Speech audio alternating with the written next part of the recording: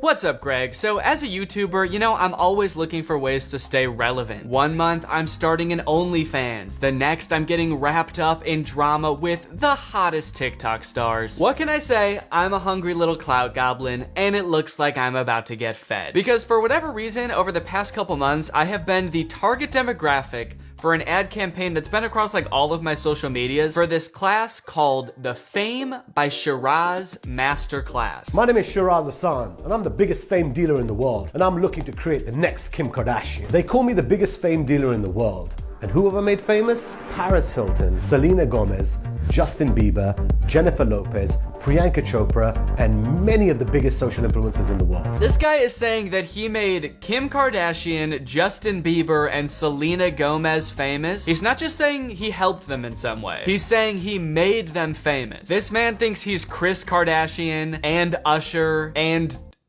Disney? This man thinks he's Mickey Mouse? I doubt it. Also, what I'm hearing him say is that he's made all of these celebrities famous, but all that I'm seeing is that he's like stood near a bunch of famous people once. Yeah, there he is actually making Selena Gomez famous by sort of just lurking near her while she's talking to somebody else. And it might be kind of true that he's like way over exaggerating his relationship with some of these celebrities, because he apparently also used Charli D'Amelio in one of these ads, and then she threatened to sue him. Hey Charli D'Amelio, this is Shiraz. I have a message for you. Doesn't matter what you do in your career, you're always gonna need fame. If you want your show to be a hit on Hulu, you're gonna need fame. Shiraz has some kind of connection with the paparazzi. He posted this video on the Hollywood Fix, which if you've watched my video about them, like just kind of stalks celebrities and takes pictures and videos of them. So basically what he's saying here is like, look, Charli, I hate to break it to you. I know you have hundreds of millions of followers, but the only way your TV show on Hulu is gonna do well is if you don't sue me. Is if you stop suing me right now, please. I'm just saying, think about every popular TV show you've ever watched. Euphoria, Breaking Bad. Did they sue me? No. Because nobody knows who I am. It took me a while to figure out like exactly who this guy is and what he does. And every time he shows a big celebrity talking about himself, it's either like really vague or in the past tense. Hi Shiraz, how are you? Hi, this is 50 Cent. Hi Shiraz. Hey guys, I ran into Shiraz. Him and I really worked together for a while. Hey, yo, what up Shiraz? Which is a little bit suspicious. Kind of makes me wonder if these people are actually endorsing him. Shiraz is the American dream. Or if they even know what they're saying. What up, Shiraz? So it's just that you wanted me to read? Oh, Shiraz? Yeah, I haven't seen that guy since the day all that money disappeared out of my bank account and he skipped town, but yeah, that guy was pretty cool. Hey Shiraz, really sorry to hear about your condition. Get better soon, okay buddy? We're all rooting for you. But from what I've gathered, Shiraz is basically a glorified paparazzi. He's in the same realm as like the Hollywood Fix and TMZ and Perez Hilton. And he also occasionally works with celebrities to like drum up buzz. You know how like you hear celebrities are really in cahoots with the paparazzi? This is who they're in cahoots with basically. So did he make Kim Kardashian famous? No, probably not. Did he go to Dubai with her once? Yes. My first time I ever went to Dubai, Shiraz took me to millions of milkshakes. And I don't know about you guys, but I can't think of a single moment in Kim Kardashian's life that has made her more famous than that one time she went to Dubai. Happy birthday. So I'm not exactly sure why I keep getting these ads. I swear to God, I'm not constantly Googling things like how to be famous, someone please make me famous, Shiraz, how can I be the next Kim K? You'd think he'd be trying to target like up and coming actors living in LA, musicians studying in Nashville, but now that I think about it, I guess every 27-year-old guy named Daniel that lives in Illinois I've ever met has been trying to be the next Kim K, so it makes sense. And with an ass like mine, I thought, shit, I think I've got a pretty good shot. So I signed up for the course. So the ordinary price is $997, but for a limited time, I can get it for only $297. Now, I've been thinking about making this video for months, and this has said that for the entire time, which you might see as a red flag, but I just see it as Shiraz being very generous. A limitless pill for fame? If this course was a pill, it would be considered the limitless pill for fame, a smart drug for people everywhere looking to rise above the competition and mediocrity. Just imagine secrets that can help you to rise above your competition and develop a bulletproof brand. Okay, if this is being marketed towards like regular people, I don't understand who their competition would be. Like Alan that works at the grocery store in my town is also gonna rocket to fame, and I've gotta make sure that I sort of keep the spotlight on me. Emancipate you from obscurity and the pit of the unknown. Tap into and unleash the hidden powers of the rich and famous in your own life, and move ahead in your business and go higher by being famous at what you do. So I like that he kind of leaves it open, like no matter what you do, you can get famous in this course. If you like walk dogs for a living, you're gonna be the most famous dog walker in the world, all right? You're gonna have dogs chomping at the bit to get walked by you. You're gonna walk into a dog park and the dog's gonna be like, holy shit, it's him! It's the guy! Holy shit, walk me, daddy! Save $198 today and get instant access the entire 10 classes inside the Fame by Shiraz Masterclass for just $1,000. No, only $297. Hold on, save $198 because it used to be $1,000 and now it's only $300. Math checks out. Due to the sensitive nature of the information provided to you in this course, all sales are final and non-refundable. Complete my purchase. Here we go. Let's go. Let's go. Processing your order for a limited pill for fame? Question mark? Why is there a question mark there? I feel like that should be an exclamation point. Is this what you're gonna be getting? I don't know. We might just send you a hoverboard and that's what you bought. Do you want to be famous? Ah, Jesus. Class 1, what is fame and why do you want it? The first class starts off in the scariest way possible. Shiraz makes becoming famous sound like the most treacherous thing you could possibly do. What my eyes have seen, I can tell you, is scary. The dangers, the sacrifices, the pain, the love, the drama, the stealing, the theft, the betrayal. I've seen it all. I've seen it all. Because I've done it all. Stay away from me, I'm a bad guy. It immediately becomes clear that Shiraz has a very complicated relationship with fame. On one hand, it's made him rich, and on the other, it is very scary and will definitely ruin your life. It's such a lethal, powerful drug. Lethal? And you know how many people sleep with people to become famous? Let me tell you something. If you sleep with anyone to become famous, those people are not real. They're not real. Why are you yelling at me? I didn't do any of that. He's making being famous sound awful. Don't get me wrong, there are 100% problems that come with being famous. We've all seen those play out in the news time and time again. But like Shiraz, you're selling a product here, man. Have some tact, dude. Do all master classes start like this? Do you want to be famous? I was also not expecting this class to be so spiritual. It's such a lethal, powerful drug, and you need to make sure that you have your spirituality in check. Have that belief in God or whatever your spiritual belief is. Have something, meditation, silence, whatever it is. You need that, because on this side, temptation is going to come and say, no, the devil is going to say, no, do this. I thought this class was going to be about, like, get yourself a good manager, you know? Find an agent. But in the first lesson, he's like, you're going to need God or meditation to get through this shit, or you're going to die. You're literally going to need Jesus, or you're going to end up selling your soul and your body to the devil. Do a deal with the devil. I do appreciate the warnings, though, because it really makes it seem like Shiraz believes in his class. He is so certain that, like, a few hours of him talking in this white void are going to make us famous that he has to like warn us not to get too carried away. If you feel that energy is around you and it's going to make you compromise your own morals, you're telling your partner, your lover to do something else when really it's killing your soul.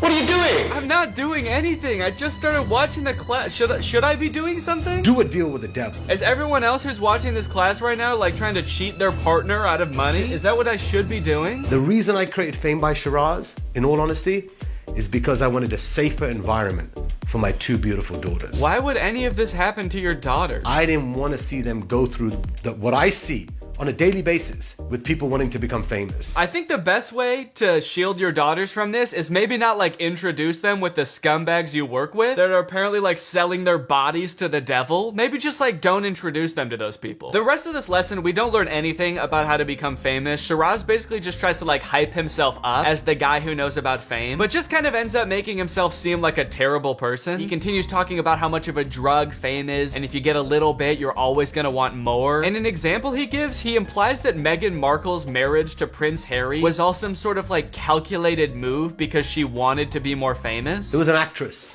okay? Her name was called Meghan Markle. She raised the bar so high that I just don't want to be famous as an actress. I want to be a princess. So guess what? She becomes a princess. And then on top of that, he says, but that wasn't enough for her. And actually, the reason that she left the royal family is because she wanted to come back to LA to be even more famous. Think about that. She is a princess. She has everything in the world. Unhappy. Harry, if you love me, we need to go. We need to get out of here. But where does she want to go?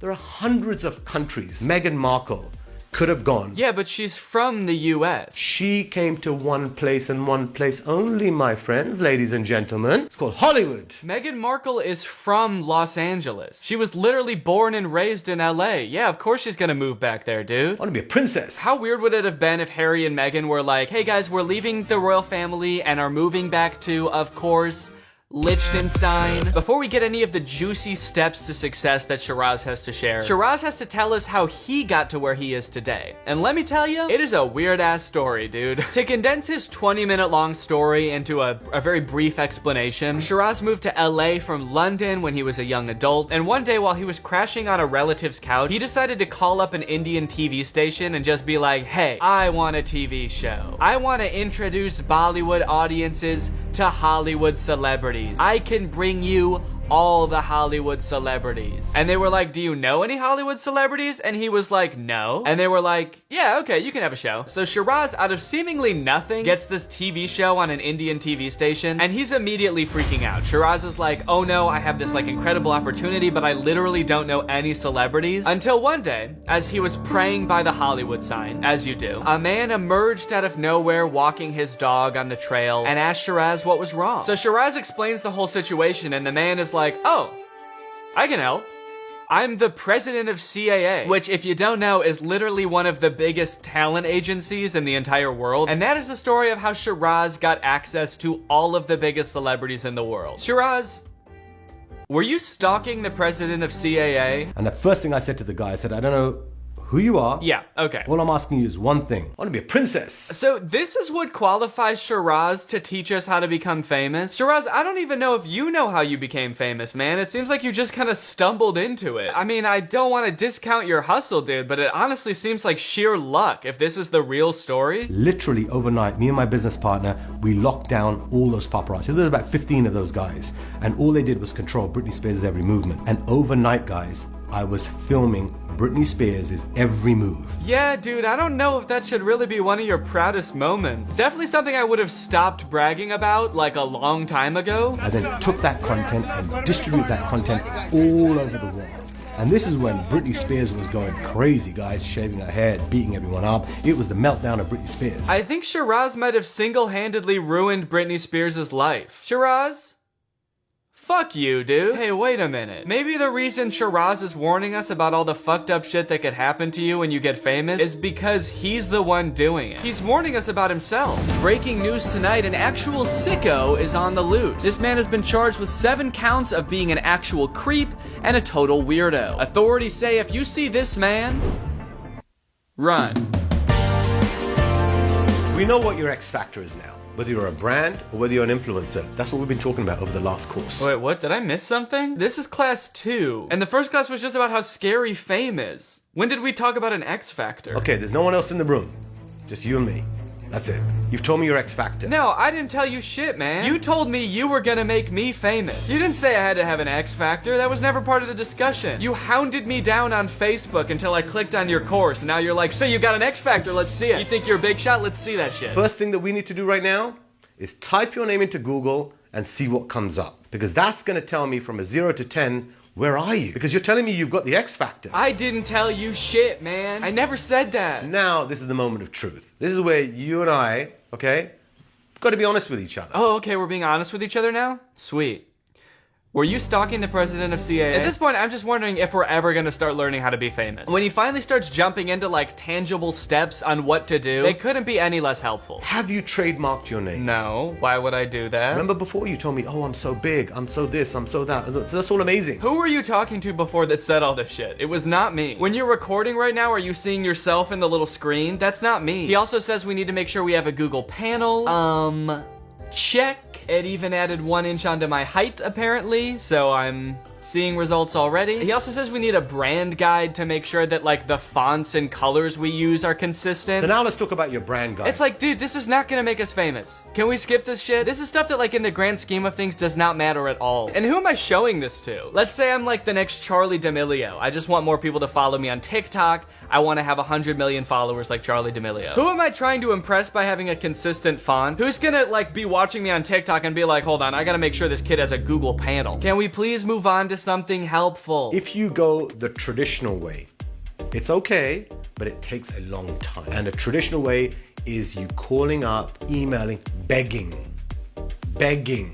Look how desperate you look right now. If you're a brand, if you're an artist, and you're calling up, cold calling, emailing, begging someone to write a story on you. Okay, but isn't that like what you did? I want you to study, let's say, 100 of the top people in entertainment who are writing stories. No, I'm studying you. You said you can make me famous. You're in my industry. I'm studying you. Shiraz, please just teach me how to be famous, man. He's like, all right, guys, first tangible step on how to become famous, you're gonna find someone who knows what the fuck they're talking about, all right? Because I do not. He outlines a strategy at the end of this lesson if you're like some up-and-coming actor or a brand to get journalists to write articles about you. And basically what he says is just like find a bunch of journalists and follow them and just start liking their tweets. And they'll start writing articles about you. Beautiful comment about an article that they wrote. You know what they're gonna do? They're going to show that to all their friends right there at dinner. Oh my God, look what this person just wrote about me. Wait, guys. Some 16-year-old TikToker just liked my tweet about the disappearing middle class. I think this could be the next big thing. Oh my God, this guy's great. Why? Because they don't get attention. Seems very mean to journalists also. Then you're going to say how amazing this photograph that they took. Oh, what a beautiful handbag. You're basically going to schmooze them. You're going to work them. That's what you got to do. That's what it's about, networking. You're now going to have a dialogue with these people. Now you're going to start DMing them. Now you're going to have a relationship with them. Now guess what you've just done? Destroyed the journalistic integrity of this person. That's what you've just done. Congrats, dude. If you want to be successful, please, I'm begging you, guard your inner circle. Anyone says to you no or takes you off the path, get the out of my life. If anybody tries to stop you from using a consistent font across all of your websites and social medias, get the out of my life. Murder them. Your friends are gonna be like, Danny, stop liking journalists' tweets. Get the out of my life. Come hang out with us. You've been liking tweets for 7 days straight. Cut them off, dude. It's not worth it.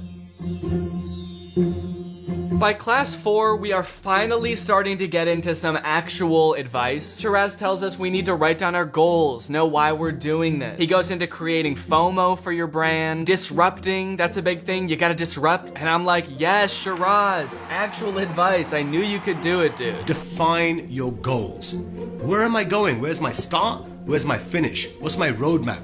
Where am I going? I need to understand. What are your goals? Shiraz goes into a couple of interesting topics, one of them being the concept of earned media versus paid media. Paid media being things like billboards, while earned media being things that just like naturally get people talking. He uses like wearing something crazy to a red carpet as an example. How do I stand out? Is it your fashion? Is it your statement? Is it your fashion? Is it your personality? Is it your loaded handgun that you just fired into the air? It is all a very interesting topic of like how to get people talking about you and stuff like that. But at this point you may be wondering, wait, how did we get to a red carpet? To which I'd respond, you made a Google panel, didn't you? Another example he gives of earned media is that he, I guess, invited Michael Jackson's children to some event for an energy drink after they hadn't been seen for years in public. I invited the Jackson family. By the way, when Michael Jackson died, their kids have never been seen out. So I told the brand, I said, what we've got to do, I've got relationships with those talents. I will do a deal that gets them to come to the red carpet event. Remember guys, fame is a drug. It ruins people's lives. It makes people do awful things. Also, I brought these children out of hiding and threw them to the wolves, and it was very epic. Mr. Pink ginseng drink. Lindsay made the announcement at the Mr. Pink ginseng drink launch party. A launch party for a new ginseng beverage. And I love that he's using this example too for some energy drink that I've never heard of. And I guess it all worked out in the end because we created so much publicity for this product that nobody's ever heard of it before. So I guess it's a good thing that Michael Jackson's kids came out of hiding for this one. This is the most healthiest drink that I've tried and I love it. Also, Shiraz, how would you say this applies to someone who doesn't know Lindsay Lohan and Michael Jackson's children? Throughout this course, as Shiraz is giving examples of the people that he's helped in the past, you start to realize, like, wait, this is for a certain kind of famous person. Like, even if this advice did work, you're not gonna see like Joaquin Phoenix showing up on the red carpet with like the day's news printed on his t-shirt, which is another thing that Shiraz recommends you do. You could have something that is in the news right now. Everyone's talking about it. You're not gonna see like Daniel Day-Lewis showing up on the red carpet in a t-shirt that just says like murderer still at large, last seen on Park Avenue. The types of people that he mentions throughout this course are like Kim Kardashian, Jake Paul, Logan Paul. I don't know if you remember when Jake and Tana got married. There was some guy that like splashed champagne on Tana like as they were saying I do, and he got like dragged out by security. Apparently that was a Shiraz stunt to get people talking about the wedding. He admits in this video that he paid that guy like $10,000 to do that just to get people talking about the wedding. So yeah, it's worth mentioning that like even if the tiny sliver of advice that he gives in this does work out, it's going to make you the next like Logan Paul. So do with that what you will.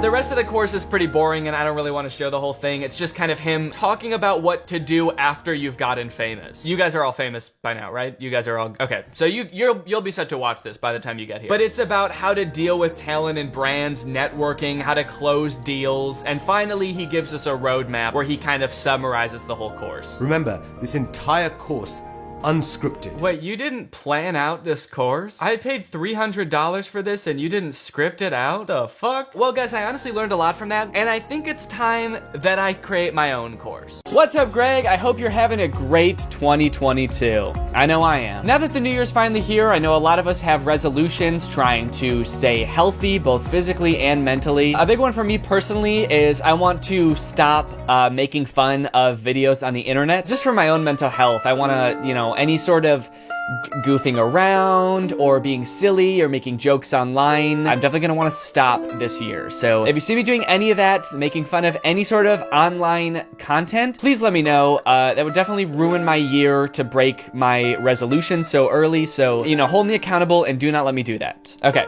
thank you.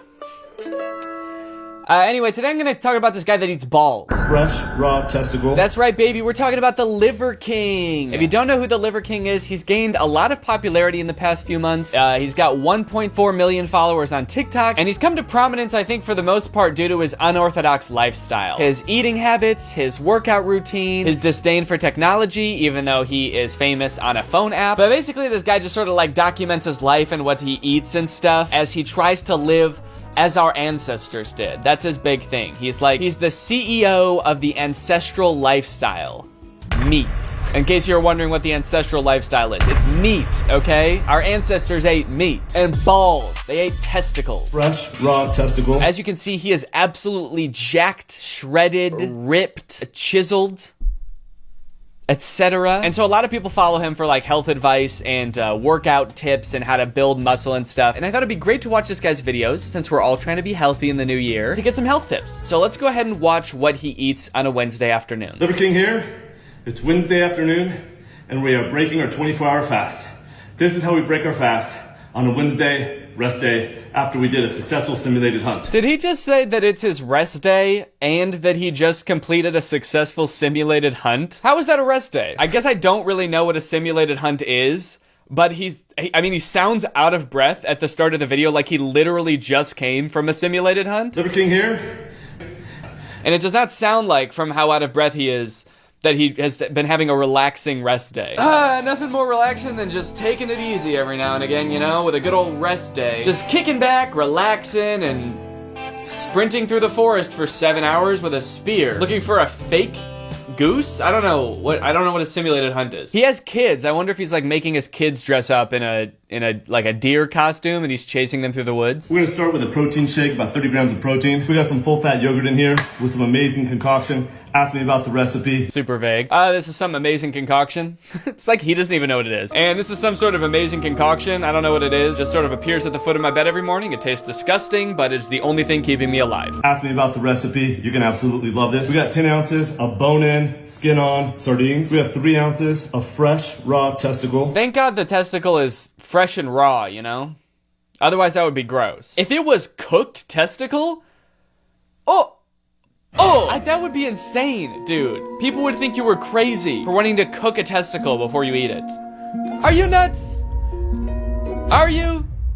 Are you nuts or are these nuts? So yeah, this guy is like super popular on social media right now. He has like a huge following. People are like super into his diet and his lifestyle. And from the looks of his videos, he has like a huge ass house. So it kind of seems like he was rich before he started blowing up on TikTok. So I was kind of curious like how he amassed his fortune. So I've been doing a little research because I haven't seen anybody talking about it. Luckily, he has his real name in his TikTok. His name on TikTok is Brian Johnson, aka Liver King, which is kind of funny, like as if anybody would know him as just Brian Johnson. Hey, do you follow Liver King on TikTok? His health advice is like really helpful. Liver King, let me think. Now, I don't know, man, you're gonna have to be more specific. There's like thousands of Liver Kings that I know of, so. You know of 1,000 different Liver Kings? Yeah, there's gotta be like at least I don't know, 1 million Liver Kings on TikTok, did you say? No, I'm just talking about this guy, the only guy on TikTok named Liver King. Brian Johnson, aka Liver King. Oh, Brian Johnson! Yeah, dude, of course. You should have told me the more unique name first.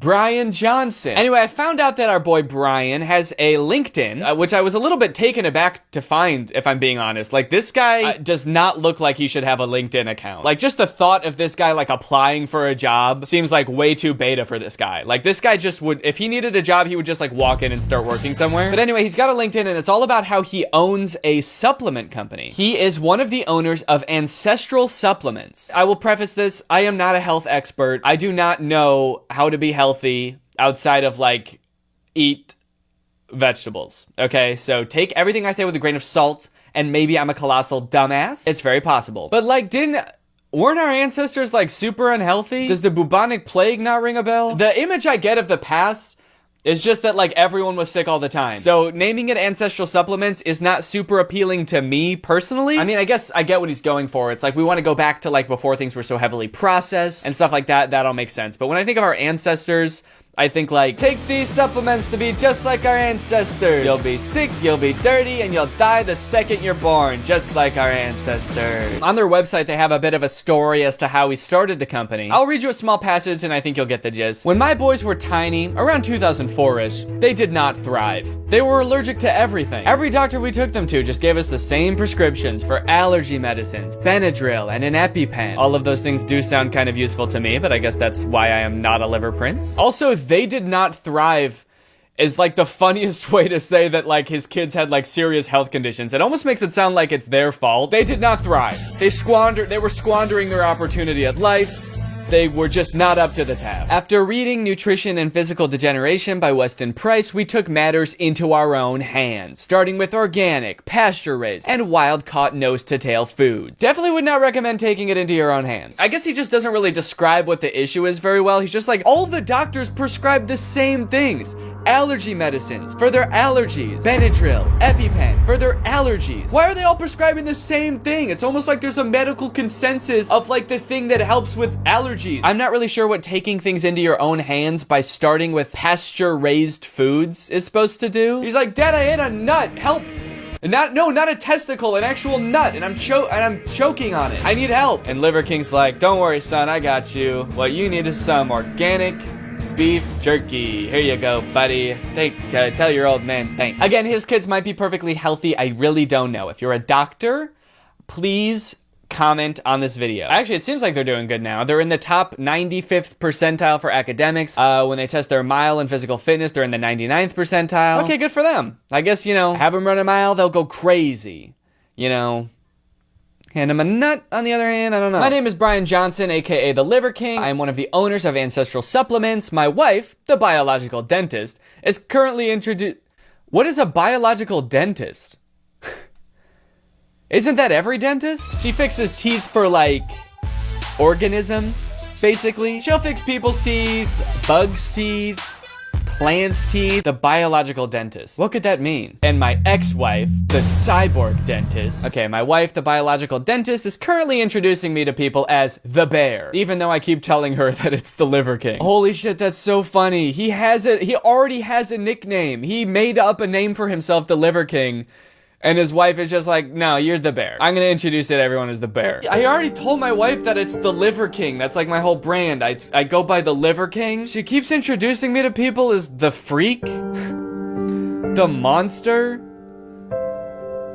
the Testicle Nibbler. All right, but I don't want you to get the wrong idea. He is really into his diet, and that's super important to him, but that's not the only part of living the ancestral lifestyle. This guy's big thing is living by these like 9 ancestral tenets that he follows, and a big part of that is how he sleeps. So this TikTok shows what kind of bed he sleeps on. Liver King here. This is how Liver King and Liver Queen sleep. You'll see that we have our little wool pads on top of these little wooden boxes that we made It's just some plywood so that we can elevate the beds, especially in a high humidity environment, so we don't get any mold underneath. And we have these thin wool pads that are just, I don't know, an inch or two.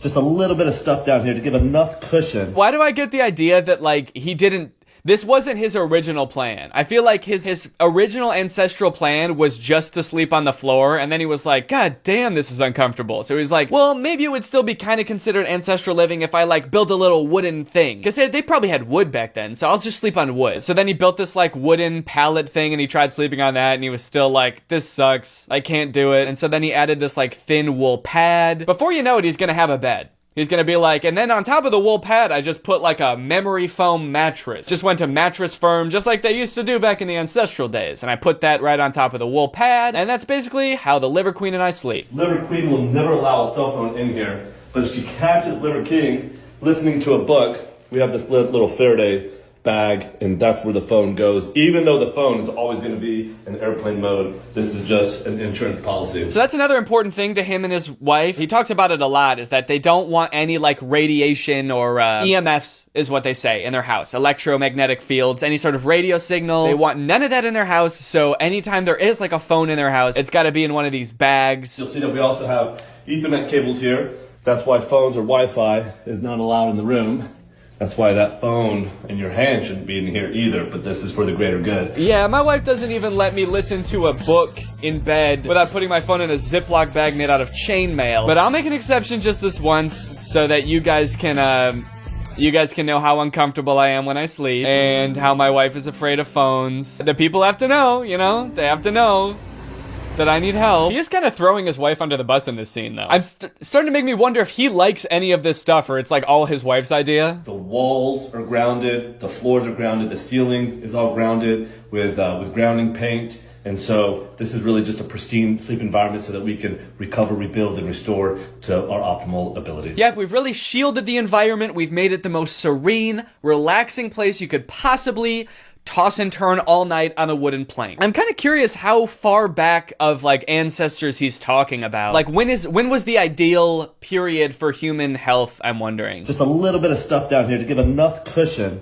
to kind of mimic what our early ancestors would have done with some local plants. He says that like the wool on his bed is just to mimic what our ancestors would have done with like plants. So he's saying like our ancestors far back enough that they like just slept on like on the ground with like some like pine needles or grass. You know, guys, our early ancestors, they were really healthy. They were covered in fur. They ate bananas. Our early ancestors. That's how I'm trying to live. I'm gonna build a tree in my house. I'm gonna swim into a volcano in the ocean to live like our earliest ancestors. Kinda wanna just live like a single-celled organism, if that's cool. Oh shoot, this is a workout TikTok. This guy's about to go super barbarian mode. I've seen a lot of people say this guy's on steroids. I don't know if that's true. I don't know how possible it is to get a physique like this purely naturally. But what I do know is that regardless, Liver King puts in work to get the muscle he has. Let's take a look at one of his workouts.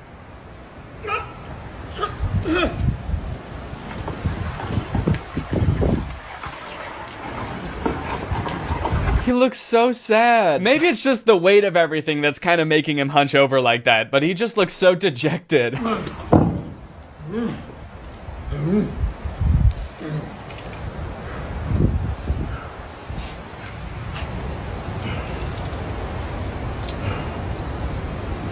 Is this part of the workout? He just breaks down crying. All right, guys, now I'm on the ground.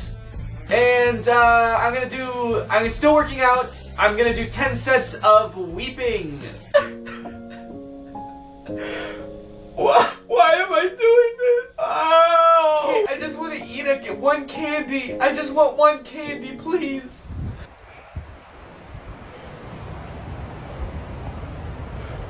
This pause is so long and uncomfortable. Oh my god.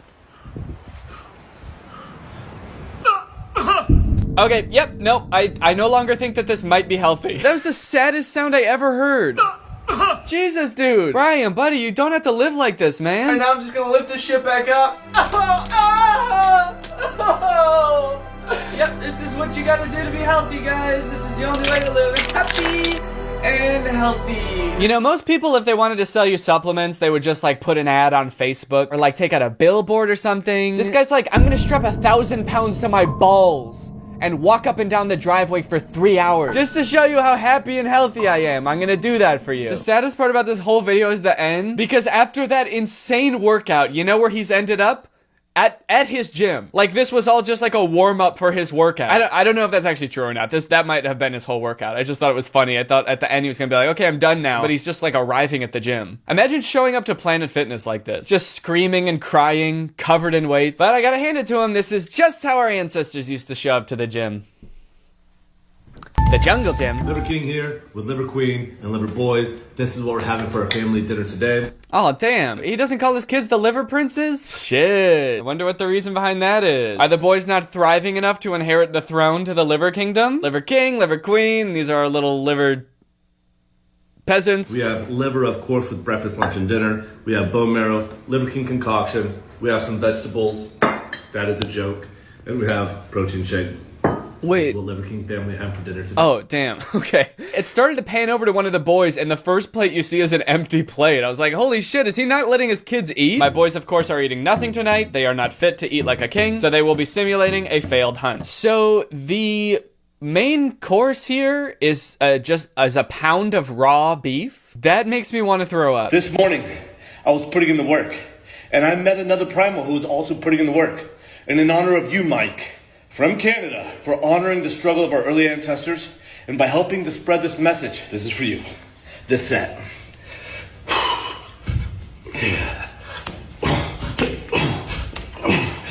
Whoa, Mike, getting a shout out, dude. Shout out, Mike. Mike is probably losing his primal mind right now. Oh my god, he noticed me! I will say he does appear to be getting a little bit too into this set dedicated to Mike. He's like humping the ground. I don't think I've ever seen anyone do push-ups like that. That's wild. He goes from doing push-ups to doing that like grind on me Vine trend that shirtless boys used to do. This is for you, Mike. This is for you, buddy. I don't really know what to make of this whole primal lifestyle thing. I mean, he does seem happy. Like in all of his videos, he's smiling. So maybe there's something to this. I don't know. He definitely seems happy. I guess, you know, it could just be because he spent like the past 20 years living his life completely unchecked by anybody. He's just been like eating whatever he wants, and apparently no one around him has told him like, hey, don't you think it's kind of weird that you walk around without a shirt on all the time? Also, he's like rich, so maybe that helps too. I'm kind of curious to see what his day-to-day life is like, so let's check out this video inside Liver King's home. Exclusive house tour. Liver King here. Welcome to my cave. First thing I want to show you is this sign. It says cell phone reception goes here, and by here, that really means this Faraday cage. And that Faraday cage is going to make sure to block all the EMFs from the phone so we can maintain this healthy, pristine environment that we created. This is my office. This is where stuff gets done. This is my standing off. Wait, he's got a gun? That just changed my whole perspective of this dude. It makes sense, but no sense at the same time. This dude has a gun? That goes against everything I thought I knew about him. The ancestral lifestyle? And you go hunting with that? Did they have that, Brian? Did they have that back then? How does this dude have every phone in his house like locked in a garbage can so that they don't like throw off the vibe?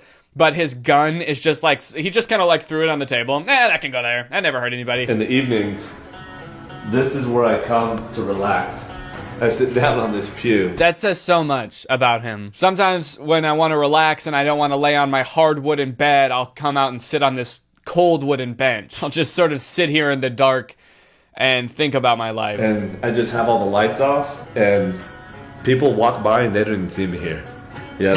What? That's not a good sign, dude. I think they see you. I think they're avoiding you. Yeah, I'm kind of invisible here for some reason. It's kind of weird. People just walk by me and they sort of like, it almost looks like they're avoiding eye contact with me. Their pace really picks up too when they get around this part in the hallway. Okay, we're standing on our outside patio. We have our cold plunge. I hope that you can take a look at the cold plunge because there's pine needles in here. There are leaves in here. There's stuff in here that you'd probably say you should probably clean your cold plunge. But this is all earth. This is all stuff that's gonna help your skin biome. This is just getting the earth on you. Yeah, you can see some pine needles in there, dirt, bugs, broken glass, shit, a dead squirrel. It's all good for you though. Human remains there. This is an active crime scene actually, so. And I'll just sort of hop in there and swim around with my mouth wide open and just take in all that good stuff into my body. It's good for you. Also, does he say it's good for your skin biome? This is all stuff that's gonna help your skin biome. I did not know I had a skin biome.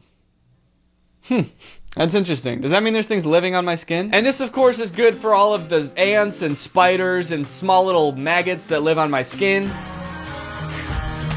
And he's got jet skis too. This dude is like the most peaceful, serene guy, except for when it comes to like shooting guns and riding jet skis, I guess. I wonder if he does all the fun stuff when his kids and wife go to bed. He's like, all right, kids, I'll see you tomorrow for another day of simulated hunting and foraging in the woods for berries. Then he like hops on his jet ski and just like rips around the lake shooting his gun. Yeah! Goes to a strip club. His wife's like, honey, where were you last night? He was like, oh, I was on the pew. You didn't see me? I was on my little bench. All right, guys, well, I hope that gave you some good insight and some tips on staying healthy this year. But now let's talk about our sponsor, Inkbox Tattoo. Hey guys, real quick, I just came out with some holiday merch. It's up at DannyGonzalez.store. It's really fun, great for spreading holiday cheer. Got a really nice design, and I also restocked a bunch of other merch. So if you want any of it, head on over to DannyGonzalez.store. All right, and here's the video. What's up, Greg, and welcome back to another episode of Unlocking Your Mind's Full Potential. You might not have known this, but actually watching my videos is the only way to unlock your mind's true potential. You only use 10% of your brain unless you're watching my videos.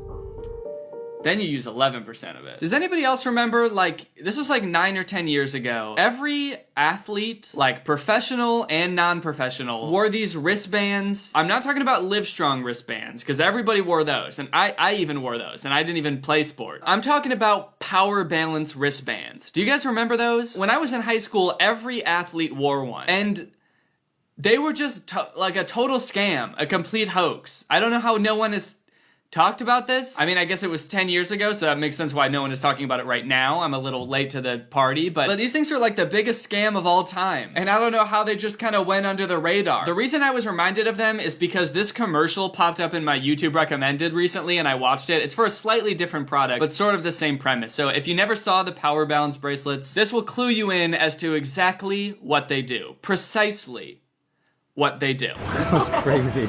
Iron is amazing and it's awesome. I love my Iron. Yeah, it worked for me. It is amazing. Hi, I'm Art Edmonds, and all of these people are excited about iRenew. That is so cool. That's crazy. This is great. What is it? This is great. What the fuck am I wearing? So right off the bat, this bracelet must be something special, right? There's something up with this bracelet. Like, look at how people are reacting to just wearing it. Just like having it on their wrist. They're like, oh my God, whoa, what? I think it goes all the way around my wrist? Dude.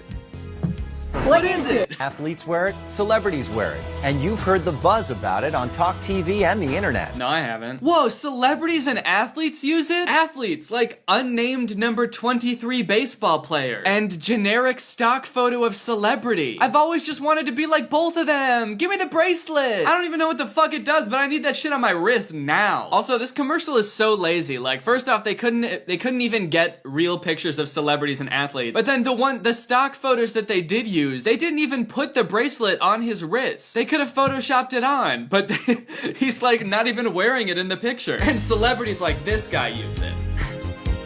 He's not using it right now. He's gonna use it later when he gets home. He likes to use it in private.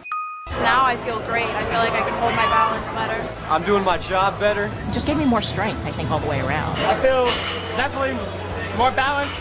Feel stronger. Okay, so we get some testimonials from some normal people, one of which is the world's most nervous waiter. I definitely feel more balanced, stronger, less likely to commit acts of violence, more flexible. Can't forget about that. Hey, did you see any cops lurking around here when you came in? What? No. No? Okay, good. Huh? I was just wondering, that's all. I have to go.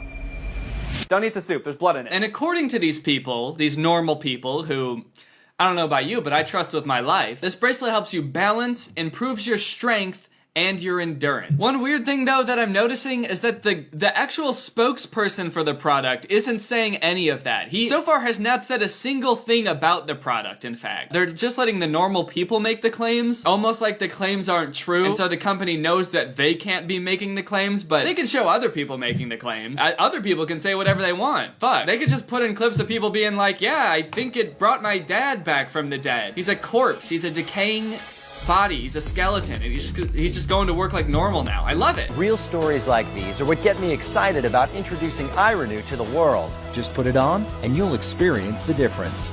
Oh yeah, that guy's experiencing the difference, all right. This dude just hit a golf ball so far that he said, "Wow," as he watched it go. Gosh, I used to be terrible at golf. I was embarrassed. But then I put on the iRenew bracelet, and now I'm hitting 747s out of the sky with my swing because of a fucking bracelet.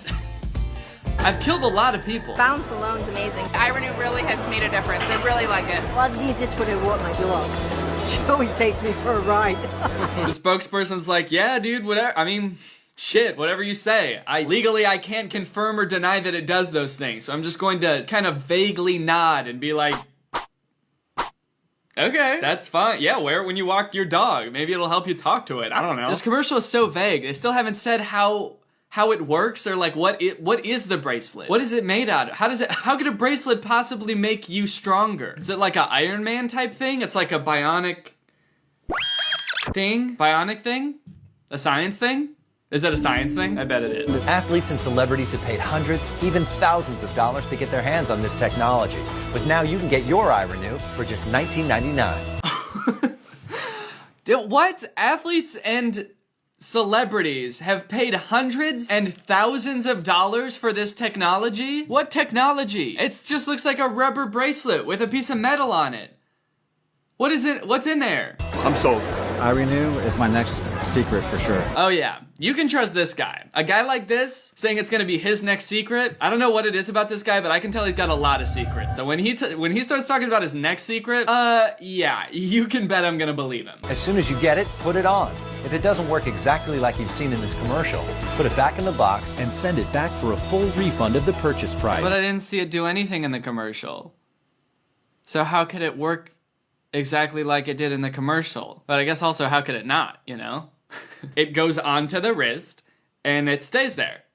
It works just like it did in the commercial. When I saw this commercial a few days ago, the first thing that popped into my head was these power balance bracelets. Because I didn't remember anything about them, except for the fact that every athlete at my high school wore these. And whenever I would ask them what it does, they would just be like, it helps you balance. And I remember being like kind of skeptical at the time, but not really looking much into it. But you know what? I think I've lived in the dark long enough. I want to get to the bottom of it. I want to find out what these bracelets do. And I think there's no better time to do it than literally 10 years after they've stopped being popular. What I have to demonstrate for you today is a revolutionary new product. What we've been able to do is harness naturally occurring frequencies and program them into a Mylar hologram to help improve your balance, your strength, and your flexibility.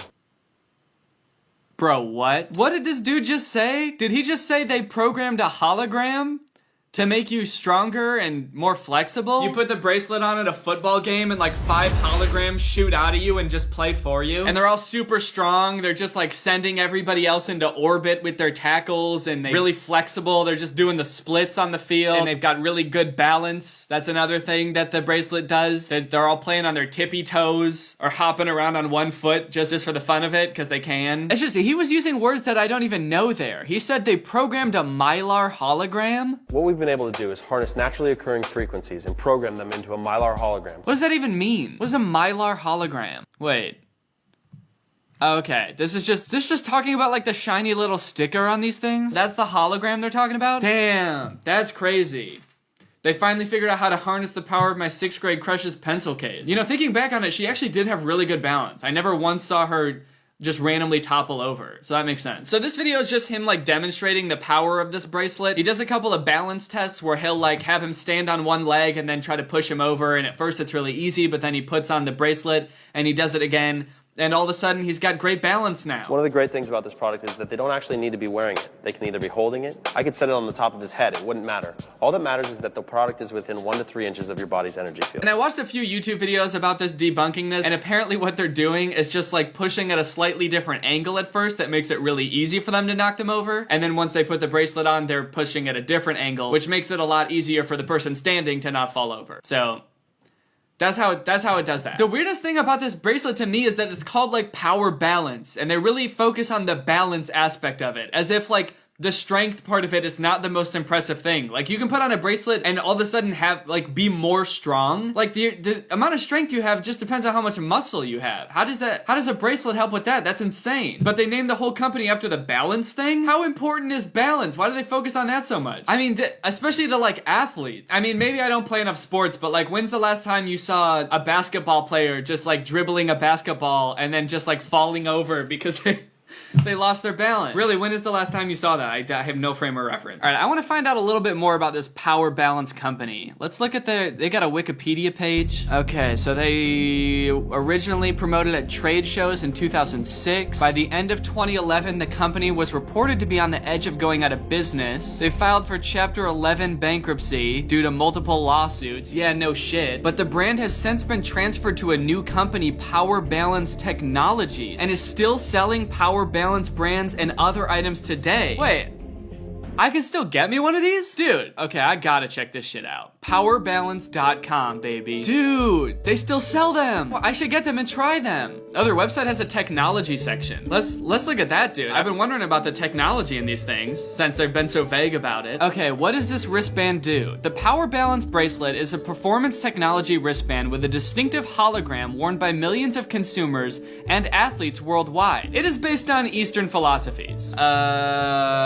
What? It's based on Eastern philosophies. What does that mean? Yeah, it's based on Eastern philosophies, you know. Like Asia, that continent of people with like a ton of different nations and cultures and philosophies and religions.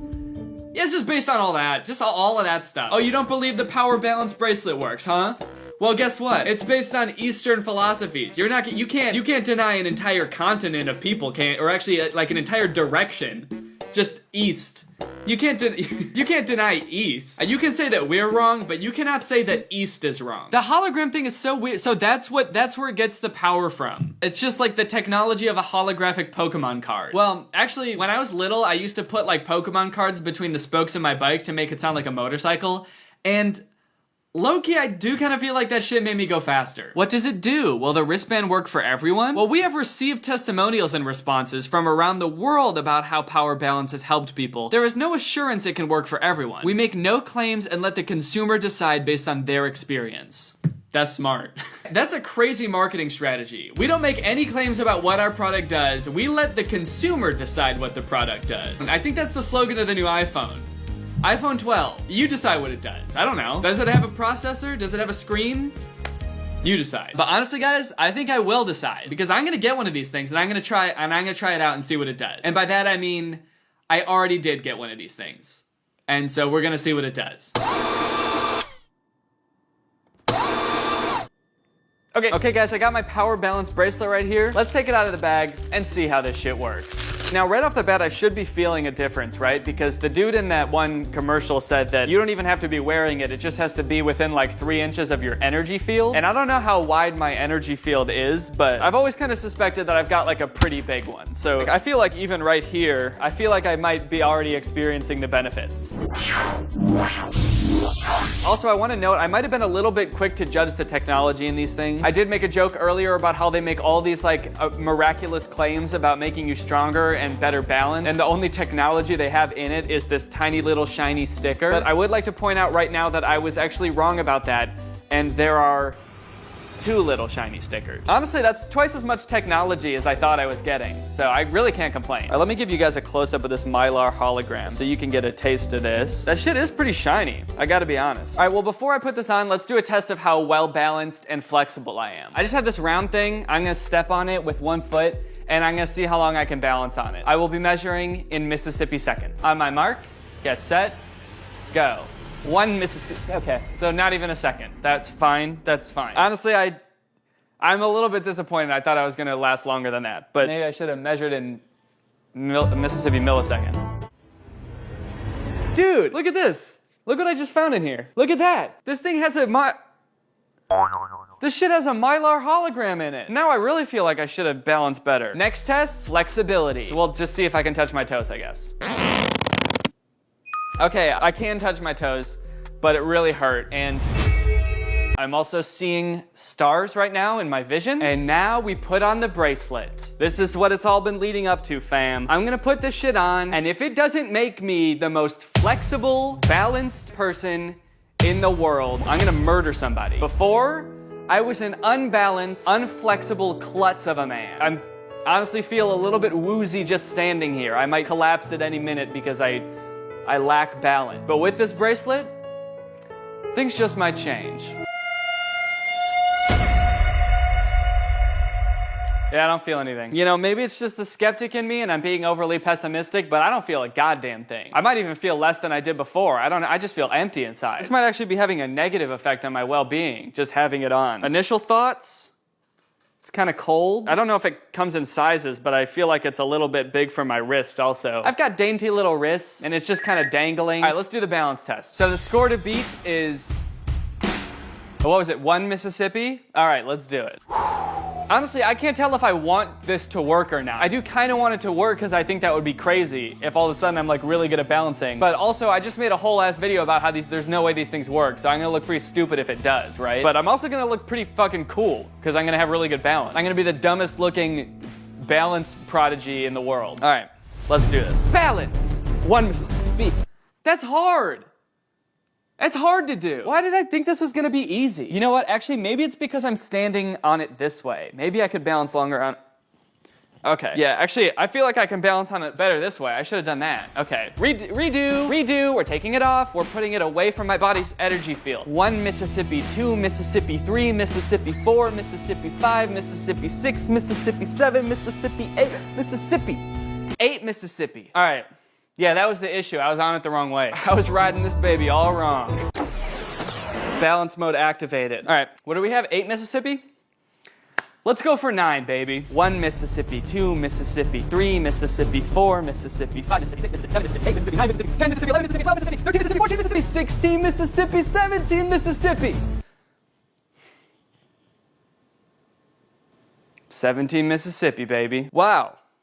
Okay, I mean, that's pretty hard evidence. That's more than twice as many Mississippis. Good, let's see if I can touch my toes. No, that still hurts. That still hurts. Honestly though, maybe there is something to it. I feel like if I could just somehow make the effects of this stronger, like if I could just amplify it, like if I just had a bunch of these or something, then I could really test the effects on it. Because like if 1 doubled my balance score, imagine how many Mississippis I could get if I had like 30 of these.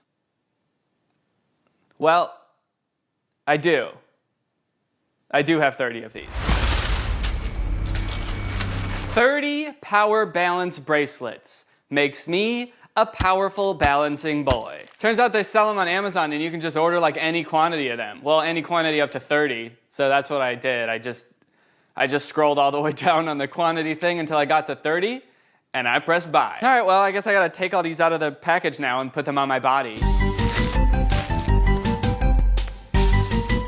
You know, it could be kind of cute as if I turned 2 of these into little hoop earrings and just wore them on my ears, because he said they don't even have to be on your wrist. So I can just kind of accessorize them however I want, I guess. I can just put them on my ears, put them on my feet. I could wear this one as a ring, kind of wrap it around my finger. Look at that rock. And for the last one, you already know where this shit's gonna go, baby. I could set it on the top of his head, it wouldn't matter.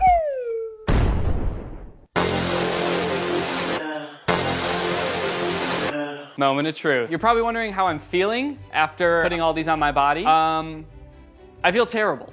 I feel like I'm wearing 30 wristbands. They're too tight on my ankles, and I sort of feel like I'm cutting off the circulation. My wrists kind of feel like raw from pulling all these onto them. However, in terms of balance and flexibility, I haven't noticed much. I do feel kind of icy though. Look at this drip. Here it goes. If I die, don't watch this. All right, well, here we go. 1 Mississippi, 2 Mississippi, 3 Mississippi, 4 Mississippi, 5 Mississippi, 6 Mississippi, 7 Mississippi, 8 Mississippi, 9 Mississippi, 13 Mississippi, 27 Mississippi, 28 Mississippi, 29 Mississippi. Man, what the fuck?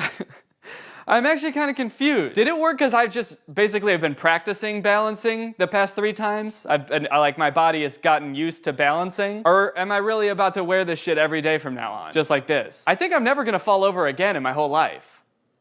I don't even think I could if I tried. Nope, can't. Can't do it. Falling over? Couldn't be me. Can't relate. Nope, can't do it. Shit. Okay, I think that actually got worse. It hurt. Anyway, in conclusion,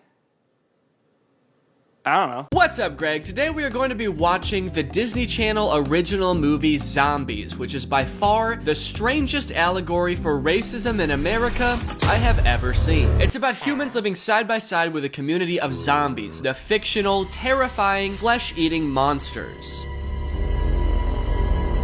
Guess which one is the minorities in this metaphor? Most Disney Channel movies start off in pretty much the exact same way. Some variation of a not so popular kid getting ready for their first day of school. There's bland pop music playing in the background. Or maybe they're getting ready for their last day of school. There's bland pop music playing in the background. But this movie was actually a really nice change of pace from that. The whole intro to this movie is actually a fun little cartoon about how 50 years ago in the town of Seabrook, a power plant exploded, turning half the town's population into zombies that started killing and eating people. Bland pop music playing in the background. No, just kidding. It's horror music. Children are dying. Luckily for our main character, Zed, a zombie, in the present day, things have changed a lot, and zombies are not as dangerous as they once were. Even though they're still walled off from the rest of the town, they have to live in the slums and wear government-issued clothes, they do no longer have the urge to murder people, and that's thanks to a device called the Z-Band. This puppy delivers a dose of soothing electromagnetic pulses that keep us from eating brains. So the Z-Band makes this movie a really weird zombie movie. Half the characters are zombies, but because of the Z-Band, they don't have the urge to kill people. Doesn't that just make them people with green hair? And it's probably right about now you're starting to realize how this movie is a metaphor for racism. It's just weird to make a movie about zombies where the zombies aren't even zombies. They're just like regular guys with pale skin and green hair. We've come a long way since the outbreak. Thanks to the Z-Band. I have a lot of questions about this situation. Firstly, when was the Z-Band invented? Like, how long ago? Was it during Zed's lifetime? Is Zed the first Disney Channel original movie character to have eaten another human being? Or was that Kevin Jonas in Camp Rock? Dude was weird, I wouldn't be surprised. Zed is super excited because today is the first day that the zombies are going to be allowed to go to the human school. Today's the first day we can attend human high school. And I get to try out for the football team. Kind of fucked up they call it the human school because the zombies, as we just learned, are also humans. Also, the fact that they are just now being allowed to attend the human school does lend credibility to my theory that the Z-Band was just recently invented and Zed has tasted human flesh. He's especially excited to try out for the football team, so he's giving us a narration, he's really excited, he's getting ready for school. And I get to try out for the football team. Bland pop music playing in the background, okay. And then we meet our other main character, Addison. Hi, I'm Addison. Hi. So Addison lives on the other side of town, the human side of town, where everybody is normal. So normal, in fact, that everybody on this side of town hates anyone who's even a little bit different. Which means if you're a zombie, obviously they're not gonna like you, but even little differences. If you walk a little weird, they're gonna hate you. If your hair is a weird color, they're gonna hate you. But she's your classic decom popular girl. She's blonde, she's a cheerleader, she's excited for her first day of high school because she's gonna be trying out for the cheerleading team. But she has one dark secret. Actually, it's one light secret. It's that her hair is white. I'm a totally normal teen. Well, except for this. Born with it. Doctors can't explain it. Yeah, me too. Doctors can't explain mine either. They say it's maybe a sign that I'm super talented or special or something. I don't know. People here hate anything that's different. If anyone outside my family found out I wore a wig, I would never be allowed to cheer. These people need to get their priorities straight, man. There's monsters that live in your town. How do you have the time to hate on a 14-year-old with light hair? Aren't you worried about your babies getting eaten? That's my little sister Zoe. She really wants a dog, but zombies aren't allowed to have pets. Some people still think we'll eat them. I think that's a little justified, I think. I don't know. Don't you guys eat people? So now it's almost time for Zed and Addison's first day of school, but not before. This movie surprises you with the fact that it's a musical.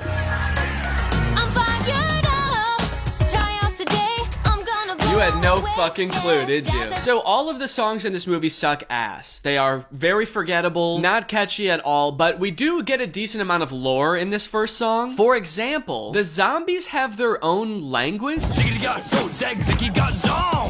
just dropped that in zombie. Didn't the power plant accident happen 50 years ago? When did they have time to come up with a whole language? Also, there are radical zombies like Zed's friend Eliza. Let me introduce you to my friend Eliza. We'll never be accepted. Zombies need to rise up. Fight the good fight. Stand for what's right. I like this radical zombie. She's spitting facts. They do deserve to be treated better. After all, they are just people with green hair. I am kind of curious as to what she means when she says rise up. Zombies need to rise up. Fight the good fight. Stand for what's right. Fight the good fight. Eat the humans and all their dogs and cats and their kids. This song ends with what might be the most tasteless scene in any DCOM, as Disney harkens back to historic imagery of schools in the South desegregating for the first time. You know what I'm talking about. We've all seen the pictures in the history books where there's the oppressed group and the oppressive group on either side of a fence, and they're all singing and dancing about how this is gonna be their year. Yeah, it's a fucking crazy scene, because in case you didn't catch my sarcasm, this is not at all how desegregation went. To whitewash it like it was all just people singing and dancing with a fence in between is absolutely insane. Now, you might be thinking, gross. Valid. But you might also be thinking, hey, everyone here is dancing and smiling about how great this year is gonna be. It seems like all the humans are pretty stoked to have the zombies entering their school, right? Wrong. All the humans hate the zombies. Even the cheerleaders. They're just going to school like us. Like us? Those freaks are nothing like us. The zombies have to take classes in the basement. They're not even allowed up to the actual school. And if they somehow make it up into the halls of the school, there's a zombie alarm that goes off and everyone freaks out. So I don't even understand why this scene is in the movie where everyone is so happy. All the humans are looking across the fence with hope in their eyes. Doesn't even make sense in the context of the movie. What happened between then and now? It's my time. This is gonna be my year. Spoiler alert, this year is not gonna be Zed's year. The first day of school is pretty much a disaster for Zed. As I said, he's not allowed up into the regular school, let alone to the football tryouts. But he ends up trying to sneak out to go to them anyway, and he gets caught. Wait, what? He ends up hiding in the very poorly designed zombie safe room. It's a room where you're supposed to be safe from zombies, but Zed was like, oh, zombie safe room. I'll be safe in here, hell yeah. And this is where he meets Addison for the first time. Hello? Hello? So since Addison can't see Zed right now, she obviously doesn't know that he's a zombie. I will say it's still kind of a terrifying situation. Oh fuck, I was worried there was gonna be a zombie in here. Good thing it's just a faceless shadow figure. Now I don't have to be scared anymore. My dad doesn't even think I'm gonna make the team. What? No, sure you will. You just need someone to cheer for you. And soon, fingers crossed, he'll be like, my job. Okay, now she's kind of flirting with the faceless shadow figure. She's like, as long as you're not a zombie, I'm cool with you. This is literally a scene out of like a horror movie. I don't know why she's so comfortable being in a room with this guy she's never met before, completely engulfed in shadows. If you were to change out the music in the scene to horror music, it would make a lot more sense. I'm Zed. What's your name? Addison, nice to meet you. All clear. And just like that, a Romeo and Juliet-esque love story starts to unfold, which always begs the question, is this gonna end like Romeo and Juliet? Because if not, stop doing Romeo and Juliet ripoffs, all right? If you're not gonna go all the way and make them kill themselves or each other at the end, no more Romeo and Juliet. I want Zed to eat her at the end of this movie. Otherwise, it's no good. Not a good love story. I want him to eat her Kevin Jonas style. I assume that guy was weird in that movie. We can all agree. My parents have always hated zombies since one bit my grandpa's ear off. But now we'll just talk your ear off. Okay. Hold on, I get it. I know where this movie's going. They reference the fact that her grandpa was bit but not killed by a zombie. And we all know what happens when you get bit by a zombie. You turn into a zombie. But maybe the grandpa was bit so little that he just turned part zombie. And so Addison is actually a tiny percent zombie. And that's why her hair is white. And that's why doctors can't explain it. And that's why nobody can explain it. And that's also why my hair is turning white. Nothing gets by me, man. I figured out the twist of this movie before we're even freaking 10 minutes in. Addison is immediately found by her cousin Bucky, who's the captain of the cheerleading team. He's basically like the driving force of this like whole anything different is bad in this movie. So he finds Addison in here. He's pissed because Addison was talking to a zombie, and they escort her out of there ASAP because they have some hazing to do. Egg that zombie house, and you're both officially one of us. What? No, we can't do that. You look lost. zombies always this harassed? I had no idea life was like this for them. You punched him in the face. What are you talking about? Are they always this harassed? The only time you've ever come face to face with one, you got violent so fast. Also, we watched you see the fence. We all saw you stare through the fence that was keeping them away from the other students. You did the narration about the zombie apocalypse and the giant wall they put up at the beginning of the movie. But we built a big barrier. You fucking liar, you knew. The next day at school, there's a pep rally that the zombies are actually invited to. This pisses Bucky, the cheer captain, off big time. Bucky, again, is a major zombie phobe, so when the zombies are allowed at the pep rally, Bucky comes up with a way to embarrass them all. Stacy, Lacey, Tracy, bust out the spirit sticks.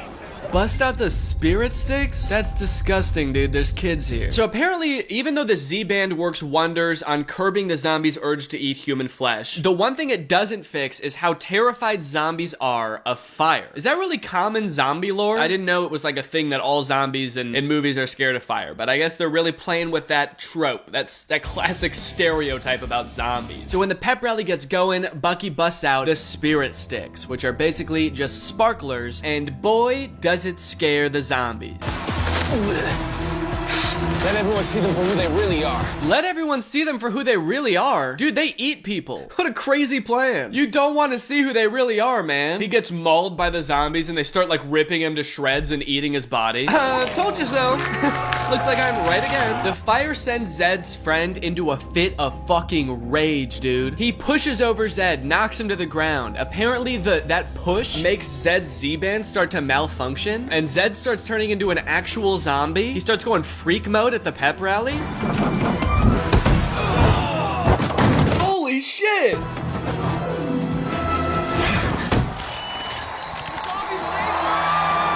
Oh, nice. Look at the crowd, dude. They're going wild. How is this a standing ovation moment? The zombies caused this whole thing, as far as anyone knows. And Zed helped, kind of. He saved one person and likely paralyzed two others. Are we not going to talk about those two people he killed? By my math, that's a net negative. Don't clap for that. Also, holy shit, dude. Do not let this kid on the football team. If his Z-Band malfunctions that easily just by hitting the ground and he starts to turn into a zombie, do not let him play football. He's gonna eat his own team. So this scene is absolutely bonkers, and after watching it, I'm sorry, I just have to say it, and I hope you'll agree. Not only is this a bad zombie movie, it's also a terrible metaphor for racism. The best metaphor for racism that Disney could come up with is like, what if there was a group of people that we treated differently just because they look a little bit different, and also because they could snap on a dime and eat your family? That would be wrong, but we do it here in America every day. Yeah!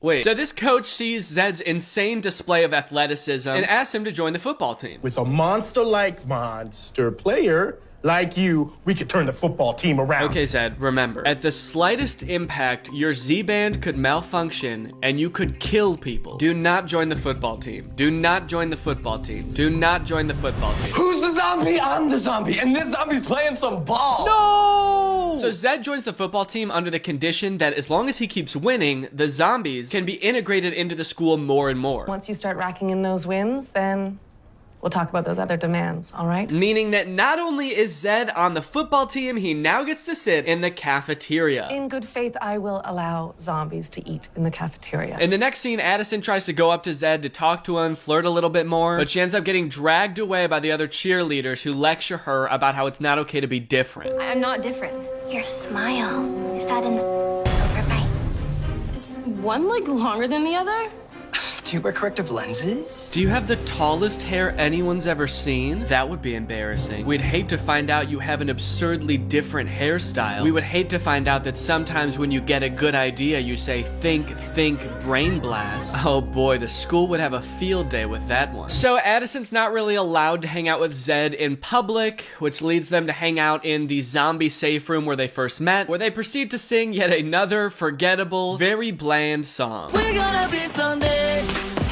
Usually I'm down for like at least one or two songs out of every Disney Channel movie that has music, but this movie has terrible music. This song is like if you mix Love is an Open Door from Frozen with a knockoff Chainsmokers song, and Yummy by Justin Bieber. Girl, you look delicious. Oh, I mean gorgeous. Hey Zed, that's actually not fucking funny to joke about. You have eaten people. So it's time for Zed to play in the first football game of the season. It starts off not going very well because Zed's Z-band is just in normal mode. He hasn't activated freak mode yet, but he doesn't want to lose all the new privileges that the zombies have been awarded. So he's like, shit, what can I do? So he convinces Eliza, who's kind of a computer nerd, to hack his Z-band and turn him like halfway to full zombie.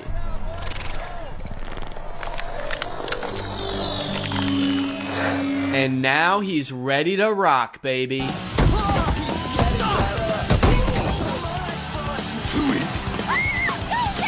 Dumb luck. Dumb luck? Why are they surprised that Zed would be strong and fast? Isn't that why they were afraid of zombies in the first place? That's their whole thing, is that they're scary and strong. Were they saying this in the midst of the zombie invasion too? Like somebody's kid gets eaten by a zombie and they're like, dumb luck, beginner's luck, I'd like to see you do that again. And then they do it again. He is going insanely hard though. He's punching the other players. He's not even tackling them. He just murders the opposing team. Do teams from other towns know about the zombies? Because they make it seem like it's something that only happened in Seabrook. Imagine how confused you'd be if you showed up for an away game at another school and they're like, all right, bring out the quarterback, and this fucking freak comes out and starts doing this to people. It'd be like a horror movie, dude. What the fuck is wrong with that guy? He looks sick. He broke Frank. Zed's doing so good at football now that the zombies are getting all sorts of privileges. They actually take down the fence that we saw at the beginning of the movie. Wait, who the fuck is that? Who was that? What was that guy? The guy moving the fence. One of them's a zombie because all zombies have green hair. That guy is not a zombie. Later in the movie, they're like, oh yeah, that was a troll. There's humans, there's zombies, the humans hate the zombies, and then there's trolls, and everybody fucking hates the trolls, all right? Zombies at least have some redeeming qualities. Trolls have none. Trolls actually suck ass and they stink. No justice is owed to them. Even they'll tell you that they don't deserve shit. Football season continues to go great. We get the classic things are going well montage that's in every movie ever. Oh, and then Zed invites Addison to a zombie party where there is another extremely lame song, but we do get another interesting piece of zombie lore in this song, and that is that zombies are extremely bouncy. My guy is just bouncing off the floor like it's nothing, dude. He's right, I can't do that. I can't do it like he can. Such a strange piece of lore to drop at this point in the movie. The big problem is my parents won't let me cheer until they meet you. Great, so I'll just win them over with my quick wit and charming smile. They don't know you're a zombie. I'm so sorry. I'm sorry for making things difficult for you. No, you haven't done anything wrong besides being you. Doesn't that imply that being him is wrong? You haven't done anything wrong besides being you. You haven't done anything wrong, man. You know, besides, you know, the way that you are. Uh-oh, the bullies have found out that Zed is hacking his Z-band to make himself more zombie-like. Uh-oh, they're stealing Eliza's laptop. Uh-oh, they're hacking the Z-band. Sorry, does every Disney Channel character know how to hack a computer? There's always a character who definitely knows how to hack computers, but then it seems like when push comes to shove, everybody knows how to do it. It makes it a lot less impressive that, like, the nerdy computer girl knows how to do it when, like, the cheerleader can figure it out in a matter of seconds. Are there, like, computer hacking classes in every Disney Channel original movie high school? Uh-oh, they hacked all the Z-bands at the football game! The zombies are about to go full zombie! Oh no! Are we about to watch somebody get murdered? Everybody run!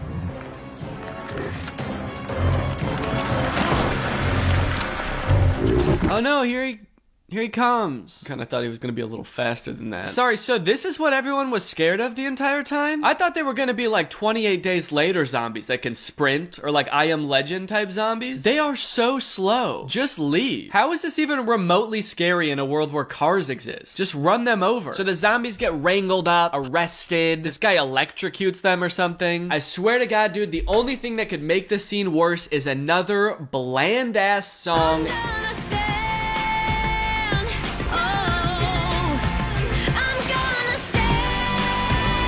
God damn it. Dude, this is a batshit climax of the movie. This town was just terrorized by monsters. They don't know why the zombies turned on them. They just know that they're no longer safe. People's lives were flashing before their eyes, and the popular cheerleader bursts into song out of nowhere to tell everybody that her hair was slightly lighter than everyone thought. The song wasn't even about her at all. It was about standing up for the zombies. It's like she forgot what she was singing about halfway through the song. She was like, what am I standing up for again? Oh yeah, that's right. Me.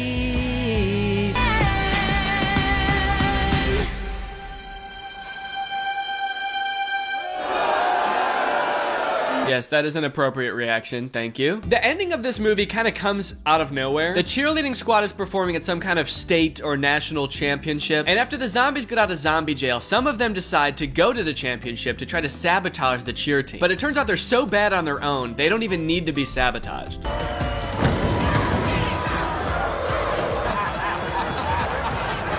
Okay, kind of mean. This grown adult just laughing at these kids as they're not doing well in a cheer competition. Get off the stage, fucking! Okay, who is this guy? Are we supposed to know who this guy is? Why is he being so mean? Let's go see the cheer! Get off the stage, zombie! Who is that? Why is he so mad? We've never seen this character before. Why are we focusing on his reaction so much? Anyways, the zombies decide, you know what? Let's be the bigger person. Let's help out the cheer team. We're gonna win over the humans by helping them perform the coolest cheer performance ever. All right, here's the plan. We're gonna let our freak flags fly. Dude, gross. There's kids here. Can't do that. Basically, they perform and everyone loves it. The crowd's going wild. They never show that one guy again, so maybe he's still pissed off, but everyone else likes it. And that's pretty much the end of the movie.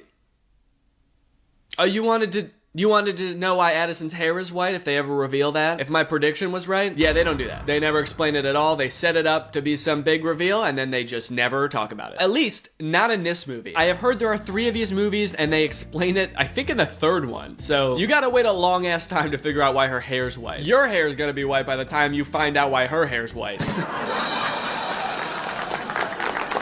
All right, well, that's the end. That's the end. Thank you guys for watching this video. If you're new here and you're not subscribed yet, make sure you subscribe and turn on my notifications to join Greg. That's what I call my followers. We're the strongest, fastest growing army on YouTube. Please do not look that up. I'll see you guys next time with a really interesting video. Bye. Fashion changes fast. Like really fast. Looking at this picture of myself wearing a V-neck and cargo shorts feels like looking into an old photograph from the 1910s where like everybody in it is dead now. But believe it or not, this picture was only taken 2 weeks ago. That's how fast fashion trends change. Remember that weird t-shirt I was wearing at the beginning of this intro? I've already thrown it into a landfill. That's how fast fashion trends change. Styles change so quickly over the years, it feels impossible to predict what is going to be popular next year, let alone like 30 years from now in say 2050, which is scary to me because by then I'm gonna be old, I'm gonna be falling out of style, but luckily, some experts think they've already figured it out. I found a few articles claiming to predict what the fashion of the future will look like. And if I can just buy all that stuff now, then I can become the ideal man of the future today. So my goal is to go through each of these 3 articles and craft one outfit based on what each one predicts. That way I can cover all my bases no matter what the future looks like. And then we can decide together which future we would most like to live in. Okay, this is an article on a website called Dream Zone, and it's called 2050, the fashion of the future. Adaptable wearable technology. Most of us will live close to the printing house or have a 3D printer at home. Huh? What is this about everybody living close to the printing house? Like Kinko's? I do mess with the idea of 3D printed clothing though, that's kind of sick. The idea that everything you own can fit perfectly because it's like 3D printed, custom to your body, is kind of cool. Socks will recycle themselves. Wearing for a few days and discarding will become a thing of the past. I don't do that currently. Wearing for a few days and then discarding? We don't do that. That's something that you do. You made that up. Fashion trends will not get banned, but it will be made from paper so that everything which is old can be dropped off to domestic recycling. So what I'm getting from this article, 3D printed clothes and recyclable clothes. When I Googled 3D printed clothes, I came across this company called Zellerfield that makes 3D printed shoes specifically designed for your exact feet using scans of your dogs that you send them. They have a bunch of different models of shoe. This one's got a face on it. Actually, it's got 2 faces on it. It's got one on the front and one on the back. Voldemort ass shoe. Incredible feel, fused 3D lattice with no stitching, glue, or weak points. That actually is kind of cool. So there's no stitching. It's just all assembled basically together. It's all one solid piece. Kind of like a crock.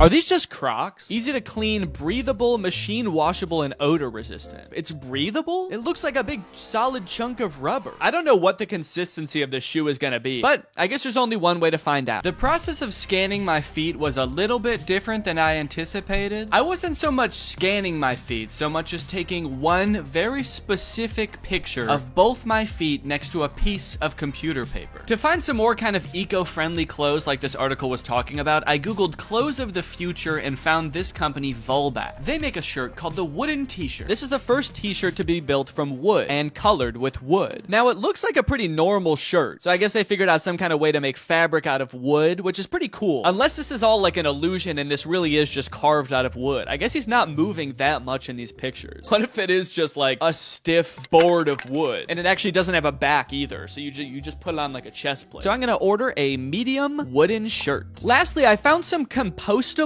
underwear. These are just boxers made out of 100% cotton, which means that if you put them in a composter, they will turn back into dirt. Made by nature and designed to return to nature in 90 days. You can soil them and turn them into soil. Add to cart.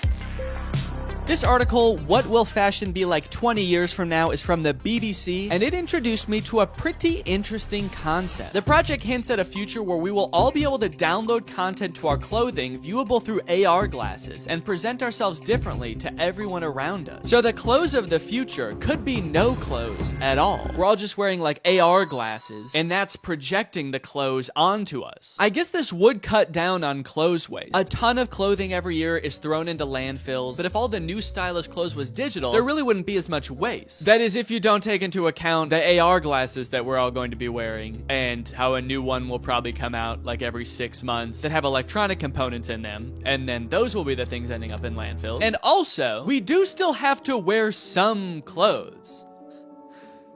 Right? Or is the future just gonna be like people walking around looking like Fortnite characters in our AR glasses, but in reality they're just naked? The most interesting part about this is that I actually found a company that offers this service already. It's called DressX. I actually found it because Sophia Nygaard made an entire video where she dressed up in outfits from this service for a week, and it's super interesting. You can buy clothes, digital clothes, from this website, and then you can try them on virtually. I guess you upload an image of yourself that you want to be wearing the outfit, and then you pay $20 for them to basically Photoshop you into the outfit. And it looks a little bit realistic. Yo, look at this, the Neo suit. I feel like when I upload this, they have to decide how big my ass is. Okay, I'm actually kind of liking these, dude. Whoa, look how big that hat is. Dude, that's crazy. Maybe I want to go with this one. It's $100 for this whole outfit, which could be worth it, depending on how it turns out. Yeah, I'm gonna go with this one. This article is called Fashion Trend Predictions. What will clothes look like in 100 years? Fashion in the future might be entirely different to anything we can predict. Okay, so they're basically starting off by being like, we have no clue. Everything in this article is probably wrong. Formulated after the sleek form of smartphones and other tech devices, the fashion industry may be heading towards the use of futuristic looking clothing. Okay, so our fashion in the future will be based on smartphones, which are something that we have today and probably like won't have in the same form 100 years in the future. Also, that sounds terrible. I don't want to dress like my phone. I'm all metal and gray. I have a giant speaker right here and a giant microphone down there. Okay, this one also says clothing designed for VR glasses. So I'm thinking VR glasses are gonna be a big thing in the future as well. So maybe I should incorporate that into this outfit too. I mean, I guess glasses with like a camera on them does kind of correspond to the whole smartphone theme. The use of artificial intelligence in the fashion industry may end up having the ability for clothing to change colors, temperature, and size. Wait, doesn't that already exist? I swear I've bought a shirt from like a gift shop on vacation before that changed colors if I was in the sun. Okay, so for this version of the future, here's what I found. Some augmented reality sunglasses. I didn't even know technology was this far, first of all. AR technology? They can just make them in sunglasses now? You can just sit down with your sunglasses and be in front of a giant theater screen. Why does this feel like this is a scam or something? It has 1,500 ratings and it has good reviews. So I'm gonna get them, honestly. I'm honestly kind of just curious and I want to try them. Next up, remember how I said giant speaker right here? Giant speaker right here. This is a Bluetooth hat. Plays music out of it. It's only $15. It's incredible. And then I don't know, like a color changing shirt, but maybe I can get some kind of like metallic pants or something to go along with it. And that'll kind of complete the look. With 3 futuristic outfits chosen, it was time to start testing them to see which future I would most like to live in. Here we go. This is the hat. Warning, to avoid danger of suffocation, please keep this bag away from babies and children. When you take the hat out of the bag, there should also be a warning. It should be like, now don't use this hat near anyone else. Don't use this in public around any other people. It's gonna weird them out. It's also gonna be super annoying. My initial impression of a lot of these products was not great. Connected. Yes. Sound quality did not sound good, guys. I have to say that does not bode well for the test of this. The color changing shirt was super confusing. My hot breath would make it change colors, but when I would put my hot hand on it for like a minute straight, it wouldn't.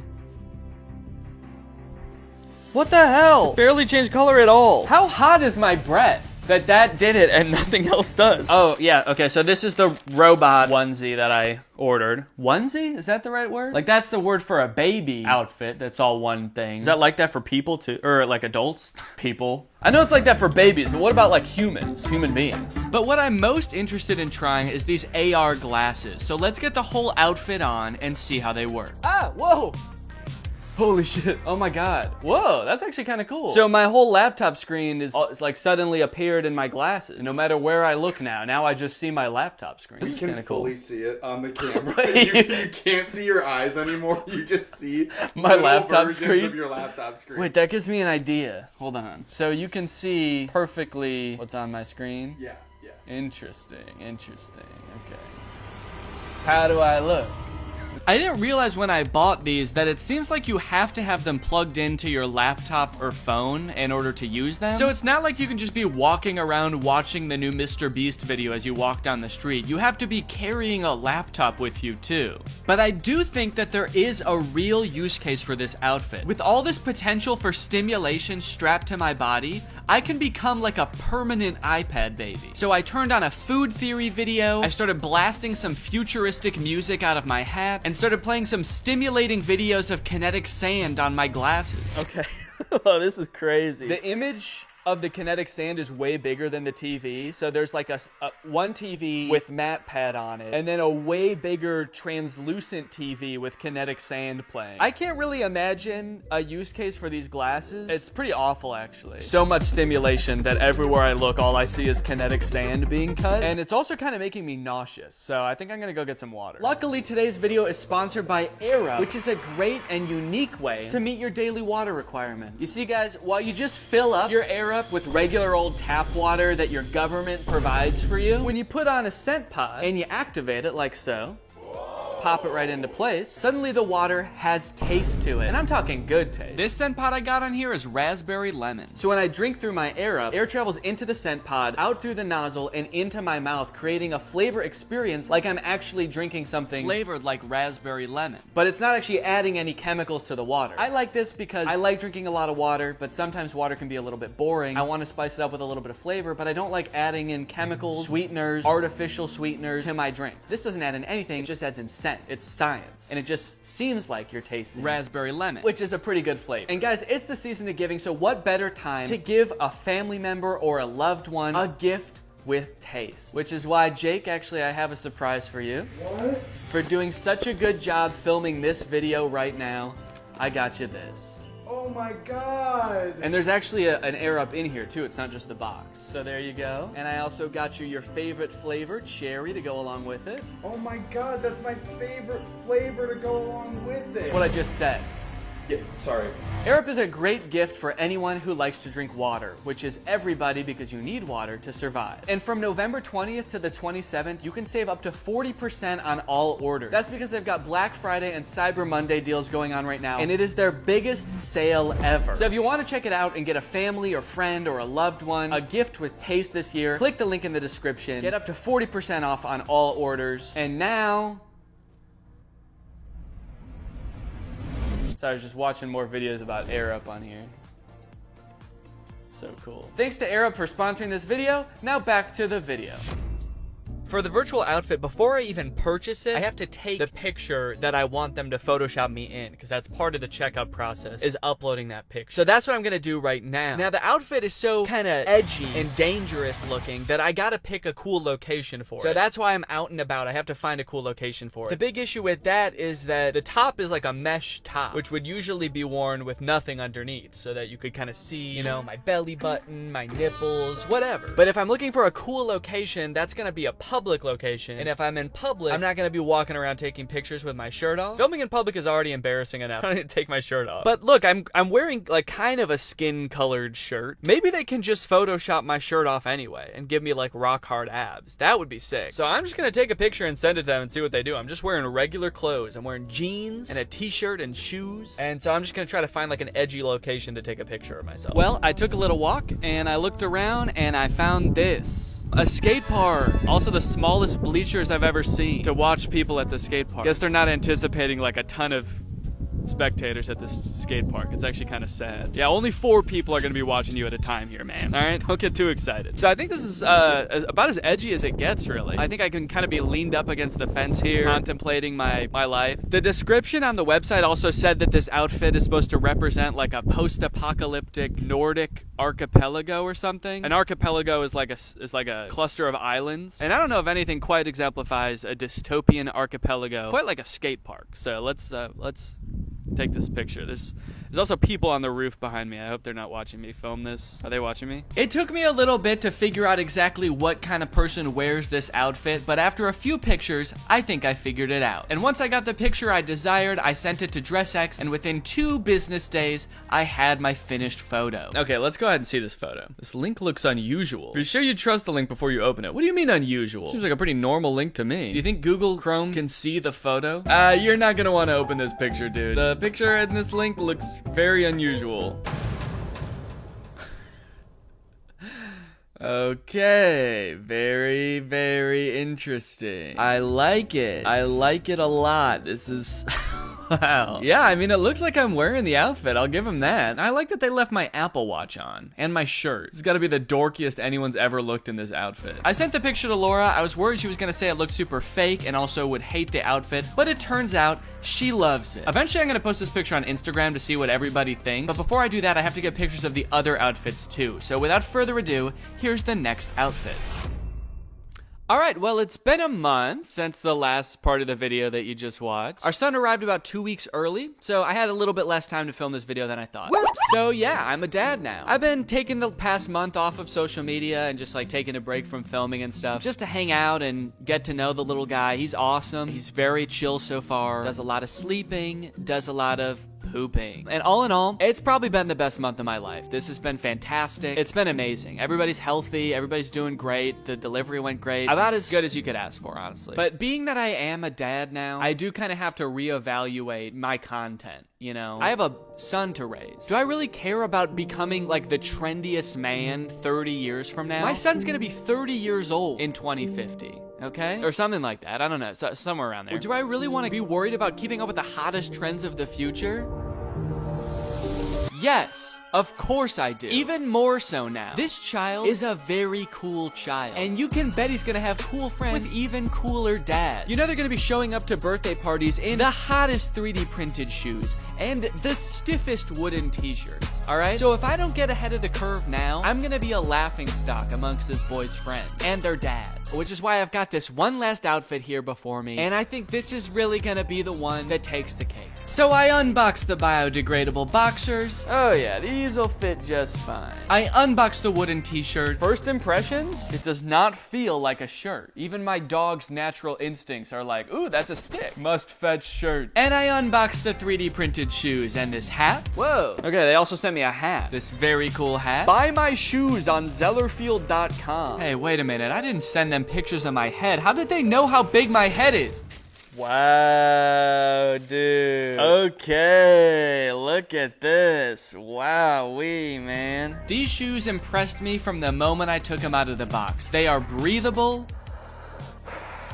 Yeah, I can. That's actually kind of crazy. Wait, how does that work? And they fit pretty well. At first. Huh, well... My toe ends about here. So there's like this much space at the end of the shoe, but I actually think that that is kind of how you want shoes to be, because you don't want your toe rubbing up against the front of the shoe. So, okay. Why do I look like old-timey in this shoe? With this long sock and my pants ending there. I look like a pilgrim or something. For whatever reason, the left one is a little bit more uncomfortable. Let me stand up and just, yeah, I can definitely still feel that a little bit. You know what? No, I think these are too big. I actually think they are too big in the toes. I feel like I've got a lot of extra space there. But I wouldn't know the full extent of it until I put the full outfit on to test. The very first thing I noticed is that when I put this shirt on, it was like weirdly cold. Like usually when you put clothes on, it warms you up right away, but the shirt has like a weird cooling effect to it. And it's like, it just feels cold on my body. Does it feel cold to the touch to you? Yeah. Yeah, it's like frigid. Is wood supposed to be cold? I guess it does kind of feel the same temperature as this door. Take that as you will, I suppose. The shirt is very stretchy. It's this weird combination of stretchy and stiff, which doesn't sound like would be possible, those two things together. But it is kind of stiff and like starchy, I guess I would say. It's kind of just like crispy. Wait, why is it white there? Does this shirt change color too? Or did I just fuck it up somehow? The shoes, now I gotta be honest, I don't really feel like they fit that good. As I step, it kind of feels like my heel could come right out of the back of the heel a little bit. I mean, you can for sure see that there's a good amount of space there. I'm worrying a little bit more every day about what they did with those pictures of my feet, if not make shoes that fit properly. You're like, sick, something we can jerk off to when we make this guy's shoes. The boxers are pretty comfortable, I will say. I put them on, I was like, I'm gonna wear these again. Rest assured, they are on. If you were to plant me in a pot of soil for 90 days, let's just say I wouldn't be wearing underwear anymore. And I'd also be very cold and wet. I decided to do a little bit of light jogging to see how the shoes would feel in action. Oh no, these have really bad grip. Let me try on sidewalk real quick.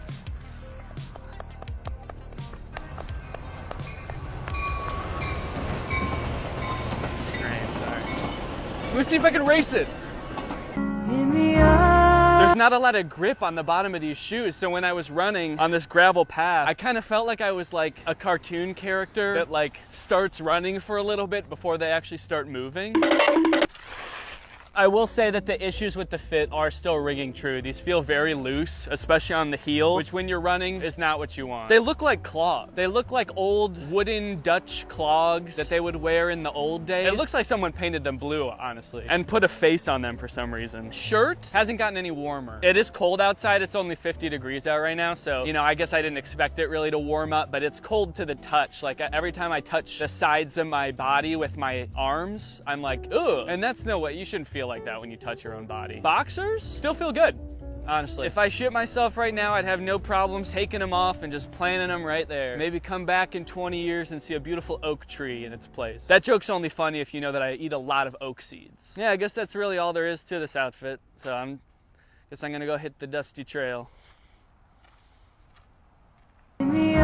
To get a definitive answer as to which outfit is the best futuristic outfit, I decided to post each of them on Instagram and let my audience decide. This is gonna be such a weird thing to post right now. As of right now, I haven't posted anything since our son was born, so I've just posted that we had a baby, and then the next post is like me like, ah, in the scariest outfit you've ever seen. Yeah, maybe I should just caption something really ominous, like things have changed. Rate my fits, and then maybe some kind of little fashion emoji. The hell? Why are these the emojis that come up when you search fashion? It's a scroll and 2 fountain pens. Hello? Okay, it's been about 20 hours since I posted the pictures. Let's go ahead and see what people think about the future of fashion. Hat's not wide enough. Thank you for that, Drew. Whoa, okay, I'm actually getting a decent amount of positive responses. Love the pants, so cute, yes, cool. First one goes hard. First one is so fire. It seems like most people are talking about the first outfit. Dude became the Hat Man. Whoa. Wow, I didn't even think about that. I do kind of look like the Hat Man. You guys know that mythical sleep paralysis demon, the Hat Man? Dude, I've always wanted to be the Hat Man. This is awesome. I can't wait to start appearing in people's dreams like this. This is gonna be so cool. This is the only comment I've seen so far wondering if the first outfit is fake. Is that Dress X I see? So this person knows that Dress X exists and they think this might be a Dress X outfit. Good eye. This person must study the Dress X catalog religiously. The robot leggings are a 6 out of 10, the hat and heels 8. All right, guys, well, I think my intuitions might have been right. I was kind of feeling like the virtual clothes would be the way of the future, and it looks like I was right. From now on, I'm only gonna be wearing virtual clothes. What's up, Greg, and welcome back to another episode of Christmas Time.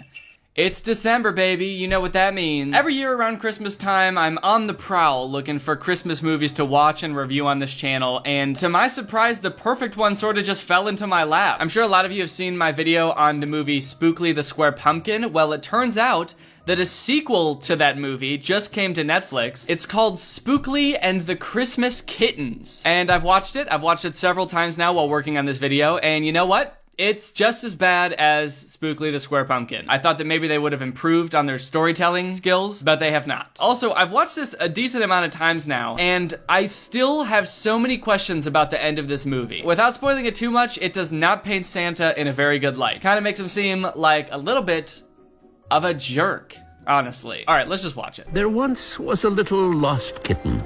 He had given up hope of ever having a home. He'd stopped wishing on stars that he wouldn't be alone. So the movie starts out with Santa finding this Christmas kitten, this green and red kitten, while he's delivering presents on the night of Christmas. There's this kind of creepy shot of Santa reaching into the shadows. He sort of looks like he's trying to grab us while he's grabbing the kitten, and his face is totally engulfed in shadows, and he honestly looks a little bit creepy. I think they could have worked on the 3D model for him for a little while longer. But anyway, he adopts this cat. It cuts to 1 year later, so the cat's been living with Santa for a whole year. So things must be going pretty well with Santa and his Christmas cat. He found the Christmas cat in the snow. He adopted him. He named him Mistletoe, and they're just living a happy life together. And the cat has a nice new home. I have something for you. It's your very own collar. Let's take a photo so you'll always remember the day you got your collar. Why does Santa look like he's being held at gunpoint in this picture, dude? Like, I can feel the fear in his eyes. He's smiling, but it's like a grimace. I mean, Mistletoe looks fine. The Christmas cat, he's doing okay. He's got his hand up on Santa's chest like, this is my man. This is my human. But Santa's just kind of like, take the picture, okay? Just take it. Just don't hurt me. Anyway, then we cut to Holiday Hill Farm, which, if you don't remember, is the farm where the whole movie Spookly the Square Pumpkin took place. And it looks like the whole gang, Spookly, the Pumpkins, and the Scarecrow, are all having a great time decorating the Christmas tree. On Holiday Hill Farm. Now, I don't know how long it's been since the first movie took place, like chronologically speaking. I don't know if it's been years, but at the very least, it's been 2 months, because the first movie took place around Halloween. This movie's taking place around Christmas. So shouldn't these pumpkins be like rotting by now? I'm just saying, because this year we carved pumpkins for Halloween and they lasted for like all of 2 weeks before they became absolutely rancid. So I'm just speaking from personal experience here, but I'm pretty sure that, like, scientifically speaking, Spookly's head should be caved in and he should be full of mold, and there should also be like a family of squirrels living him and eating him from the inside out. And I know, you know, that's not the most unrealistic part of this movie, but I'm just trying to understand the lore of these movies. Also, are these pumpkins Christian, or do they just kind of celebrate Christmas as like a secular holiday? Look, Jack, look! I caught a snowflake! Wow, you caught a snowflake during a snowstorm? Where there's a ton of them falling from the sky? Good job, you idiot. Anyway, just like the first movie, this movie is a musical, and the first number is called Christmas Snow, and it's all about how when it snows on Christmas, that's Christmas snow. It's snow, it's Christmas snow. Go tell everyone you know. It's not like any other snow. It falls but once a year. And all in all, there's not really too much exposition because not much has changed since the first movie. It seems like we're pretty much picking up right where that left off. Christmas snowflakes sure are beautiful. Oh, they surely are, Spookly. But not nearly as beautiful as me, right, Jack? Well, they are, one of a kind, Bobo. One of a kind?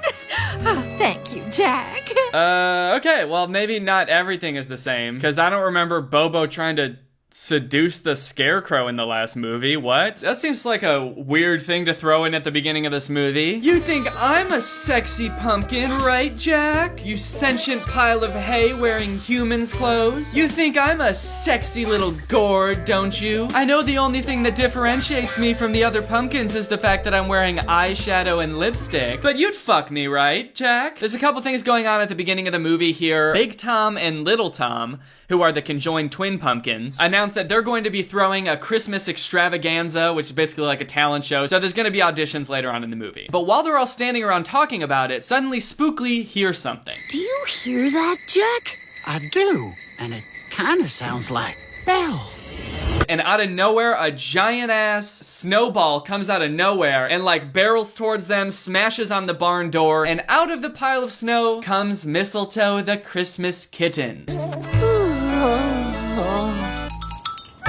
Oh, great. First the square pumpkin, and now a green cat. And little Tom, being the asshole that he is and was in the last movie, he doesn't skip a beat. He has to make it known right away. Hey, I'm gonna be an asshole about this, and I'm gonna single out the one thing that makes this cat different than everybody else, and I'm gonna let everyone know that I don't like it. A green cat! Anyway, you might be confused at this point, because I was at the beginning of the movie. I was like, wait, wasn't Mistletoe just with Santa? Where does this take place in the storyline? Because he was just with Santa, and now he's on the farm. Well, they don't ever explain this until the end of the movie. Just know that something happened and Mistletoe got lost, and now he actually doesn't even remember his own name or like where he came from because he hit his head so hard just now. I don't know what my name is. I can't remember anything. Look, there's a gold crown hanging from his collar. Maybe he came here looking for a queen and just doesn't remember. Okay, Bobo, chill, jeez. Now she's trying to get with the cat? I swear to God, dude, this is the horniest pumpkin I've ever seen. They turned her up a couple notches in this movie. It also doesn't help the fact that she's like the only woman character that's spoken so far, and the only thing she's tried to do is like get with the guys. And also is like seemingly a gold digger, because she's like, ooh, he's got a fancy collar. I wonder if I can marry him and become a queen. Please give me the collar so I can see if it says where mistletoe is from. Oh, all right, if you insist. Hey, that's mine! Come back here! So Mistletoe goes off, runs to go find his collar, and Spookly wants to help, so he tries to get the whole gang to go with him to help Mistletoe. He could get hurt! He could find his way home and be celebrating Christmas by midnight tonight.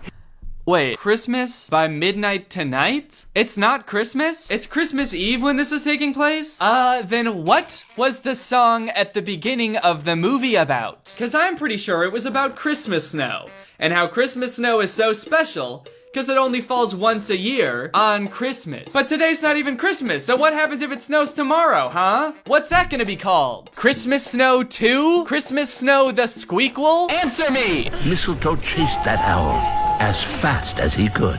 Through streams, under branches, over rocks and wood. He ran as fast as a kitty cat can. It flew round and round. It flew into a clearing and dropped that collar right down on the ground.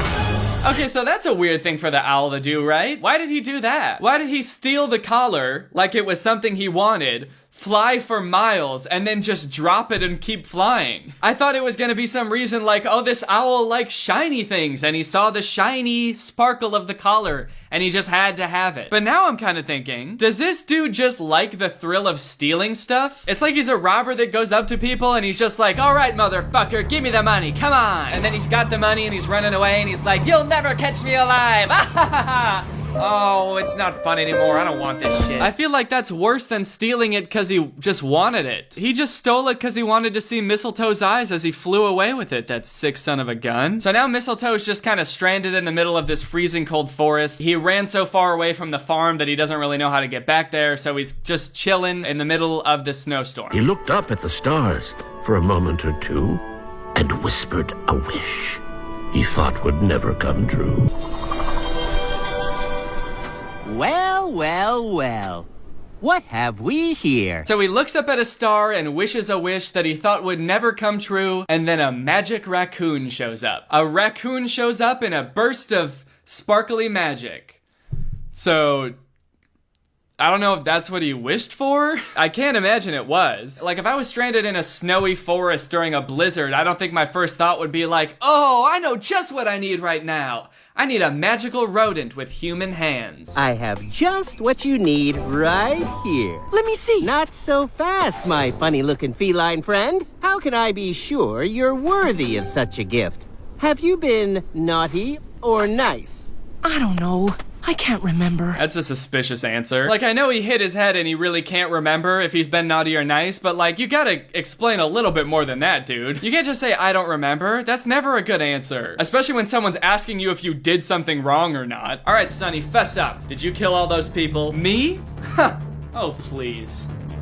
I don't remember. I suppose you might be worthy of what's in here, but I still can't just give it to you. Not unless you have something to give me in return. But I don't have anything. Sure you do. That. Why not? It's not much good to me now. What's in the sack will help me find my way home? Guaranteed. So the magical raccoon gives Mistletoe this sack that's supposedly supposed to help him, and then he just kind of disappears. He flies up into the sky with his sparkly magic. So he's got the sack, he opens it up, hoping to find something that will help him get home, and what he finds are 3 kittens. Kittens? Hello! And I don't know what it is about these kittens, but they look dirty. I can't tell if they tried to make them look dirty, or it's just because, like, the thickness of each strand of fur on these kittens' bodies is so thick that they just look like coarse and not fun to touch. Or, that's a weird way to phrase that. These kittens don't look very fun to touch. They just don't look soft, is what I'm trying to say. They look kind of greasy and dirty and not fun to touch. And honestly, Mistletoe's pissed. He's pissed that he got kittens when all he wanted was to find his way home. Spookly finally finds him and tries to get him to come back to the farm with him, but by now he's just pissed. He's just pissed off and he doesn't want anything to do with any of these people. For the last time, scat, scram, shoo! Go away! Why are you alone? Why are you alone? Why don't you go home? Why don't you go home? I don't have a home. I don't have a home. I'm out on my own. We're out on our own. Oh, you mean you don't have anywhere to go? What? Is this a surprise to you, Mistletoe? That these kittens don't have a home or someplace to go? You just bought them from a raccoon who was carrying them around in a sack. You think they've got somewhere to be, like someone's waiting on them to come home for dinner? I highly doubt that. They were in the care of a magic raccoon, and he was willing to trade them away for a collar. So I don't think that they've got anything crazy going on after this. Then there's a scene where the kittens are playing around on the ice and Mistletoe and Spookly get all worried because the ice is gonna break. So they go down to try to save them, but Mistletoe ends up falling in and they all have to save him. So, you know, he's learning about friends and how they help you, and it's all part of a moral, I assume. Wait a minute, this cat fell in the water and only his butt got wet? Huh. Now from the top, make it drop. Cause that's a wet ass pussy. Then we cut back and see some of these auditions for this Christmas extravaganza that the pumpkins are putting on. And to be honest, it's not a very interesting part of the movie. This is just like a B plot that they could have just gotten rid of entirely. It's not very compelling. I am now gonna drink a glass of water and sing a great Christmas song. Jingle bells, jingle bells. Now this act is a little bit unsettling to me, because in this world, most of the characters, including Jack, are just inanimate objects that are alive for some reason. Like, Jack is just a scarecrow. He's just a pile of hay wearing clothes. And so is the dummy. So is his puppet. It's made out of all the same things that Jack is. So my question is, why isn't that one alive? Like, is Jack just holding up basically a corpse of one of his species and making it talk and pretending like it's a puppet?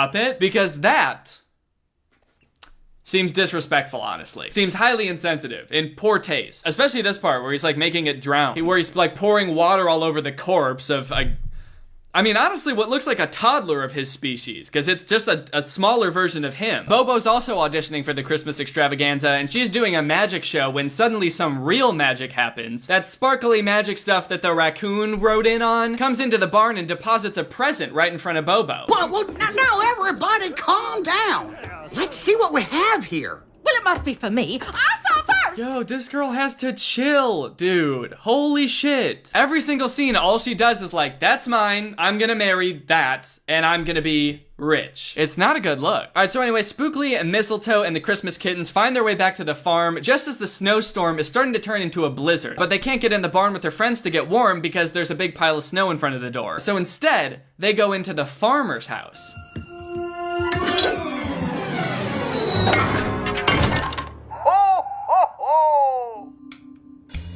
Did you hear that, buddy? Someone said ho, ho, ho. Ooh, these kids look kind of creepy, dude. Ho, ho, ho. This girl looks 6, but also 40. Under the tree in the farmer's house, Mistletoe finds the present that magically blew into the barn. I don't know how it's suddenly in the farmer's house. They never explained that. I guess it just magically goes to there next. I don't know why it ever had to go in the barn if that's the case. But he opens it up, and here's what he finds. This gift is for you, because you truly believe it is better to give than it is to receive.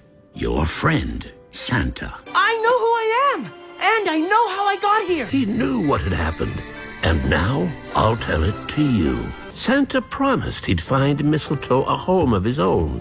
A special place with a family so he'd never be alone. Wait, what? What? So this whole gift thing from Santa is like a home for Mistletoe? Dude, Mistletoe already had a home. It was with you. He lived with you for a year. And he seemed pretty happy too. It seemed like he was living a pretty luxurious life. He was Santa's cat. And it also says he needs to find him a place with a family so he'll never be alone. Living with Santa, you would literally never be alone except for one day out of a year where he's working. The rest of the year, he's there. What kind of excuse is that? But before Santa could take Mistletoe to the home he had found, he snuck onto the sleigh. And suddenly, the sleigh was high off the ground. Mistletoe held on till he couldn't. And then, he let go. Hey, Mistletoe, maybe say something? He just hung onto the back of the sleigh all night without saying a word? Dude, we've heard you meow before. We've heard you talk. We know you can. Why would he not say anything? Why is he just silently hanging from the back of the sleigh all night like, oh, damn. I'm gonna die. Mistletoe landed on the rooftop, covered with snow. He rolled and rolled across the farm and crashed into the barn. When they looked inside and saw a red, white, and green cat, they wanted him to stay. You're the best Christmas present under the tree. So Santa's big gift to Mistletoe for Christmas was a new home. Wow, way to go, you insensitive sack of shit, Santa. That's not what Mistletoe wanted, clearly. He wanted to find his way back home. Santa getting Mistletoe a new home for Christmas is like getting your boyfriend a new girlfriend for your anniversary. That's gotta be the meanest gift I ever saw. Okay, well, everything's resolved now pretty much. This is the end of the movie. Now, are you ready for the part that threw me for a loop when I watched this movie and I still have questions about? Well, here you go. Where you belong. Where you belong. Place you love. Family and friends. Where your dreams begin and all your journeys end. Yeah, not only was Santa the raccoon, the conniving, greedy little scam artist of a raccoon, he was also the owl, that sick son of a bitch that stole Mistletoe's collar just to lead him into the woods to die. So I'm sorry, but I'm having a hard time trying to grasp Santa's reasoning for all this. What was he trying to accomplish? From his gift and everything, it makes it seem like Santa was doing all this to help Mistletoe find a loving home. Because he never had that before, and that's all Mistletoe ever really needed. But for one, Mistletoe already had a fine home. He lived with Santa. And then number two, this has to be the most elaborate, inefficient scheme to find Mistletoe a home that could possibly exist. Because Mistletoe was already there. When Mistletoe met Spookly, he was already in the right place to be at his home. He was right next to the farmer's house. But for some reason, Santa was like, oh, I can't have this. Mistletoe making friends? No, no, no. So he snatched his collar and led him into the woods. And then when Mistletoe finally finds his collar, Santa becomes a raccoon. Santa takes his collar again and gives Mistletoe 3 kittens. Why does he need those kittens? And then he just lets him find his way back to the farmhouse by chance through a blizzard where he finds his new home. That's gotta be the dumbest scheme of all time, and honestly, it kinda just seems to me like Santa wanted Mistletoe dead. And if that's not enough of a weird movie on its own, then imagine my surprise when I watched this movie again and realized that at the very beginning of this movie, when Mistletoe is just a tiny baby kitten and Santa first finds him, he's already at the farmer's house. The porch that Santa finds him under is very clearly Holiday Hill Farm, where all of this takes place, under the farmer's house. He was there the whole time. The whole plot of this movie is so pointless, because if Santa had never found him in the first place, he still would have ended up at the farm. He probably would have met Spookly and all his friends, and yeah, maybe he wouldn't have found the kids, but like, he would have been happy living with Spookly. Anyway, this movie was dumb, and now it's time to hear from our sponsor. Hello everyone, and welcome back to my second channel. This is my second channel. It is not my main channel. If you thought it was, then go and get your brain checked by the brain doctor, because you're just plain dumb. So a couple days ago, I decided to try streaming and playing Minecraft for the first time live on Twitch. And it was really fun. I had never really played Minecraft much before, just like a few times, so I didn't really know how to play, but the chat helped me through, and it was fun, and I had a good time. Unfortunately, I did not remember to record that, because I wanted to record it and put it on my second channel, but I was not able to do that. But today I'm going to be playing again on Twitch, and this time I am remembering to record it. So this is going to be that. So I apologize that I'm dropping you into the middle of a game that I've already started, but to be fair, I haven't really done that much anyway. Like, I think the only thing I did was like build part of a house and then leave that area and go somewhere else. So I barely have any resources, and I have a house that I built somewhere else. So it's basically like starting from scratch. Today I've got a nice special treat. I've got a limoncello LaCroix, and I'm gonna bust this baby open and enjoy it while I play some Minecraft. So I hope you guys like this. I don't really know if people that follow me are like huge Minecraft fans. To be honest, I'm not really a huge Minecraft fan. I just thought it would be kind of fun to experiment and try something new. I think it's mostly fun because I don't know how to do it. So I hope you enjoy this video, and you know, if you got some LaCroix, crack it open and sip along. If you guys remember from last time, I have found this village. I ran around in the dark a lot, and I got killed a lot, and I got some resources. All of which I have right now. So this is everything that I have. I also started to build a house elsewhere, but then found out that I was on an island. Then I found the mainland, which is where I am now. I also fell down there and died because I wasn't looking for a second. The only other time I played Minecraft was like twice in college with my brother, and for some reason I made a Robin from Batman and Robin skin. I'm not even like a big Batman fan. I really don't know why I did that. Basically, I think what I need to do right now, people were saying, is that I needed to build a bed and stuff. Don't tell me to punch Iron Dad. I already know I'm not supposed to do that. Oh, another thing that I have done since the last time I streamed is I watched like a bunch of Dreams YouTube videos. I've never watched like any Minecraft content before because it was not that interesting to me. His videos are so interesting. I'm getting chased right now by a skeleton. I was like hooked on it. They're so well done. Do you guys think that I should venture out in the night to go kill sheep to make a bed? Wait, do I have wool? I think I might have gotten some last time. Oh yeah, I have wool. Okay, so maybe I can make a bed. Oh, I can just use a villager bed. But just generally, like, I don't really know if like where I should build a house. Wait guys, there's someone in this bed. Can I get in it also? No, I guess I can. Is he gonna be mad at me? What happened here? Why is there green sparkles everywhere? I think we might have just made love because he was in bed and then I got in bed and then there were green sparkles everywhere. And I don't know what Minecraft love looks like, but that seems like it to me. Oh, take the bed. Whoa, guys. That seems kind of fucked up. I just made love to this guy. Now you want me to take his bed? Get that head, get that bed, then leave. So now I'm gonna go make my own house, I guess. Whoa, dude. Is he spitting on me? Shit, who knew that llamas could be so goddamn aggressive? But this seems like a good spot for a fort. Now I need to build, firstly, a crafting table. I remember that. And then I need to build planks. No, I need to build planks to make the crafting table. But then I need to make probably an axe so I can cut down some more trees. And I will take all of this and make a crafting table. Oh, furnace too, okay. Yeah, I remember people were saying that I need... No! Oh no, fuck, I don't want all this. Oh no. Now I've got 3 crafting tables. That's gonna come in handy for when I'm crafting 3 things at once. Is there any way I can turn these back into wood? Because I don't want just 3 crafting tables. Oh, I have an axe? But what? Oh, there it is. Oh, it's stone. That's why I didn't see it. Damn, I've got a stone axe. Kind of popping off right now. I'm just gonna get a bunch of wood so I can make my little house. People seem like wood is a pretty solid material for a house. People also seem to think I'm popping off, so that is good news. That area looks cool. What's going on over there? You know what I'm also realizing is that, like, there can be things just floating if you just get rid of the things below them. So maybe I can make, like, a floating house. I'll need enough resources to do... Okay, where did these sticks come from? Oh, do they come from the tree? Let's start laying the foundation for this house. Ooh, this is like, what kind of wood is this? Acacia. Huh, cock planks. All right, I'll just make a house out of cock. I'm gonna build my house up in the air. It's gonna be floating. Maybe just a few feet off the ground, but that's still pretty sick, you guys gotta admit. Yep, I'm popping off. A wise man built his house upon the air. I believe that's what is in the Bible. Let's put some cock stairs down. Right here. Okay.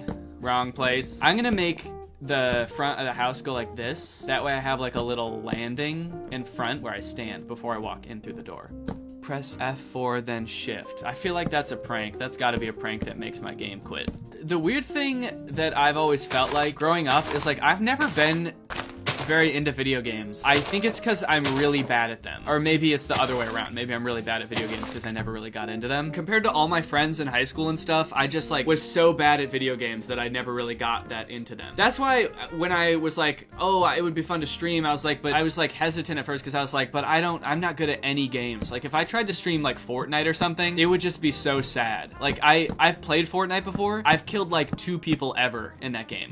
And I've played many games. I'm just really bad at it. So it would be, I mean, maybe that would be fun to watch because I was so bad, but it would just be not so fun for me. But Minecraft is kind of chill. All right, look at this house, dude. I have to build a furnace now, people are saying. I need to figure out what I need in order to build that. It does not look like it's in my list of things here. Can someone tell me what things I need to build a furnace? I need stone, okay. Let me just put a quick 2 torches in here to light this bad boy up. And then I'll go find some stone. It looks like there's a lot over there. Oh, make a stone pickaxe. Yeah, I should probably do that. Lucky for me, I've got a crafting table that I can just set right here. And I'll stand on top of it and I'll make a stone pickaxe, baby. Thank you for the advice. I bet I'll just bust through it now. Oh yeah, look at that. Ooh, I'm slicing through it like butter now. Holy moly, now we got 4,000 people in here. Dang, I must be really good at Fortnite. But I need coal, don't I, to burn here? Yeah, I guess I need to go find some coal. And then I also need to make a door real quick. Someone in this chat just said, since when do you stream? Good question. Since Monday. That was my first stream. So this is my 2nd stream and one of my first times playing Minecraft. That is why I am kind of wandering around. Was that the sound the llamas make? Oh, llama. Okay, yeah, people are saying llama. Okay, that was weird.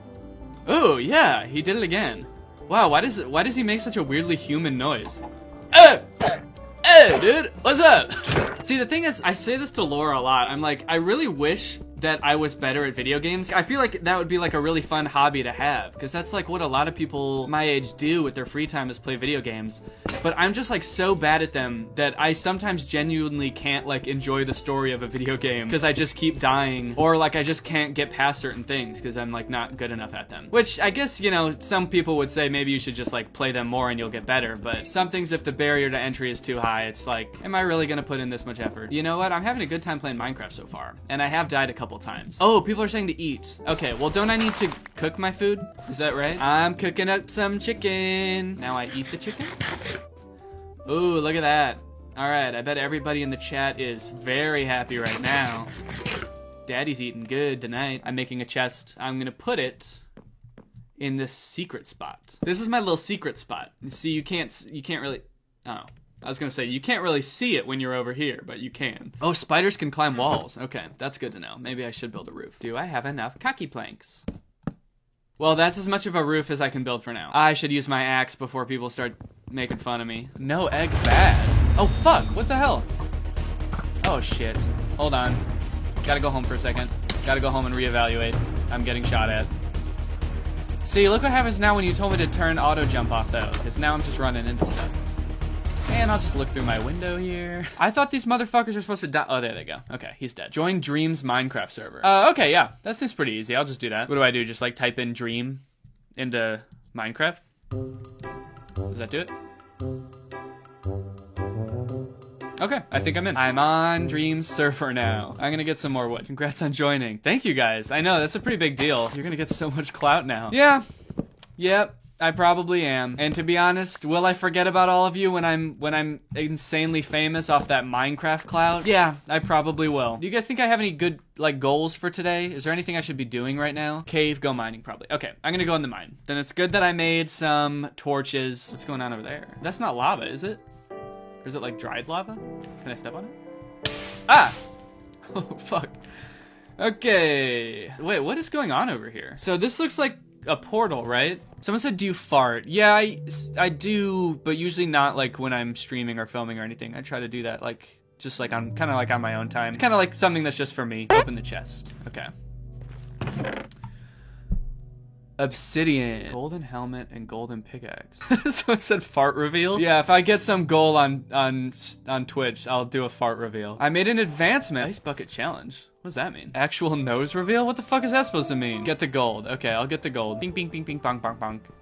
Bing, bing, bong. I didn't get the gold. Oh, don't break that unless you have an iron pickaxe. Guys! Who said that? Who told me to break the gold? Fuck you. Dude, that was not cool. I need an iron pickaxe to get the gold. So I guess I should go do that, right? I complete the portal. What do I need to do to complete it? What do I need to... Do I put obsidian? Does it just go like around like this?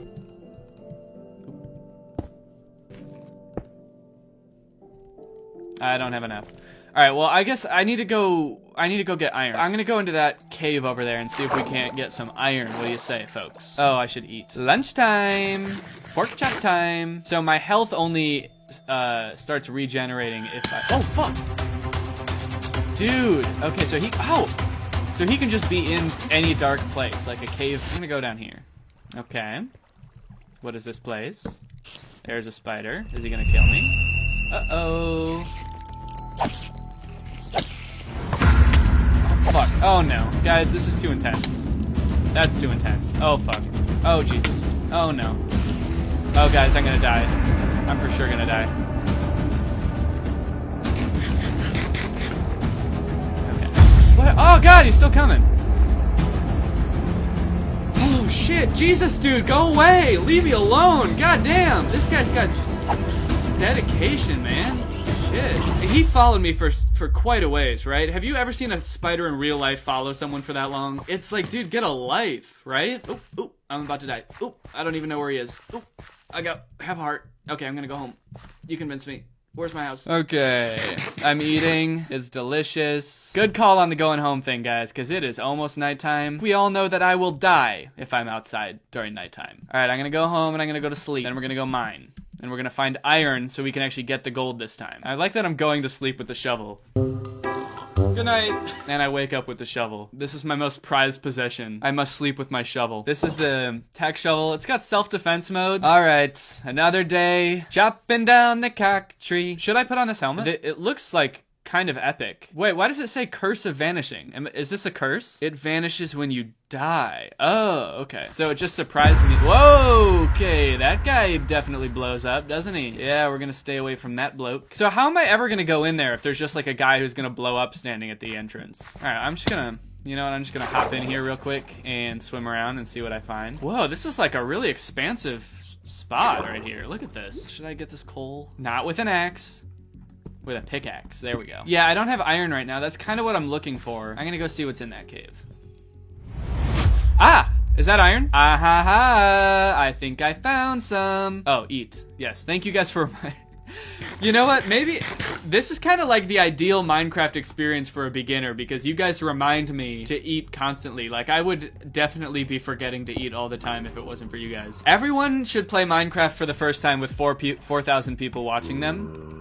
That way they do well. Oh, fuck.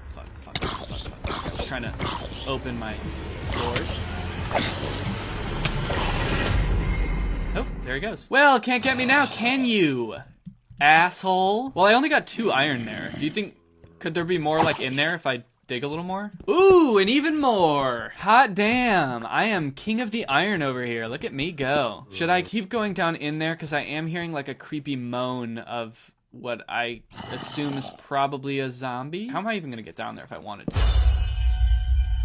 That's a long way down, isn't it? Yeah, I wouldn't even be able to get back up, probably. We're going back up. Kind of feeling like I might be on the exact opposite side that my house is on. It's definitely not over there. Okay, so I might have made a mistake, but my worry is that I think my home is back that way through all those dark caves.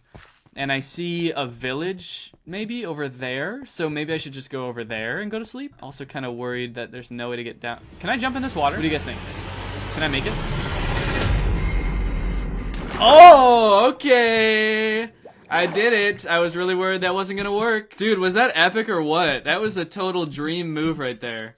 Dream would have done some shit like that, I guarantee it. I'm basically at his level at this point. Alright, let's head into the village and go to sleep. Get the fuck out of here, man. I'm trying to sleep. Jump in the lava, it works better. Dude, fuck off. I'm a pro gamer. I know that's not how it works. Sorry to one night stand you like this, but I gotta go, dude. Whoa! What? Dude, what the fuck? Did you... Wait, you guys saw that? Wait, oh, okay, I'm right here, luckily. All right, I was really worried I was gonna respawn back at my house. Did you guys see the creeper? Because I did not even see him. Okay, that was kind of an epic fail. And I don't say that a lot. I really like to refrain from using the word epic. In terms of fails, that was pretty epic. Oh no, but my helmet's gone! Oh, it really did have a vanishing curse on it, didn't it? Damn, you never really know what you got till it's gone. I do feel partially responsible for this villager's home being blown up, but what are you gonna do, you know? I feel like I have to spend this entire day going back to my house because I want to get back there. I want to put stuff in my cabinet. I want to sleep in my own bed for once and not some stinky villager bed. Wait, 1 second, real quick. I just gotta do one thing real fast. Oh, fuck! Guys, how do they keep creeping up on me like that? I guess I guess that's why they're called creepers, huh? I got so lucky that I turned around right then because I had no idea that he was right there. Okay, I might be farther from my house than I thought. I also might be going in the total wrong direction right now. Oh, there's my house. I can see it now. Here we go. I'm home, baby. My house never looked so good. Whoa, I have a cock door? I'm gonna replace my door real quick. This will match the aesthetic of the house a bit more. Boink. Yeah, there we go. Look at that. Oh yeah, okay, I guess I should finish up my roof here. Oh, look at this. Look at this lovely little log cabin. I'm feeling pretty good about it. Look at that. It's kind of like a little... Why does it look so ugly? Look at this. I've got iron now. I've got some iron ingots. And I can use those to create some new stuff. Aha! So I'm going to make an iron pickaxe. That used 3 of my iron, so I can't really make much else. Oh, shield. People are saying shield. I forgot. Okay. Aha. And what does this do exactly? Oh, press F. Ah, okay. Now I can defend. So this is me defending myself. Boop, boop. This is a pretty gamer move right here, right? Making myself a little bridge to get over to the other iron. I'm having kind of a gamer moment. I think I'm about to game. Maybe I could go down there. So if I can just land in the water, I should be good, right? I think I can just step right off and land in the water. Did I land in the water? Yeah, I definitely just landed on the only non-water thing. I landed on this stone jutting out. How the fuck did that happen? I think we all know what time it is. It's time for Daddy to have a snack. So I'm gonna have some steak. And then I'll just get some more iron here. I'm finding like a lot of stuff down here. This is awesome.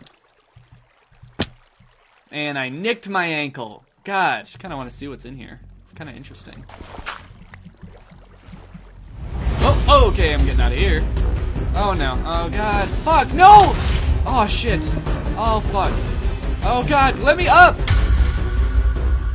God, dude, why wouldn't it let me up? I feel like I'm never really in that much danger, but just my lack of knowledge makes it way more intense. I gotta remember where that portal was, because I want to go get that gold. I'll make sure that I have the iron pickaxe loaded up and ready to go.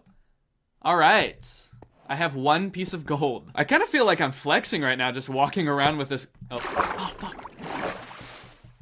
Easy come, easy go. I just remember that I had a furnace with me because someone told me to carry around a furnace at all times. But you know what? I'm just gonna go home anyway because it's about to be nighttime. Or as I like to call it, fright time. What am I doing here? Oh, I want to melt these. Yeah. Look at here. I've got some iron. Oh, we ran out of coal. Let's keep that fire going, baby. Now folks want me to make iron armor. Oh, so you're telling me I have to cover up my beautiful Robin skin? Come on. They don't make any clear armor? Transparent armor? Or better yet, Robin-themed armor? Guys, I think it's safe to say the drip just got drippier. Look at this. Put your gold block in the crafting table? Okay, so people are saying that I can do something with it in the nether. Guys, I'm gonna be honest. You guys keep talking about the nether. I do keep sort of just glossing over it. Borderline ignoring it because that sounds scary as hell. I don't know what's in the nether. I saw Dream go there and there were like pig people walking around. I want to make ladder. I need sticks to make ladders, don't I? Rats, I can't even make 1. I need to put these in a place that's completely vertical as well. This is where I'm always finding myself climbing up. Okay, now I'm going to make a straight up thing that I can build my ladder up. And then I guess I got, oh, but now I gotta make like a bridge over there. I'm kind of stuck on a tall thing. Wait, hold on, okay, 1 second. I need to reevaluate the strategy here. Okay, I'm holding shift, guys, don't worry. And I'm building along this way. So now we got a nice little bridge, and now I can go down there and put my ladders up. And hopefully I have enough ladders. Okay, that's pretty good. Guys, I think I just solved my biggest issue. I made it nice and thick, that way, in case I lose my balance a little bit. Woo! Guys, this is awesome. This is gonna save me so much time. From the sound of it, I need to prepare to go into the nether, but I'm still not sure what I need in order to do that, or how to even get to the nether. Okay, so I need to finish that portal to get to the nether. I'm just gonna go grab a quick snack. Bread, all right, there we go. What a lovely meal. Oh, fuck, where's a bed? Guys, I never remember what is in any of the houses. There's a bed. Night, night. Oh, fuck. Guys, I can't go to sleep because there's a creeper right outside. Let me sleep. Dude, you are not... This motherfucker just came in and tried to go to sleep in my bed while I'm trying to sleep here and there's monsters around. What, you can sleep when there's monsters around? I don't fucking think so, dude. Get out. Maybe you're the monster it's talking about. Ever think about that? Jesus. Oh my god.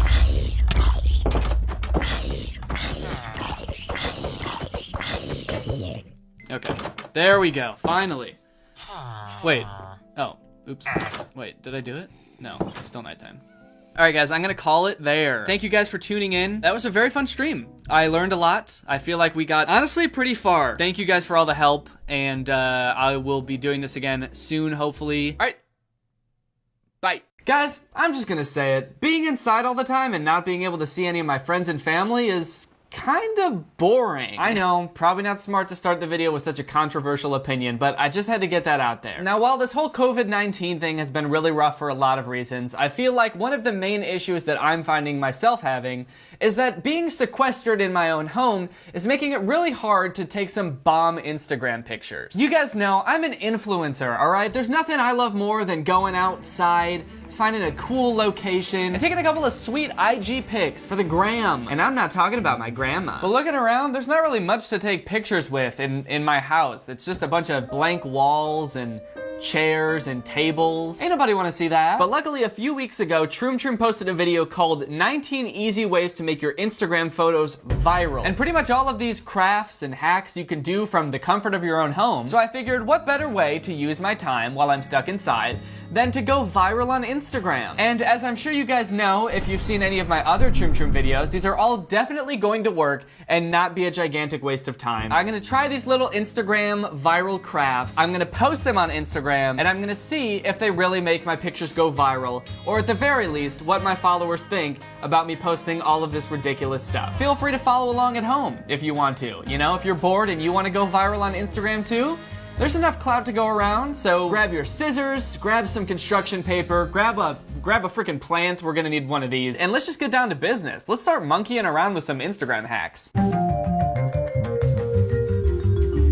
Tragedy, crisis, catastrophe! My boyfriend dumped me!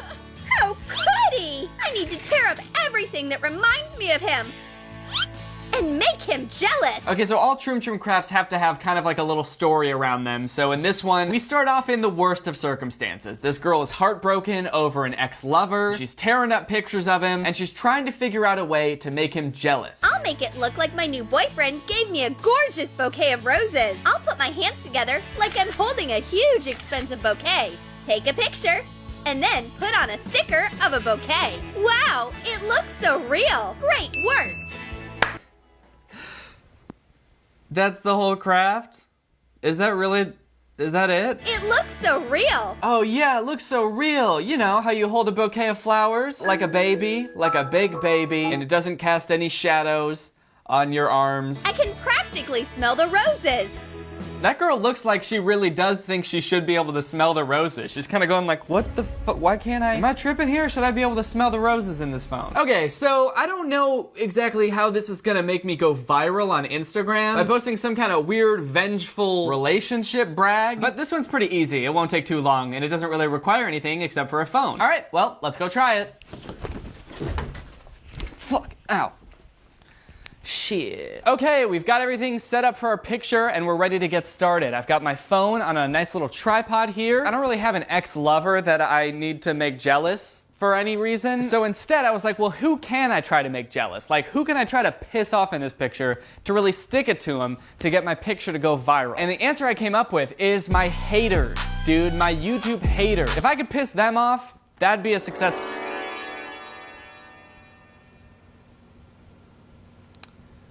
I don't know what just happened. If I could piss off my haters, that would be a successful picture, okay? And what would piss my haters off more than me being crowned king of YouTube? So that's what this picture is gonna be all about. I'm gonna be standing, I'm gonna have a little crown, maybe a little cane, maybe I'll be skateboarding, because maybe that would piss them off too, I don't know. All right, I'm gonna pretend to be doing a kickflip. I gotta be holding a cane maybe, and maybe tipping my crown. Okay.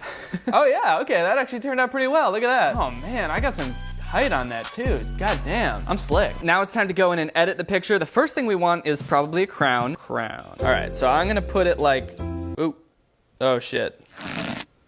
Okay, I did not want to do that. Okay, I need to figure out the right scale here to get it looking like it could fit right on top of my head. But then I want to put it in my hand here and rotate it to make it look like I'm tipping my crown to all my haters. Okay, next I need a little cane or something to be holding. Ooh, this looks like a nice fancy cane. Oh yeah, look at that. It's got like, it's gold. It's got like diamonds and shit on it, it looks like. Oh man. And the icing on top, a freaking skateboard. Skateboard or a longboard?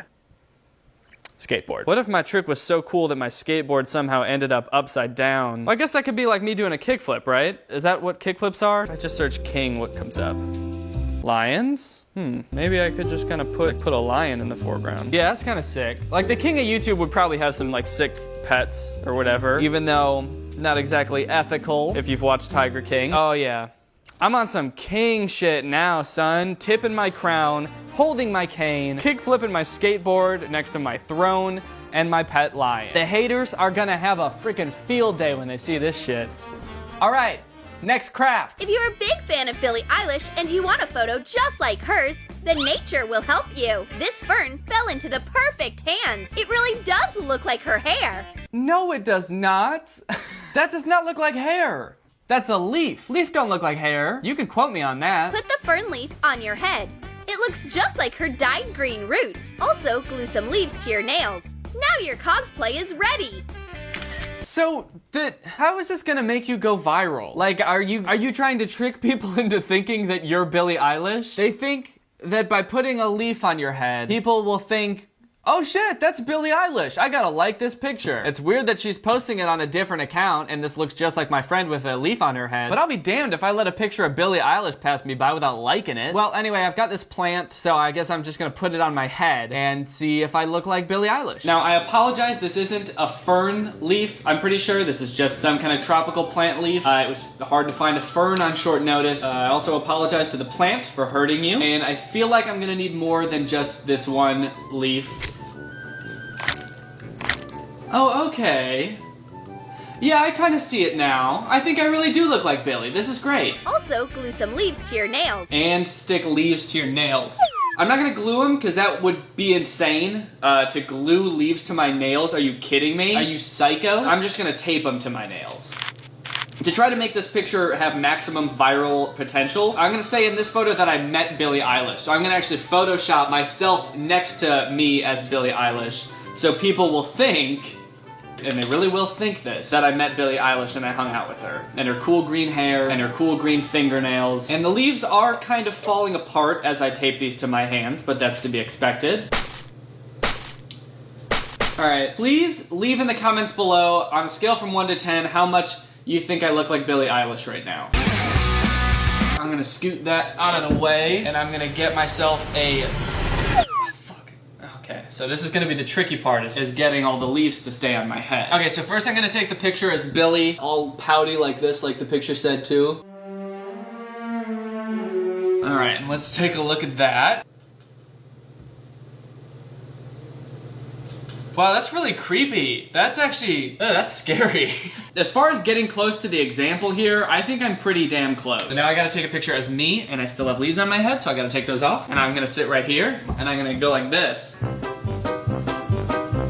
Okay, yeah, let me just make sure I don't still have leaves in my hair. Nope, it looks good. So now I just gotta cut Billie out. All right.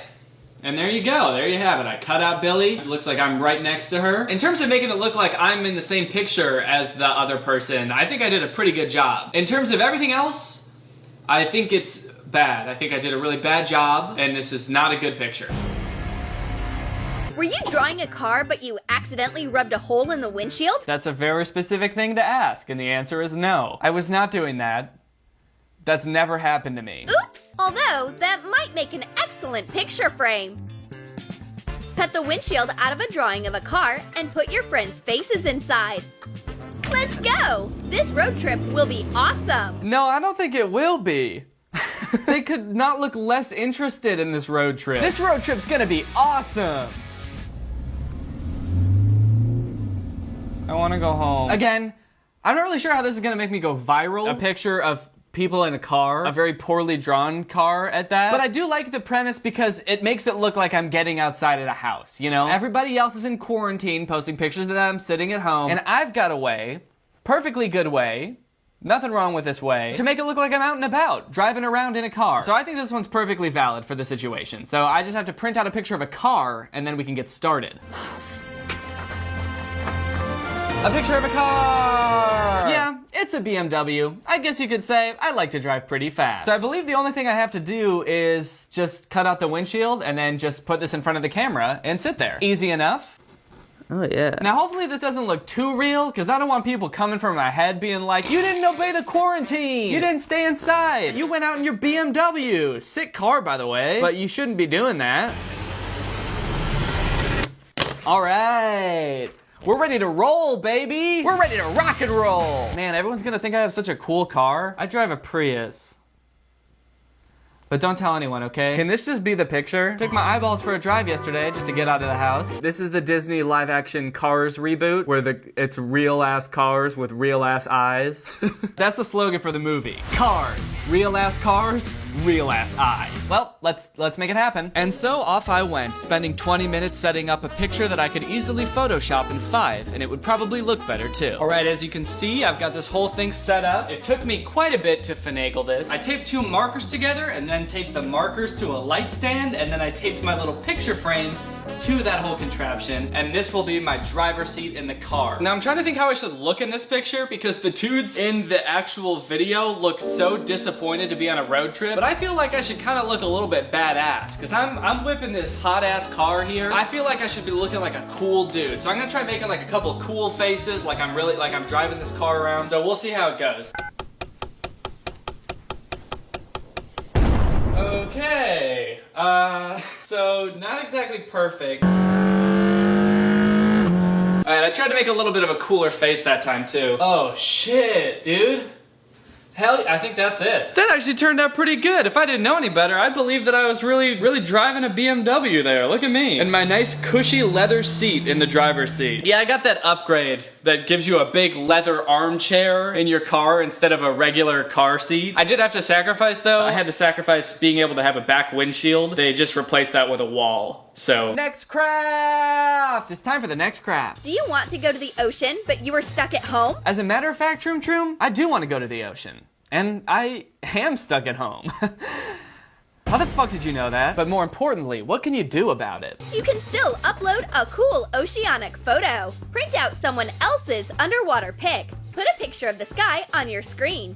Sit in front of it and set up the photo so that the bodies line up. Ah, very clever. So now that we've gone for a drive, perhaps we can trick people into thinking that I drove to the ocean to take a little dip. Little mid-quarantine dip. Now it looks like you are really there. Well, no, it doesn't really look like she's actually there. There's lots of reasons, but I would say the main one is that the bottom half of her body is wearing a swimsuit, and the top half of her body is wearing a regular shirt. She's just wearing a tank top. But other than that, this doesn't look super unrealistic. I'm curious to see how we can make this work. This could actually turn out. First, we gotta find a picture of somebody else halfway underwater. So I'm just gonna Google man halfway in water. Okay, that's probably not gonna work. Oh, maybe this one. If we just cut like right here, and then above it is the sky, and then below it I have a beard for some reason, even though I've never been able to grow a beard in my entire life. It is really close up too. Oh, he's also in a pool, so that ruins the whole going to the ocean vibe. Okay, this man is halfway in the water, but the wrong half. How can I say this right? Man above and below water. Okay, this one kinda works, but it's really grainy and has watermarks all over it. that. Okay, this is a picture of a jellyfish. That is not at all what I wanted. Okay, here's a good one. This one looks pretty decent, actually. The only issue is that there's watermarks all over it, but you know what? I'm in the water, so there's bound to be some watermarks, am I right? Well, maybe we can just Photoshop them out. So let's print out this picture and then get to work, baby.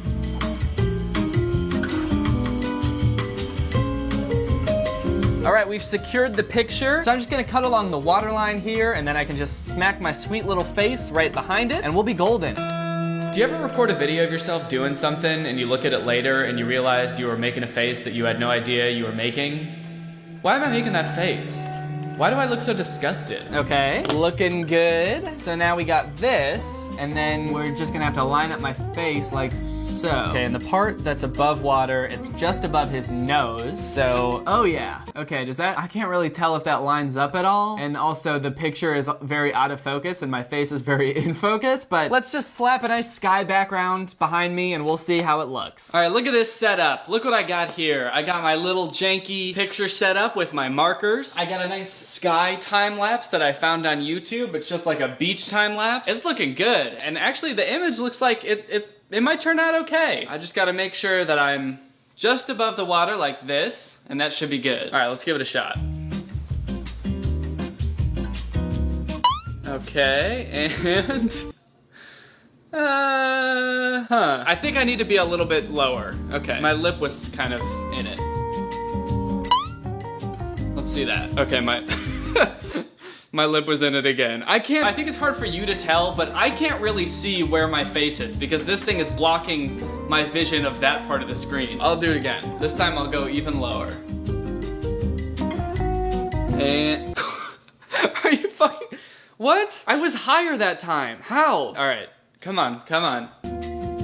Okay, this one's pretty good. Let's give this a crop. Oh, dang, look at that. That looks like a boy at the beach. That looks like a boy who's having a fun time in the water. All right, I'm pretty pleased with that one. So, next craft. This next craft is for all of you photographers out there who can't really afford a nice, expensive camera. This one's a little hack for you to still get that perfect shot. You don't have your phone or camera with you, but your heart wants a selfie? Use your head and a scanner. Put your face down and scan it. Yeah, so that's the hack, is that if you don't have a camera or your phone, but you still need a selfie, you're like, I look too goddamn good right now to not take a picture of myself. Just find the nearest scanner. There's bound to be one nearby. There always is. When's the last time you were more than 10 feet away from a scanner? Never? That's right. So find it and then just shove your face in it. The photo looks a little wrinkled, but that only makes it more special. And now you've got a perfectly good picture of yourself. I mean, look at this. And who wouldn't want to post this on their Instagram? Just a regular, normal selfie that you can take without an expensive phone or camera. Okay, let's stick my face in a scanner. Okay, I got my scanner. I'm ready to stick my face in it. Let me make sure I'm not supposed to do anything special in particular when I do this. I'm pretty sure I just stick my face in, but let's make sure. Put your face down and scan it. But be careful. What? Be careful? What am I supposed to be careful about? What? She just says be careful and doesn't explain anything. Am I supposed to know? Is this gonna do something to me? Like, is the light gonna blind me? Is the glass gonna shatter in my face? I don't understand what could possibly go wrong here. But there's only one way to find out. It's by scanning my fucking face. All right, well, here I go. Should I smile? I guess it's like taking a selfie. You just smile and you look at the camera and you try to look handsome. Okay, it's buzzing.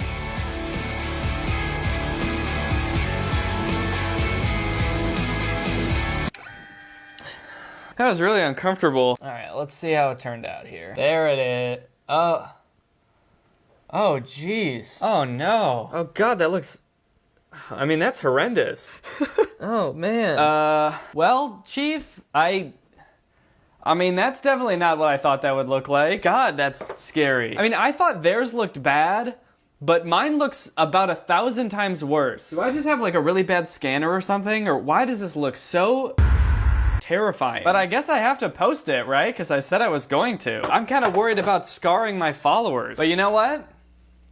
Anything for the gram, baby. Okay, so now the only thing left to do is to post these pictures. I've got to come up with the correct order and then a good caption for all these. After thinking about it for a while, here's the order that I'm thinking. I gotta start off in the car, you know, that's how you get anywhere. Then maybe we head to the beach. You'll notice I removed the watermarks. I thought they were a little distracting, so I went in and photoshopped those out. I went to the beach. Maybe I'll take a couple of nice selfies at the beach. Then I happen to meet Billie Eilish just hanging out at a restaurant or something. I'm realizing just now that there's little pieces of leaves all over the table. Hopefully no one notices that, or maybe they just think it's some of Billie's hair falling out. And last but not least, I was knighted King of YouTube. Okay, here's the caption I came up with. I've been having the best week, taking long road trips to the beach, practicing taking very normal selfies, meeting Billie Eilish, and being crowned King of YouTube, all while learning to skateboard. Best week of my life, probably. And then I guess we can just post it.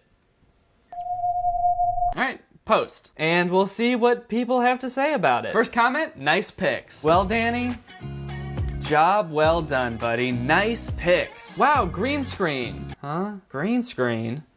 Does she thinks that these aren't real? Green screen could maybe explain the first two, like me being in the car and at the beach. But what about this one? How can you explain this perfectly normal selfie? Not with green screen, that's for sure. I like that you can see my little breath on the glass. Damn, Billie Eilish has been looking better these days. Has this picture gone viral yet? 3,800 likes? That's not viral. I guess I posted it 2 minutes ago. How long does it take to go viral? When do you know if you're viral? How long did you spend on this? Too long. In summary, thanks to Troom Troom's Instagram viral hacks, my pictures ended up getting less likes than 3 out of the last 4 Instagram pictures that I posted.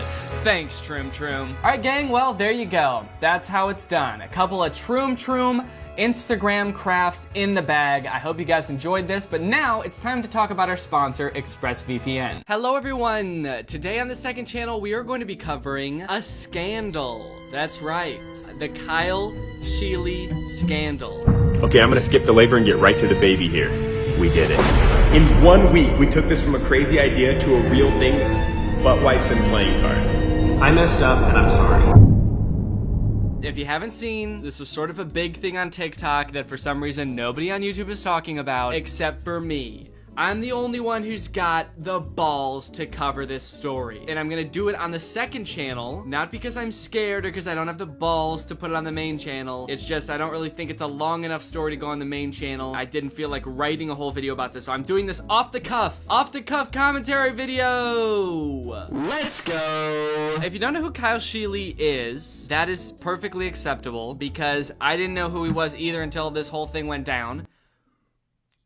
Oh, by the way, I have a different brand of sparkling water today, and that's because I feel like LaCroix was getting too much free promotion, so I'm switching it up today, and I'm gonna have a Topo Chico, and it's just plain sparkling water. LaCroix, if you want me to keep drinking LaCroix, you're gonna have to sponsor me, otherwise I'm gonna switch it up every now and again, and that is gonna be how it is. So this is Kyle Sheely. He's got 3 million followers. I think most of those came recently because of this scandal, but I'm not exactly sure. His bio doesn't have too much information about him except this link, kylesheely.com. Let's see what he's got here. Hi, I'm Kyle. I'm an artist, author, inventor, speaker, welder, animator, storyteller, and professional internet goofball? Sounds like Kyle does everything except tell the truth. Yeah, that's right, I'm already mad about this. I'm just so pissed off already. You guys don't even know what I'm mad about yet, if you don't know what this story is. Looks like Kyle does everything except tell the goddamn truth. Also, professional internet goofball? That kind of sounds like how I would describe myself on the second channel, but in more of an ironic way, I feel like. Doesn't seem like he's using it ironically here. Let me click on professional internet goofball. What does that mean? Oh, it just goes to his TikTok page. You know what would be really goofy is if it just cut to a video of him like, we're getting a little too off the rails here on this unscripted commentary video. Let's watch the TikTok that started it all and got him into the hot water that he is in today. Guys, I may have gone too far this time. That's right, Kyle, you did. You did go too far this time. But not for the reason that you think. Maybe it is for the reason that he thinks. Maybe he is admitting guilt right away, right here. I don't think so. So the other day I was in a convenience store and they had a cardboard cutout of Post Malone, and I asked the guy working, hey, can I have that when you guys are done with it? And he was like, man, I don't even know where that stuff comes from. It just shows up, vendors bring it, and then it just disappears one day. And I was like, wait, you don't even know when it's coming or going? And he was like, no, man, corporate corporate handles all that. So as soon as he said that, I immediately knew, okay, I'm gonna make a cardboard cutout of myself and I'm gonna put it inside a gas station. Okay, so long story short, basically what this guy is saying is he thought it would be funny to make a cardboard cutout of himself and put it in a gas station, advertising some like fake meal. He's gonna put it in a Come and Go, which is the funniest name for a gas station. You don't need to get gas here, just come and then leave, all right? He just thought it would be like a funny prank to do. That's what he's saying in this video. He's gonna sort of prank Come and Go. Personally, I think the funniest prank to do at a Come and Go would be to come and then stay. That would really stick it to him, I think. But so I'll skip ahead here because he's just saying stuff. And he's photoshopping this picture of himself. He's making the cardboard cutout like an advertisement for this fake meal, a Kyle Sheely meal, because his name is Kyle Sheely. He goes to a printing place and he prints out this big ass poster. The whole time he's all excited and he's coy because he's like, I'm doing something really mischievous. Side note, this is what you're signing up for when you become my friend. I am going to rope you in on my dumb project. Okay, I don't know if I should give away what the big twist is. I feel like it's already going to be obvious. If there's scandal involved, you guys probably already know what the scandal is. And a lot of you have probably already seen this. Anyway, so I'm just going to say it, okay? This whole thing was an operation executed and planned by Kyle Sheely in conjunction with Come and Go. So Kyle and Come and Go, all three of them, planned this like marketing thing from the very beginning. So they're paying Kyle to do this. This was not disclosed to be an advertisement. On this TikTok, there's no hashtag ad. He doesn't even tag Come and Go. He doesn't tag Come or Go. So the big scandal is that people found out and then everybody got pissed off at him. What started as a fun little prank, or I don't even know what I would call this, a prank, a social experiment to see if he could just like put this cardboard cutout in a Come and Go, ended in Kyle Sheely being sort of lambasted online, and everybody kind of hates him now. And not everybody. Some people probably don't give a shit, but I hate him. I really trusted you, Kyle, and now I pretty much hate your guts. Not actually, but I do think it was kind of a shitty thing for him and Come and Go to do. Okay, I'm in the car. I've scoped out a location. There's a brand new gas station right next to my house. It's Come and Go, and I'm gonna wear a hat and a mask, so at least it's not like immediately obvious that I'm the same person in the picture. Guys, I am like so nervous right now. I feel like I'm about to do a heist. I'm so nervous right now. What if I get caught? What if I walk in there and the Come and Go employee is like, hey, you're the guy on the poster. That's right. Corporate Come and Go told me that you would be coming in because you planned the whole thing with them. Go ahead. It's nice to meet you. But I'm not taking something. I'm leaving something. So it's like a reverse heist. Oh my gosh, it's packed. Okay, it is like absolutely packed. Like every parking spot is taken. I haven't actually watched this TikTok, the original, back since I found out that this whole thing was fake, and it's just like I feel like I'm getting like secondhand embarrassment or something from this because he's just just the way he's trying to act like he's doing something sneaky when he's not, and this is like a corporate marketing campaign. Honestly, it's even making me cringe a little bit. Sorry, I got the cringy burps. But here's me carrying in the cutout. Okay, that was surprisingly easy. I walked in, that guy held the door for me, and then I just opened the whole thing. Literally nobody said anything, and then at the end, I like looked at the cashier. I was like, hey, I'm just gonna put this here. And she goes, okay, thanks. He walks into the store, it's there, he put it up, and this is where things really started to get funky for Kyle. You know, I guess even though this was like a planned thing, there was really no guarantee that it would go viral like it did. It did get 4.9 million likes and 29 million views, which is still, I mean, it's like pretty impressive for a marketing campaign. But also like, well, it is kind of weird. Could they make it go viral somehow? I don't know. It is kind of weird that they were banking on this going viral. Basically what happens next is, do I want to spoil it? Okay, hold on. Okay, well, let's just watch the next TikTok, and then you'll see what happens, okay? At least not gonna press charges. And they didn't take down the cutout. What did he say there? They're not gonna press charges? And they commented back. They were like, we won't tell if you won't, which is like, that's fun, right? Like, seems like they're cool with it. They're at least not gonna press charges. They're not gonna press charges? Yeah, dude, of course not. You put a cardboard sign in their store. You think they're gonna persecute you to the full extent of the law? Yeah, dude, I was really worried because Come and Go, they are fierce arbiters of the law.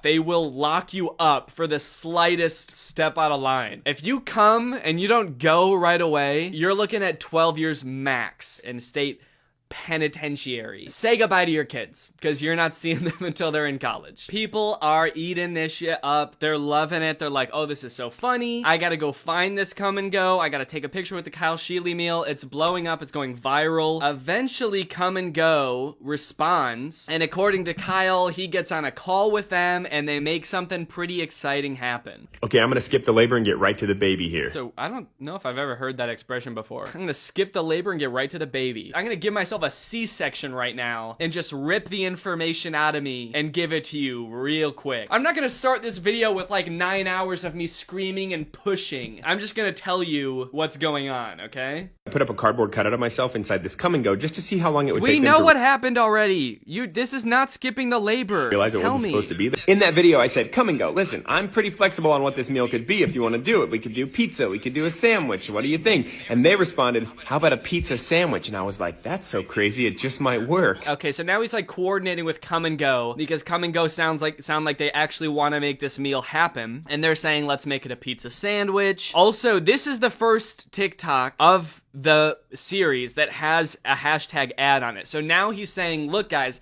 I actually am working with Come and Go now. So that's what, it muddies the waters a little bit as to what is an acceptable disclosure of advertisement. Because he wasn't from the beginning, but eventually he did disclose it was an ad. Of course there's some sponsoring going on now because they're actually making the meal. So yeah, no shit. We would have liked to see that before when you were giggling about putting a sign in their shop and worried that you were going to get locked in jail. Uno commented, Dude Wipes commented. The one thing all those brands have in common is that they don't really help me get any closer to having an actual like edible meal. Like I can't make an influencer meal out of butt wipes and playing cards. So now that I think about it, if there's one person who would try something like that. There's one person who would try something like that. It's an internet goofball like me. Yeah, I'm probably goofy enough to make that work. It was like, is it really a meal without wings? And I was like, okay, Red Bull, a meal does need a drink. Let's talk. But before I could say anything, Come and Go jumped in and responded, that feels like a Kyle Sheely question. And that was the moment I was like, oh my gosh, this is happening. The meal will consist of a 12-ounce Red Bull and a pizza sandwich, which is just 2 pieces of pizza smashed face to face. All of that for $5. But here's the cool part. Between now and Thanksgiving, Come and Go is donating $2 from every Kyle Sheely meal he sold up to a total of $10,000 to No Kid Hungry, which is an amazing charity that is helping to end childhood hunger in America. Here's where I personally started to think that something was fishy. Okay, so it's 11:19 in this TikTok, and the first one was 11:15, okay? So 4 days have gone by, and in this TikTok, he's saying, okay, we've got it all figured out. From now until Thanksgiving, you can go and get this meal. So somehow, in the span of 4 days, really in the span of like 2 days, because that's when he and Come and Go started like talking, according to him, they developed an influencer meal for Kyle Sheely and trained all of Come and Go's staff and like made sure they had enough shit to go around, enough butt wipes and playing cards. They negotiated a deal with Red Bull. They're donating money to No Kid Hungry, which is, I mean, great. You know, that's great. But I started thinking it was fishy when I saw this TikTok because I was like, wait, how the fuck did you do this in 2 days? That seems a little suspicious to me. So this is when I started putting on my detective hat, and by that I mean this is when I told Laura, I was like, I saw a TikTok today and I think that there's something fishy going on. And that's pretty much the extent of my internet sleuthing and that's pretty much the extent of what I did. Until now. If you ask me, that is pretty cool. The Kyle Sheely mealie is going to be providing real meals to hungry kids all over this country. Come and Go did tell me that it normally takes them more than like 24 hours to roll out something like this company-wide, but they are working really hard. Their team's working around the clock to... Yeah, see, this is so weird. Usually it would take them way longer to do this. Like if they were doing like a BTS meal or something like that, it would take them so much longer. But for me, Kyle Sheely, they're working around the clock to get this thing figured out. They are putting their noses to the grindstone for a high-profile celebrity like Kyle Sheely to get my pizza sandwich out there. Let me look at the comments and see what people are thinking at this point. Bro accidentally got sponsored. Teamwork makes the dream work, y'all. We love to see it. Okay, so it doesn't seem like anyone is that suspicious. Although this person is like, as someone that works in corporate, this is the fastest I've seen any corporate level decision made. This person said, but it was all staged. He commented this after it was revealed that it was all staged, but someone under it said, what was staged? And then someone said, This was all staged. It doesn't seem like any comments from before are at all suspicious, which is gonna make this a real hard pill to swallow when everything comes out. Let's see what the next TikTok is. This thing rolled out. You guys are nuts. On Friday. I don't like the way he starts any of these TikToks. You guys are all fucking crazy. I'm gonna have a baby on camera and tell you guys what's going down. They all seem like kind of like stereotypical YouTuber intros. You guys aren't gonna believe what I just did at a come and go. I'm happy to announce that there is now a Sheely Mealy merch drop. Let's check it out. Since the cutout sort of looks like a bad album cover, I thought it'd be funny to do a tour shirt. So this one says the Kyle Sheely Mealy, and then it has that endorsement from Gas Station Food Week. Okay, so they're selling merch. Everybody's still loving the meal. Homeboy forgot about the main mission and started completing side quests. All these comments are from people like afterwards being like, wow, I can't believe you lied to us, Kyle. Don't believe him. This was all staged by big corporations. Read the news. Yeah, everyone is so sad that this was staged. I was so on board with this when I thought it was genuine. Unfortunately, it was all planned, and that is a huge bummer. Basically, then what happened after that, some article came out saying the whole thing was fake. So this is his apology, and he starts it off by saying, I'll cut to the chase. I messed up, and I'm sorry.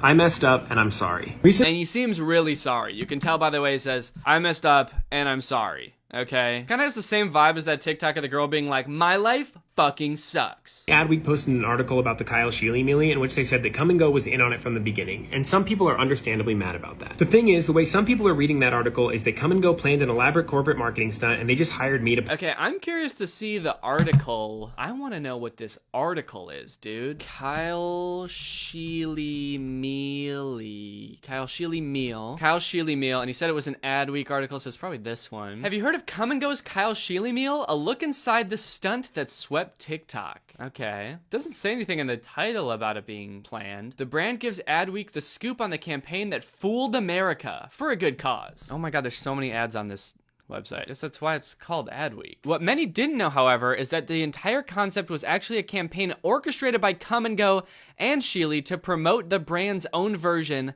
of a purpose-driven celebrity meal. So I wonder where they got this information from. So they posted this article on the date November 19th, which is, let's see, the same day that he posted the Labor Baby TikTok saying, we did it. We did it. A few days ago, I put up a cardboard cutout of myself. Okay, so the same day that he announced that the Kyle Sheely meal was really happening is the same day this article came out. Okay, this article has a section called Finding the Right Guy, I guess, where they talk about how they found Kyle. It started with a desire to get in on the celebrity meal trend. We're a gas station from Des Moines, Come and Go's director of brand marketing said. So we didn't have BTS, Nelly, or J Balvin money. We don't have enough money to hire one of the most famous pop groups in the world. So what we did instead, we came up with this clever solution to that. And this clever solution was sort of just to lie. So that was sort of our solution to that. We basically just lied. We thought that'd work out pretty well. So it says that Come and Go gravitated towards Kyle Sheely not for his nearly 3 million followers, but for his compatible sense of humor. His brand of humor is just super engaging. He's not bound by constraints, and we sort of feel the same way at Come and Go. I guess that's why they picked him. He's got sort of a Come and Go style sense of humor. He's really got a gas station-esque brand of comedy, and that's what drew them to Kyle in the first place. Making TikTok work, so maybe they have some insight as to how they got this to go viral. There weren't PowerPoint decks that had every line pre-written, he explained. We were just gonna test the waters and see. We didn't know if it would get 1,000 views or 10,000 views. Okay, so they're saying they literally did not know if it was gonna go viral. When the first video blew up, we were like, this is super exciting stuff. And then we just kind of went from there. Yeah, it makes sense that they would react that way. Wow, this is exciting. And then let's go from here. So they came and then they go from there. All right, well, there you go. That's interesting. So that's how it all came out, apparently. So Adweek posted that article. That's how it all came out. And then Kyle Sheely posted his apology. I messed up, and I'm sorry. Recently, Adweek posted an article about the Kyle Sheely mealy in which they said that Come and Go was in on it from the beginning, and some people are understandably mad about that. Earlier this year, through a random Twitter message, I ended up on a call with Come and Go. So he said through a random DM, I got on a marketing call with Come and Go. Did he send that DM, or did Come and Go just randomly DM him? And we're like, hey, we don't know who you are. You want to make a ad for us? I'm assuming that Kyle sent them a DM and was like, hey, you're my favorite gas station. Let me do a marketing campaign with you or something like that. It seems like something an internet goofball like him would do. So I guess that's how they came to be. If I had my own influencer meal. I thought that was funny because one, I'm not famous, and two, the idea of a gas station having an influencer meal at all is funny to me. But what didn't happen is what some people seem to infer from the Adweek article, which was that a corporate marketing team jumped in to plan and execute the whole thing. That just didn't happen at all. Instead, they just said, go make something fun. So I did. That whole So it seems like the only thing that Kyle is trying to get across in this apology is that, like, Come and Go didn't plan it, okay? I did, all right? I came up with it. Don't give those fucks at Come and Go any credit, okay? Yes, we lied to you. If there's one thing I want you to take away from this, it's that it was my idea, okay? I planned it all. Those shirts weren't designed by Come and Go's marketing department. They were drawn by a friend of mine who's a middle school art teacher. Okay, dude, we get it. Come and Go didn't help you at all. We get it.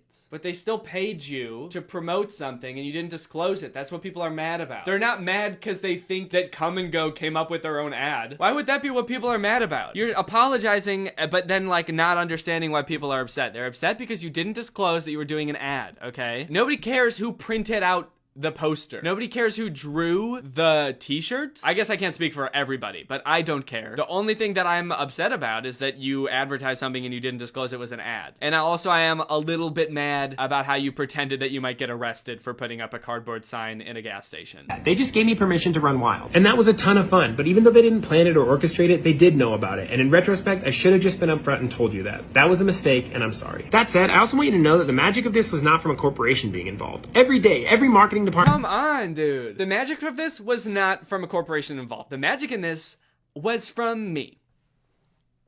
It was from me. I did it all. I put the magic in it. This is a weird-ass apology. Also weird that, like, did Come and Go apologize for this? Or are they just, like, making Kyle Sheely fend for himself? Now I'm kind of curious. Okay, hold on. Okay, I googled Come and Go apology Kyle Sheely. Kyle Sheely apologizes for not being honest. How TikTok star's viral Come and Go prank backfired. I'm sorry, Come and Go? Are you not responsible for this also? That's crazy. Kyle Sheely added that his prank video did not go viral because of Come and Go. We get it, dude. I get it so hard that it was all your idea. Oh my god. Come and Go didn't even apologize. They just made Kyle Sheely do it. That's actually hilarious. I wonder if the reason Kyle Sheely is trying to make it seem like he did all of it was to sort of like help save face for Come and Go. I'm assuming that Kyle Sheely, he does all of these things online. He's an internet goofball. He probably doesn't want to be like barred from doing any more ads in the future. So he wants to look good in companies' eyes. And so he's like really taking the bullet for this, being like, look guys, other companies, if you hire me, I'll literally eat dog shit for you if things go south. I will take the bullet. If people find out your company does fucked up shit, I will take the bullet for it. I'll be like, Amazon, if you want to hire me in the future, I will take responsibility for the working conditions, even though I have nothing to do with that. I'll be like, and you know what, guys? The magic of Amazon workers peeing in a bottle didn't come from corporate, okay? It came from me because they told me to do something fun and interesting and creative. All right, let's watch the rest of this apology. In the world is trying to get stuff to go viral, and mostly none of it works, but this did. And that wasn't because of Come and Go. They didn't... Oh my god. For years, I've done weird projects on the internet because I think that every person has the power to do things that make the world a more magical and interesting place. I love the idea of a world where even a weirdo like me could have his own giant cardboard cutout and a gas station influence. This is just a personal thing, but I feel like some people are a little bit too into being weird. Like this guy, like really markets himself as a weirdo. He just called himself a weirdo and he's a goofball and he's always doing weird stuff on the internet. It's like, just do interesting. You can do interesting things, but why does it have to be weird? Like weird is like, I'm a weirdo on the internet. I'm kind of weird. I'm not like other creators, okay? I'm a weird guy on the internet. You don't want to come across me. I'm weird and sticky and smelly. But when I work with companies in the future, I'll do better. So that's the story. And whether you decide to see me as the good guy or the bad guy or something in between, I respect your decision and I wish you the best. That's an aggressive way to end his apology. And I'm sorry, all right? Fucking idiots. Buy my meal at Come and Go! I do want to look at the comments on this apology video just to see how people are taking it. This video has a very sorry, not sorry energy. Yeah, I would agree with that. It seemed like sorry that it happened, but also I'm really good at coming up with fun, creative, branded content. Just so everyone knows. You sold that stunt as more genuine than this apology. Oh, god damn, dude. Skewer him, man. I couldn't agree more. This apology feels like an ad. Yeah, but this time it wasn't an ad for Come and Go, it was an ad for him, so. It wasn't a marketing stunt, proceeds to explain how it's a marketing stunt. I hope it was worth your authenticity. Dude, there are some good lines in these comments, oh my god. Right? The most valuable thing creators have is their authentic selves. It's why we watch and follow, to see people being real. This guy is done. I wonder if that's true. Kyle, are you done? Has he posted anything since then? A week ago. Here's how I learned it, alright? No, he hasn't posted anything since. Maybe Kyle really is done. Is this the last we've seen of Kyle Sheely?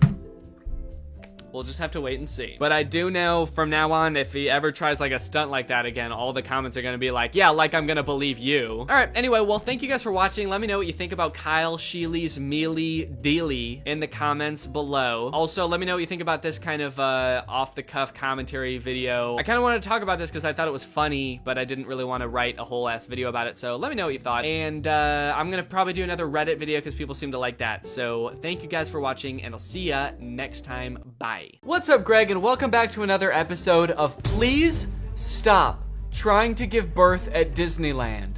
Please. Did you guys know about this? I just found out this is a thing. Women are trying to give birth at Disneyland in order to get a free lifetime pass. Don't do that. As I'm sure you guys are aware, because Disney is such a huge company with so many adoring fans and people love going to Disneyland, there are a ton of like urban legends and lore surrounding the Disney parks. You guys may have heard of some of the more outlandish ones, like there's one that like Walt Disney's head is like frozen and buried somewhere at Disneyland or something, or like it's like Buzz Lightyear's head on the Toy Story ride or something like that. But today I wanted to sort of dive into some of the urban legends surrounding the Disney parks. Mostly the strange things that Disney adults do at the Disney parks. Although some of these things are so weird that I hesitate to call these people Disney adults, some of these things are a little extreme. Kind of feel like I should call them something else. These people are like Disney extremists or something, I don't know. The first one, like I said, women flock to Disneyland to give birth and get a lifetime free ticket, which is such a bad idea on its face. Like, please give birth in a hospital, give birth where there are like medical professionals around and not like a chipmunk. And the worst part of it is obviously this perk is an urban myth and does not exist. This is not a real thing. Laboring women have shown up at Disneyland in the hope that their bub will be born there and get a lifetime free ticket. But guess what? That perk is an urban myth and does not exist. Important to note, this article is Australian. That's why they're calling the baby bub. They're talking about a baby there. They're not talking about like a bottle of champagne or something. I'm going to Disneyland and giving birth to that bubbly dude, which is also what I call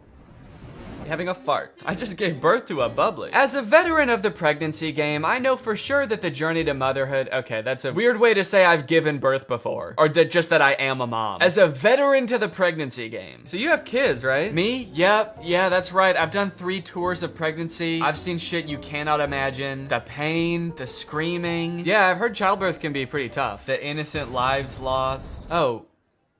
What? The airstrikes. So many civilian casualties. Are we still talking about giving birth? Yes. Laboring women are racing to Disneyland's gates in hopes that if their baby is born there, they will secure their child a lifetime pass. Okay, so the article goes on to describe that there are people that have given birth at Disneyland before, and people have tried to replicate it and give birth at Disneyland, and they've gotten caught, and it hasn't gone well. I do feel like the article is over-exaggerating, though, saying that laboring women are racing to Disneyland's gates. Like, pregnant women have, like, the baby already coming out and they're shoving it back in, like running into Disneyland. There's just like a crowd of angry mothers-to-be banging on the gates in front of Disneyland. Let us in! We must release our spawn! Like making a break to the Pirates of the Caribbean ride to do a water birth. I just feel like they're exaggerating a little bit. I don't know if I would characterize it quite like that. So you're probably wondering how this rumor started. Like, did Disney ever at one point give a lifetime pass to someone whose baby was born at Disneyland? Well, I will let this TikTok explain that. Today in Disney history, the very first Disneyland baby was born. Rosa Salcedo gave birth to a 6-pound,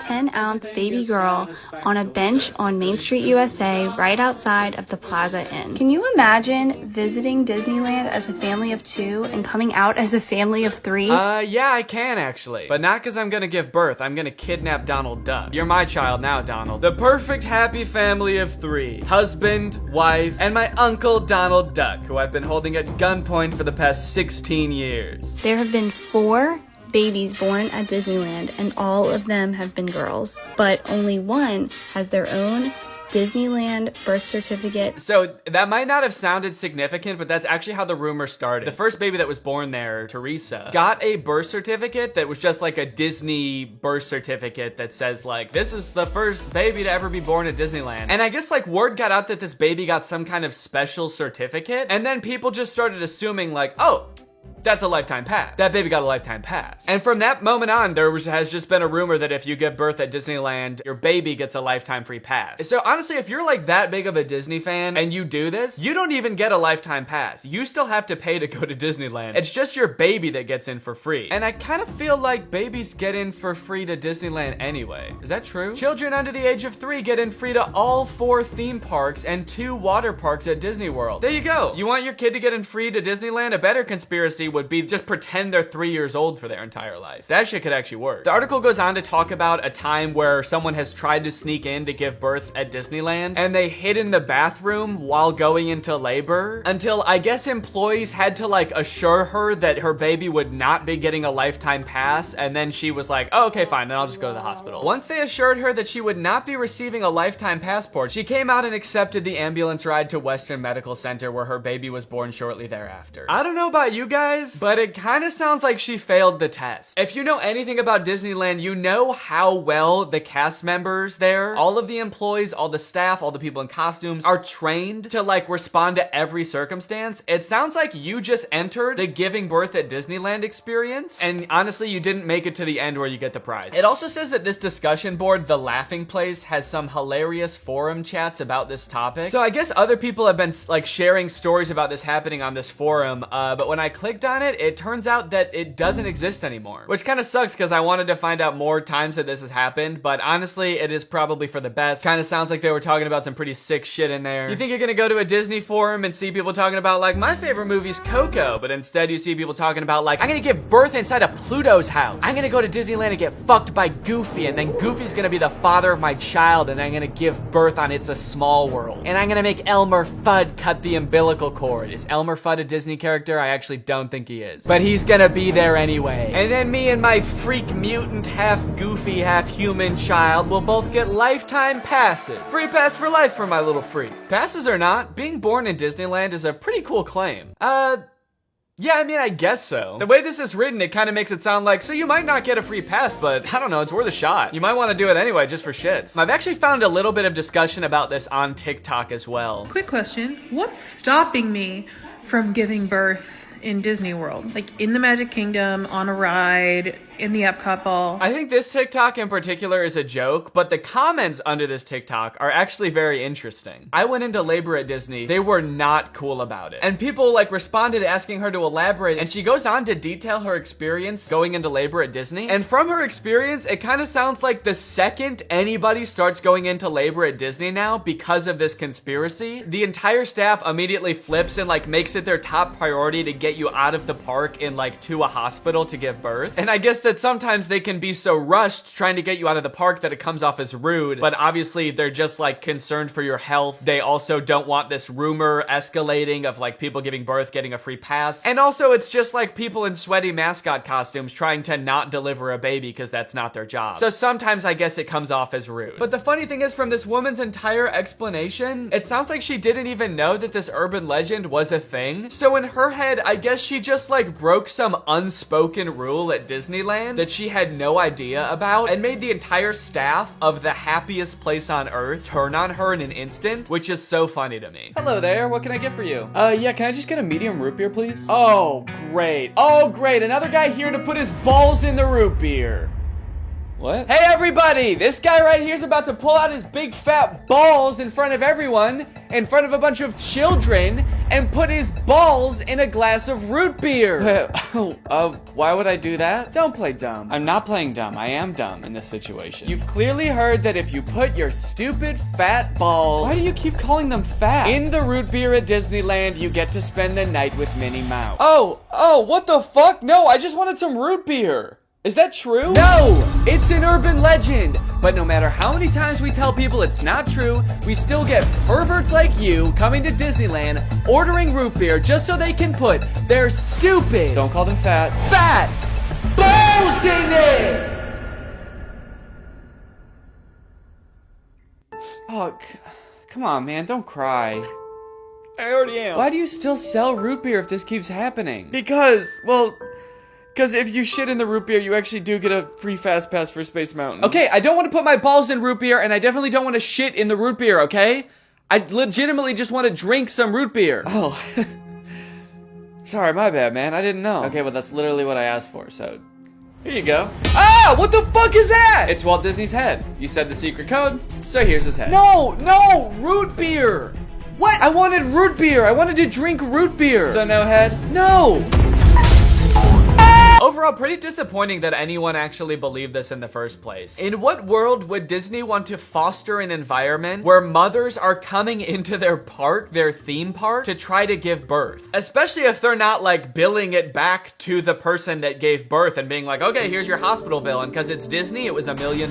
Now, by now, it should be no surprise to you that there are some people in this world that want to spend every waking moment of their lives at Disneyland, especially their most precious moments in life, which is why you can also get married at Disneyland. Let's take a look at some of the craziest places you can get married at Disney World. Starting at $12,000, you can get married at the Haunted Mansion in Disney World. But just like expecting mothers trying to sneak into the bathroom to pop out a quick person. Couples are of course also trying to cheat the system and avoid paying to have their wedding at Disney. So they'll just like sneak in with like themselves, maybe a couple family members and an officiant, and just like have the wedding in like a somewhat secluded area of the park. Here we have an article that details a San Diego couple sharing their secret Disneyland wedding story. Not many people can say they secretly got married in Disneyland's Sleeping Beauty Castle. 2 years ago, Gabriel and Andrea had been saving up for their dream wedding at Disneyland. However, when they began looking for wedding options at the park, the couple said that the cheapest option was $12,000. Instead, they decided to spend their life savings on a house. Great move, honestly. No complaints so far. That's a very wise choice. So Gabriel and Andrea decided to have a secret wedding at Disneyland. The couple gathered Gabriel's oldest daughter, an ordained minister, a witness, and packed their bags, heading for Disneyland for what they called a guerrilla-style wedding. Now, I don't know much about weddings. I've only had one, but I do know that you don't generally want to have them guerrilla-style. Like when we were planning our wedding, that word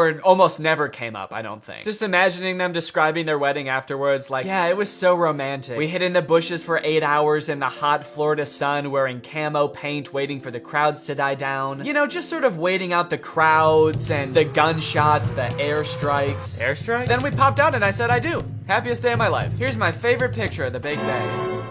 Now buckle up, because this next urban legend is about to get nasty. Quite literally, this is disgusting. Like I said, the most devoted Disney fans would probably spend forever at Disney if they could, but maybe they can. For years and years, the Haunted Mansion has been the home to an endless supply of Disney myths and legends. But the attraction's most prevalent and persistent rumor is that guests regularly spread the remains of their friends and family inside the ride. This can't be true though, right? It is 100% true. Yes, that is right, and I don't want to bash anybody's final wishes. I know that that's a very personal thing, but spreading human remains in a public place that people are like walking around and touching? Please don't do that. Or you know what, I should say, you know, because I feel bad for people who are just trying to honor their dead relatives' wishes or whatever. If you're alive still and you're watching this video and that's gonna be in your will, please take it out. Don't make people do that on your behalf. Honestly, I am a little relieved that people are sticking to like spreading ashes at least, because there are a lot of different ways to dispose of a body. It was actually my grandpa's greatest wish to be laid to rest at Disney. Oh, that's sweet. You're gonna scatter his ashes around at the park? Not exactly.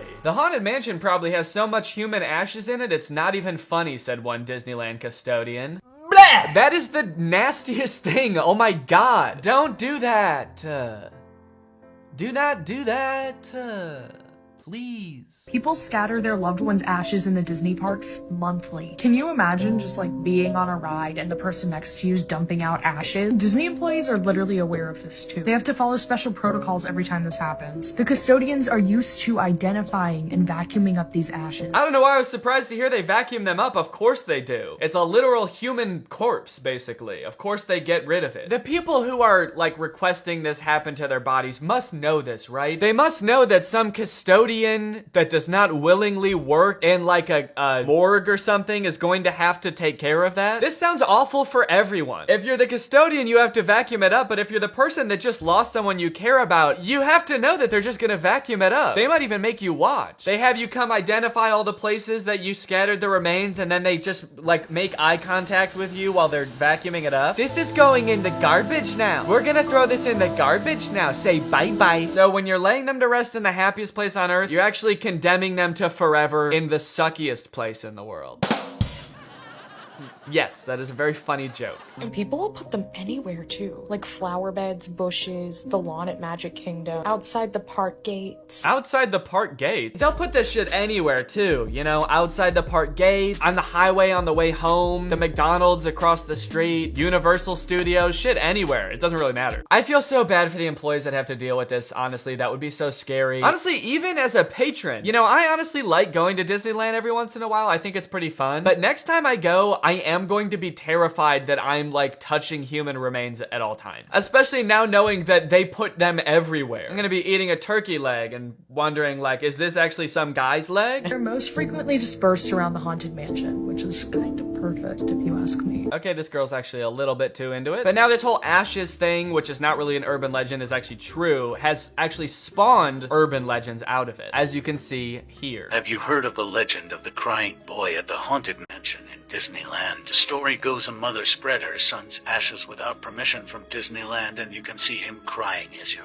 exiting the ride. Spooky. I wonder why he's crying. Maybe because his ashes are in a vacuum. Maybe because he was a little boy and his mom spread his ashes in the scariest ride at Disneyland. The mom was like, yeah, my son used to love this ride. Every time we would get on it, he would be screaming and crying and shaking because he was so happy and excited. So I decided this is the perfect place for him to spend the rest of eternity. In a rundown castle of pure terror. It's what my darling little boy would have wanted. All in all, it seems to me that Disney, this giant corporation that owns like every media property known to man, has their grubby little fingers wrapped around people a little bit too tightly. It's like you already have every movie and TV show. Do you really need people like begging to spend their entire lives at your theme park also? But even still, with people spreading their loved ones' ashes at Disney, people trying to give birth at Disney just to get free tickets, Disney is still trying their best to immerse you in their parks as much as possible to make you never want to leave. Recently, Disney opened up the Galactic Star Cruiser Hotel, which is a Star Wars hotel and experience. I think it's like a 2 or 3 day long experience where you are like in this hotel. There's like a story that you have to follow about shit going on around you. It seems very immersive, and to a pretty big Star Wars fan, honestly, it sounds pretty cool. But it is also $5,000, and instead of windows, your room has a screen that just shows a video of outer space playing. So, you know, just keep that in mind that you might go insane while you're in this place. With no concept of night or day, you just have to adhere to the Star Wars pre-approved activities. There's like stormtroopers patrolling the halls at all times. It's kind of like they wanted to build a Star Wars hotel, but they built a prison instead. I read through some of the Google reviews for this hotel. It's only been open for a little bit, so there's not that much to go off of. And honestly, there are a lot of 5-star reviews of people who seemingly really enjoyed it. I did think that this review was really funny. This person gave it a 1 out of 5, and they said, thought the experience was fun, but not worth the price. There are too many missions to keep track of, and you are always missing something. It kind of seems like they got like too immersed in the story and like started to believe that they really needed to complete these missions. This sounds more like the review of a disgruntled employee that like works on a spaceship. There are too many fucking missions, man. There's too much shit to do. The hyperdrive is gonna fail, and I need to fix that. Not to mention the First Order's breathing down my fucking neck, trying to get me to give away the location of my comrade. This place is fucking stressful. I think my favorite thing I've seen come out of this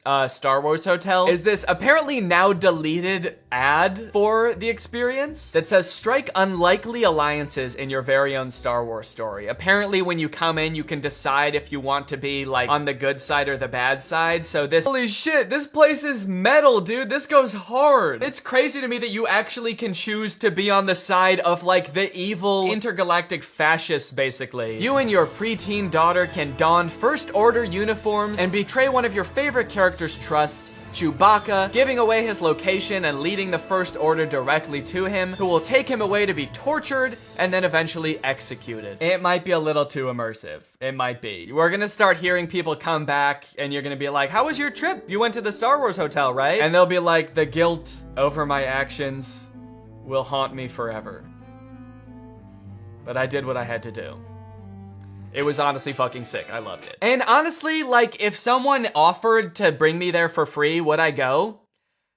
Yes, I probably would. Yeah, honestly, I would like to go 100%. I would like to go. And as if living in an intergalactic prison is a life is curated by Disney.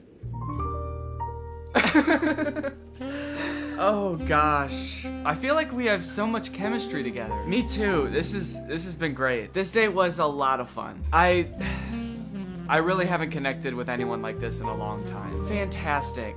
How likely would you be to recommend this experience to a friend? What? On a scale from 1 to 10, how would you rate my performance? Performance?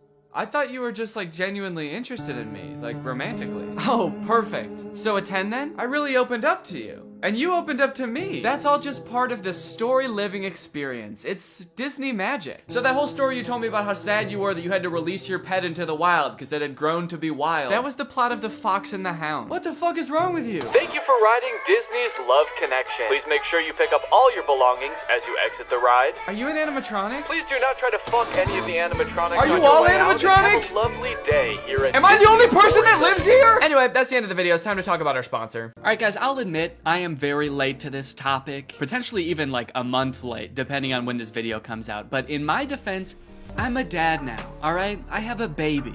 He's 5 months old. I have better things to do than sitting here talking to a camera alone in my room. Like watching Jason Nash live stream on TikTok. All right, Sandra, thank you for the money. Kevin, thank you for the money. Can you guys send me $1 million? Turns out I can do both at the same time though, so now I'm here. If you've been on TikTok lately, there's a good chance you've seen former Vlog Squad member Jason Nash constantly live streaming, compulsively urging his fans to send him money. I know I have. A lot. This man is constantly live. Here we go, 118. Guys, don't forget to follow my podcast, All Good Things Podcast. We just spoke about it. We need... If you enjoyed that 30 seconds of silence, guys, make sure to go check out my podcast. You're gonna love that. It's completely silent for an hour. Like me, a lot of people were pretty confused to see this. At one time, Jason Nash was a part of the most popular group on YouTube, and now he's battling the Joker for gifts on TikTok. What a way to start the day with Tommy. Coach Tommy, thank you so much for being here. If you've never seen one of these TikTok gifts battles before, basically there's two creators and you send gifts to the respective creator that you're watching. This bar at the top indicates who has the most gifts, and when time runs out, whoever has the most gifts wins. Their prize? All of the gifts that they got during the battle. And then the second place person also wins all the gifts that they got during that battle. So needless to say, there's a lot at stake. This is a live stream where Jason is actually battling his wife, Naveen. Why don't you come down in the room? I'll let you in. You can come back in the house now. Yeah, come back in the house, man. You look like Batman standing over the city. Now, hang on. If they're married, aren't the gifts just going to both of them? What kind of charade is this? Now, at first I kind of assumed that most of the people watching these live streams were children. And I was like, ooh, that is super weird, just like asking children for money. You're basically just asking them to steal their parents' credit cards. In a way, I sort of thought of Jason Nash as like a babysitter, but he's also babysitting 1,000 other kids.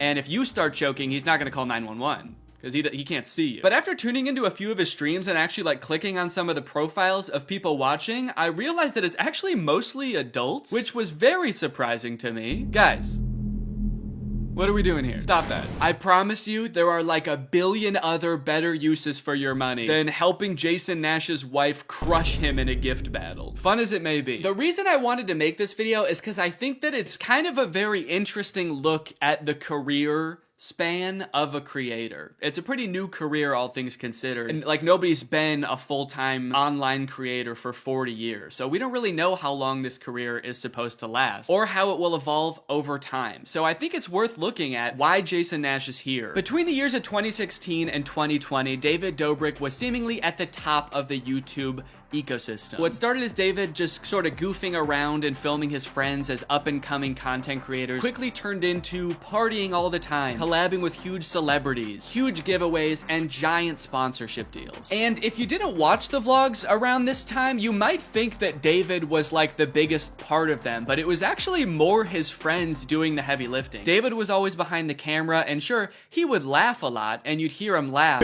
But I really feel like the reason people tuned in was sort of to live vicariously through David and experience the goofiness that was all of his friends. So while all of the vlogs were on David's channel and David was inevitably the most popular member of the vlog squad, I really feel like he owes most of his success to his friend group. But it was a fun time. I watched a lot of the vlogs back in the day and I really enjoyed them. It felt like you were a part of this friend group. And in a lot of ways, you were like the members of the vlog squad, because like the members of the vlog squad, you also were not getting paid for your appearances in the videos, which is something that I always found kind of weird. David's friends never got any sort of payment. Their only payment was in exposure. And so what kind of ended up happening was, because everybody else around David wanted to launch their careers off of David's vlogs, they all started vlogging too. But because they would always be hanging out together, all of their vlogs seemed to be just like the same situation from a bunch of different angles, and everybody was holding vlog cameras. It got pretty out of hand for a while there. Eventually though, during the pandemic, a bunch of stuff happened that caused David to take a step back from vlogging. Mainly a bunch of scary accusations about one of his best friends, Dom, and also him almost killing one of his other best friends, Jeff Wittick, by slamming him into the side of an excavator. After losing a bunch of followers and probably more importantly a bunch of sponsors, David posted an apology saying he was gonna do better. He said he was gonna take steps to make sure his vlogs were a safer environment for the people in them. And I want to be able to have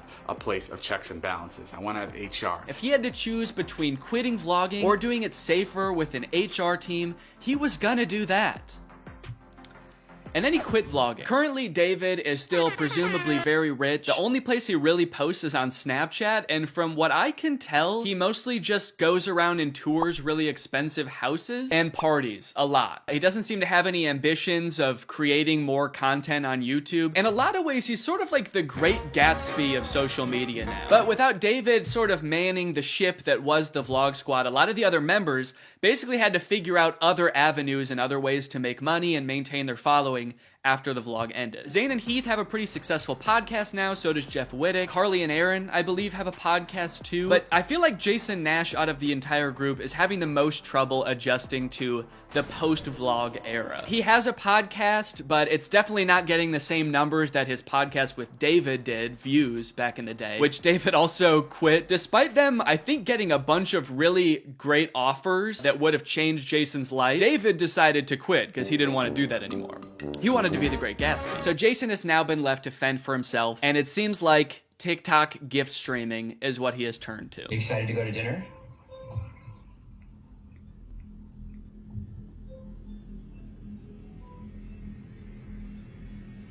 Man, this is content, baby. This is crazy. I didn't know all you had to do is just sit there and stare at your camera and people will just send you money. Why did I write this whole video? So a lot of the response has obviously been kind of cringing at this feeling that what he's doing now is very shady. And I mean, he's not really harming anybody, I guess. It does seem like it's mostly adults sending him money. Obviously, there's always going to be kids online stealing their parents' credit cards, so that's not great. I do get kind of a shady vibe from it just because there literally is no content for you to consume except to send him money. Like, the whole point of this stream is to see how much money Jason can make without having to do anything. That's like the point of the stream. Melanie, thank you.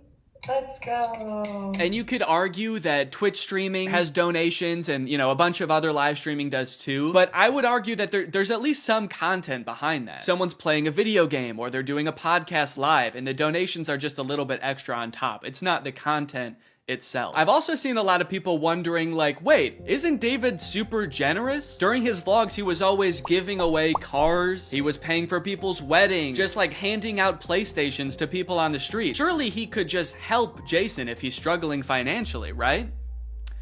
Wrong. From some of Jason's podcast clips, it seems that that is definitely not the case. But before we get to that, I've got to make some money of my own. Alright guys, let's get those gifts in. James, thank you for the llama. Carol, thank you for the sombrero. Brian sent a Arab? Oh. Is this a gift on TikTok Live? Also, how did you get this one? This one's mine. Well, regardless, this is actually pretty convenient because this video is sponsored by Arab. Arab flavors your water using scent-based taste. And, oh, Brian also sent a scent pod? Oh, thanks, man. Okay, so I can put that on. With the scent pod down like so, it's just a normal water bottle. But when I activate the scent pod, air is able to pass through the scent pod and into your mouth, where you can taste the scent. Send me money. I like to bust out my air up while I'm getting work done. It gives my water a little bit more which is what I need when I'm trying to focus. This one right here is lime, and it is excellent. Someone said, come to Brazil. I'm busy. Air up is a unique hydrating experience. You can't get this anywhere else, buddy. No chemicals, no sweeteners added to the water, just plain old water into my plain old mouth. The scent pods come in a variety of flavors. I really like the lime and the peach. My editor, Jake, is really fond of cherry. So no matter what kind of flavors you like, there's bound to be a couple for you. You want to spice up your hydration experience, click the link in the description, get yourself an Air Up, get yourself some scent pods, put your mouth on the nozzle, and suck away. You look really tired today. That is mean! Thank you to Air Up for sponsoring this video, and thank you to you guys for checking out Air Up. Now back to the video. About a month ago, when Jason was in the thick of his live streaming every day, he posted this podcast where he and a bunch of David's mutual friends talk about how different life is now that David's not vlogging anymore. Like, the thing is, like, David's in this, like, moment in his life. Yeah, where he can do anything. Where he just parties. Oh no, Jason. The look on your face, man. Jason's like, don't look bitter, don't look bitter, don't look bitter. Where he can do anything. Perfect. He can do whatever the fuck he wants now. He calls me to play pool. And I'm like, I gotta go live, and I don't expect him to understand that. You don't expect him to understand that you have to work to make money? You know he did that too, right? I wouldn't expect him to understand that, man. He hasn't had to work in, gosh, what is it, 2 years now? I hate to say it, Jason. I think he gets it. I just don't think he cares. Like, I'll say things like, I'm losing my house, and he'll be like, oh, but just go play pool. I just don't think he cares.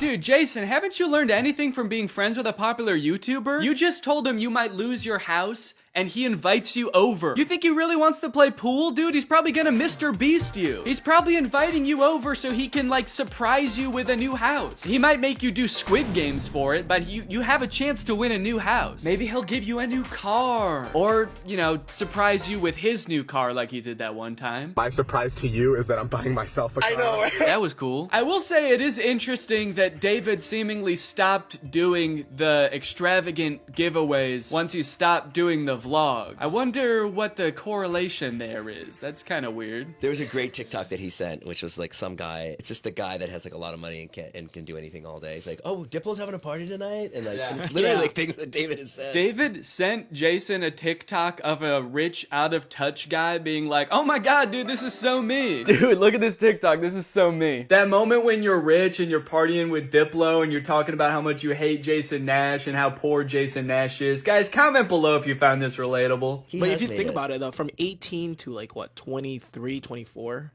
Oh, he was hitting it. He never drank. I don't think he ever drank. Even when we would visit him, we'd be up till like midnight, just like watching the edits, just like. Wow, he worked hard for 5 years? Let the man party, dude. Please do not burden David's poor gentle soul with your financial woes. Just let the man play pool and play with him, for God's sake. I mean, look, I don't doubt that he worked hard. The dude posted 3 vlogs a week. I'm sure it was a lot of hard work, but you know who also worked hard? Everybody in his vlogs. I mean, that dude just said it himself. They all stayed up with him until midnight watching the edits to make sure they were good. This was a group endeavor. And I know what people say. They say like, well, David gave them the opportunities, you know? He didn't have to make them famous. Yeah, he kind of did. That was like the whole point of his vlogs, was his friends. David wasn't just making them famous because he was a good, generous guy. He was doing it because that's what was working. They made him famous as much as he made them famous. Now it's like the complete opposite. Everyone's like working, and here's him just like, hey, what are you doing tonight? And it's like a Tuesday night. Everyone's working. Yeah, man, that is kind of a crazy switch. Whereas before, David was working and everyone was helping him. Now everyone else is working, so naturally David is partying with Diplo. Naturally, a lot of the conversation around Jason's live streams has revolved around the confusion as to why he wouldn't just get like a normal job if he was strapped for cash, or if like the social media thing wasn't working out. Can someone make Jason Nash a fucking DoorDash account? People are wondering, why is he pursuing this career that is like universally seen as embarrassing or cringe, rather than just getting a 9-to-5? And I totally get that criticism, because I do love being a creator. I love getting to be my own boss. I love being creative on a daily basis, working with people that I'm really inspired by, entertaining people. But if this exact version of being a creator stopped being feasible, would I start doing gift streams on TikTok?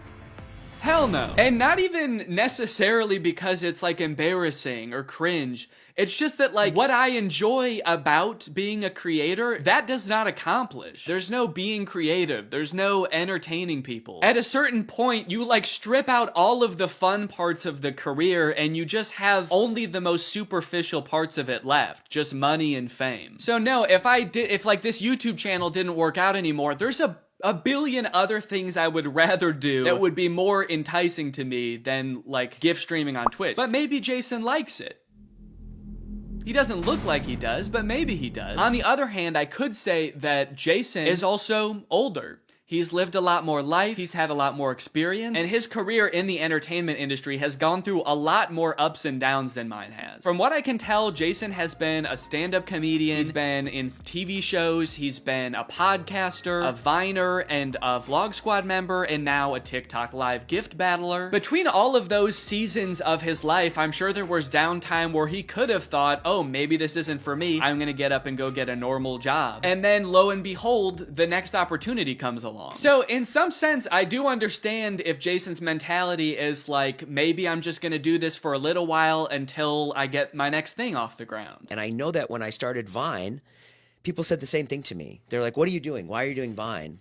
You know? And I was like, okay, this is what I'm doing. And then I did YouTube, and people are like, why are you doing YouTube? And I feel like when you're first to something, that can really pan out. Yeah, I do get what you're saying, but also I don't know if this is the same as Vine and YouTube. Saying he's the first to this new thing like TikTok gift battling is gonna be the next big thing is very worrying to me. Please don't make that the next big thing, guys. On top of all that, there is this sort of like gamification in your head that happens when you're a content creator. Because so much of it is like numbers based, you're always looking at your analytics, hoping your numbers go up. It becomes kind of a game in your head to see if you can do better than you did last month or last year. Because of that, I feel like in a lot of content creators' heads, quitting or pursuing a different career path is seen as like losing the game, even if it's subconscious.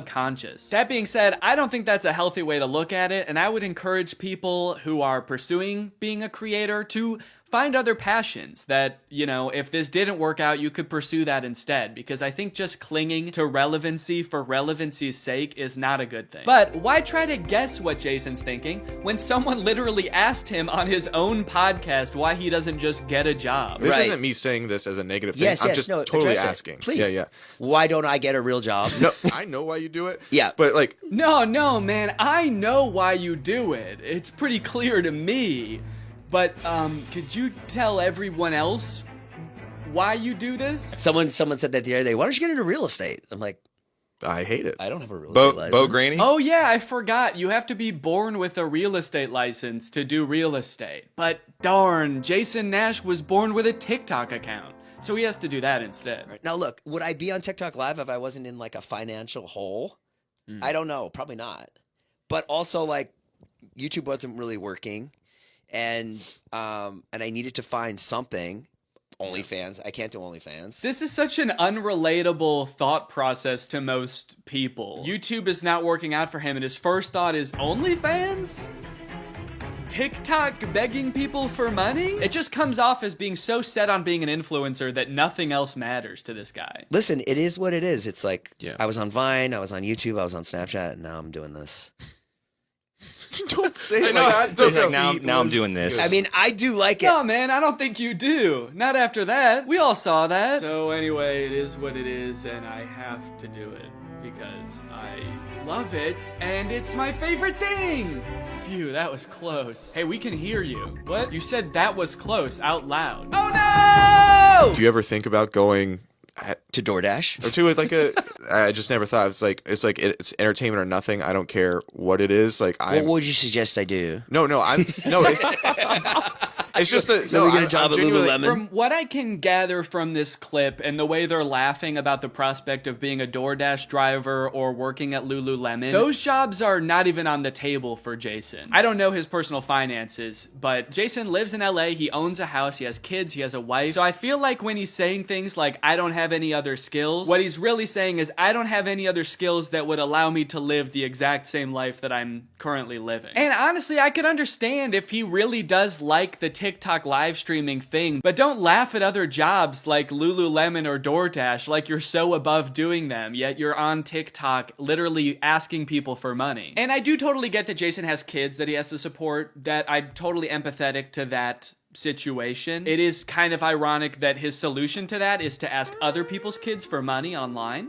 But that's neither here nor there. This whole situation kind of reminds me of this TikTok I saw about a month ago. My Roman Empire is all of those influencers who dropped out of college or quit their jobs, moved to LA, then became irrelevant. Like, where did they go? What are they doing now? One interesting thing that I don't know if a lot of people know is that I feel like a lot of creators who get into this situation can actually leverage some of the connections they make while they're relevant and some of the skills that they've learned to get jobs at like marketing agencies, talent agencies, social media companies, or working for other creators behind the scenes. There's actually a lot of opportunities out there, which I would know because my first job out of college was working for a YouTube MCN. While I was still on Vine, I graduated college and I was worried that that wasn't going to be a stable career, so I actually got a job working at an MCN. And then I also worked at the YouTube channel Corridor for a while before my YouTube channel took off. So just throwing that out there, there are other career opportunities where you get to be involved in the creator space, even writing or acting, stuff like that. But it doesn't have to be your operation. You can just get a stable job. All right, it's time to talk about David again. While everyone was making fun of Jason for doing the TikTok live streaming thing, David paid him a visit on Snapchat. Dude, you're kind of becoming a legend on TikTok now. I know. Not in a good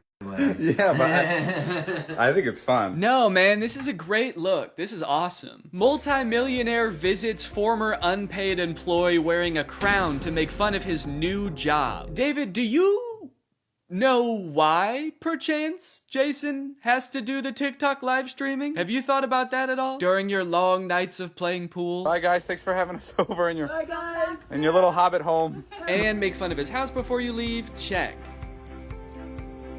Great job. Now, with all of this talk about David and Jason, I just want to make it clear, do not go and send any hate to these people in real life, especially Jason. Jason actually got swatted mid-live during one of his streams a few weeks ago, which is obviously horrible. Anybody else inside? No. Okay, hold on. Let's get put together and then...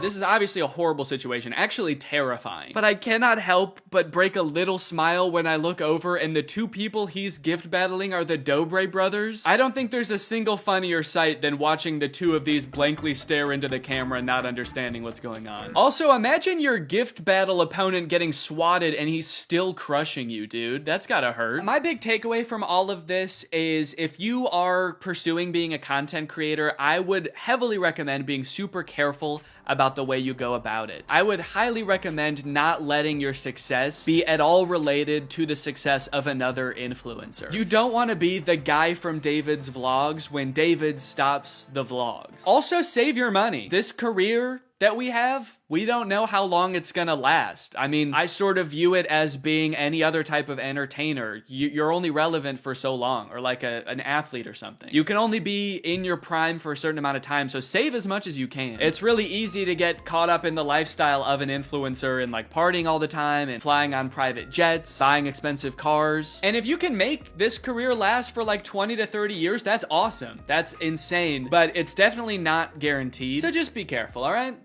For me, for your old pal Dan. Alright guys, well I hope you enjoyed this video. If you're new here and you're not subscribed yet, make sure you subscribe and turn on my notifications to join Greg. Greg is what I call my fans here on YouTube, and if you just watch this whole video, that means you kinda gotta be a Greg now. I don't make the rules, sorry. Except for that rule I actually did make, but all the other rules I don't make. Alright, I'll see you guys next time. Bye-bye. Hello everyone, welcome back to my second channel. Today I'm joined by... Laura! I didn't know if you were gonna say it. I was waiting for you to say it so we could both say it together. Sure. And we got Peanut! We used to do a series where we would react to my fans' YouTube videos that they would send me. I think the last one we did was like 2 years ago. It's been a while because we forgot. But I thought it would be fun if we did that again, especially on the second channel where things don't have to be as, you know, structured and we can get a little bit wackier and a little bit sillier. So I asked people to submit videos. This was weeks ago because in the fashion of these videos, I forgot again. So this was on March 18th that I tweeted this, but I tweeted that I'm gonna do another one of these videos and there were 1,200 responses. It's too many responses. Yeah, that's a lot of tweets to go through, but we're gonna go through all of them and we're gonna watch all of the videos. So let's get started. Also, this video is sponsored by Audible. So check them out. All right, before we get started with watching the videos, I have a present. Okay. Oh. LaCroix. LaCroix! This is my second channel where I like to get a little bit wacky and drink LaCroix. Oh yeah. Are you gonna cheers? Oh yeah, cheers. Clink. Today we've got a nice lemon LaCroix. Okay, this person says, me and my bro killed this one. Okay, it's called Minor Inconveniences. It's from 2018, and it's got 269 views. Nice.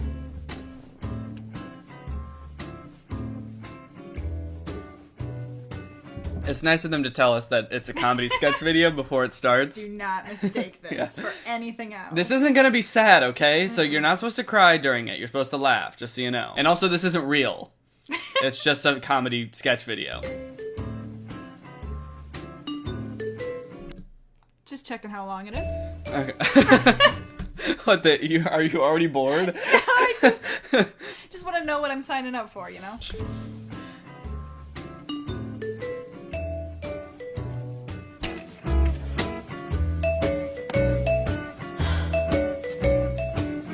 So he opens up the DVD case, and it's not the DVD that he wanted. And he goes... Right. I'm on the edge of my seat.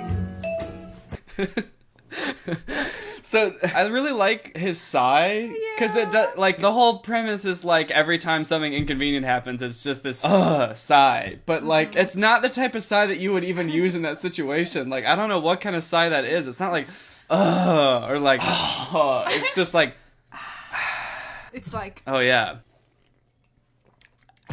Every sip of LaCroix is a minor inconvenience. Taste it. Catch. oh. Alright, well, I think that's the general premise of the idea. I don't know if much else happens. Let's go to the end. Oh! Look at him. He's happy! Yeah, he's smiling. Oh! Oh, yeah. Uh-oh. Oh god, he's to know. I just like how he started to smile and get up at the end of the shot. Like, he was like, okay, I'm done laying on the ground now. Good. We gotta go. We used to rate the videos, right? Should we rate this one? A 7. Yeah, I'd give it a 7. The sigh is really what was throwing me off. I like the premise where it's escalating, but there's something weird about the sigh. It was something too, like, pleasurable about the sigh. Yeah, so work on that. Make your sigh less pleasurable and then submit again. This is a video called My Grandfather's Recipe. I'm just looking at the thumbnail, he just looks like he's screaming with his hand in a pot of boiling water. Oh no, we may have spoiled the joke before we even watched the video. Oh. What's up, guys? Today I'm going to show you a little recipe that my father taught me and his father taught him before him. Super simple, not a whole lot of ingredients, maybe 10 minutes. First thing you want to do is go ahead and peel these potatoes. So you're going to grab your... Peeler. No, peeler underneath your hand. It's right there. Talk for a second. What? Alright, D'Anthony, you know when my grandfather... Stop. You know my name's not D'Anthony. I know what I'm doing, okay? You don't like... So far, I'm in. Mhm. First of all, it's 1 minute and 12 seconds, which is the perfect amount of time for a sketch. Love that. Scientifically proven. 72 seconds, optimal. I think what we're finding is that you might have a pretty short attention span, because we got like 30 seconds into the last video, and you were like, how long is this? Too many tink tonks. Please put them in the boiling water. If you don't have a spoon, that's okay. Good Lord provided us with a spoon. Take a handful of these. You're gonna want to go. Gotta fish those babies out. You don't So quick. have a spoon. That's okay. The good Lord provided us with our very own. So now that we've got our potatoes out, that gives us the perfect stock for our potatoes. This reminds me of like old YouTube sketches. Mhm. Like this is quality old goodness. Yeah, it reminds me of something I make with my boys back in high school. Mhm. The one thing that confuses me about this video is what was the recipe? He just took potatoes and put them in boiling water and then took them out, and that was the whole recipe? Hang on. Was your grandfather some kind of idiot or something? You know what I do like about this video though? Yeah, tell me. He's got one of those soda stream things in the background. If you guys don't know what these are, this is basically a cool way to make homemade LaCroix. You basically get a little canister of CO2, and then you can pump it into water to carbonate the water, and you can buy little flavors. What happened down there? I was just kicking my legs and the dog was there. Well, I was just kicking the dog. This recipe, I guess it makes sense that he got it from his grandfather. This definitely seems like a Depression-era recipe. Put potato in water. Now it's wet potato. That one is a 8.99. Ooh, I like the title of this one. This title right here is gonna get a 10 out of 10. What? I like the title. Pineapple Man stops a robber? Yeah, it's got like character, you know? Okay. So we're starting it, and the first thing I'm noticing is that it is 5 minutes long. So you're not going to want to watch the No, whole no, thing? no, Is I'm that gonna what you're want to saying? watch it. I'm just saying that might factor into its score. One day in an ordinary neighborhood. Oh no! A robber!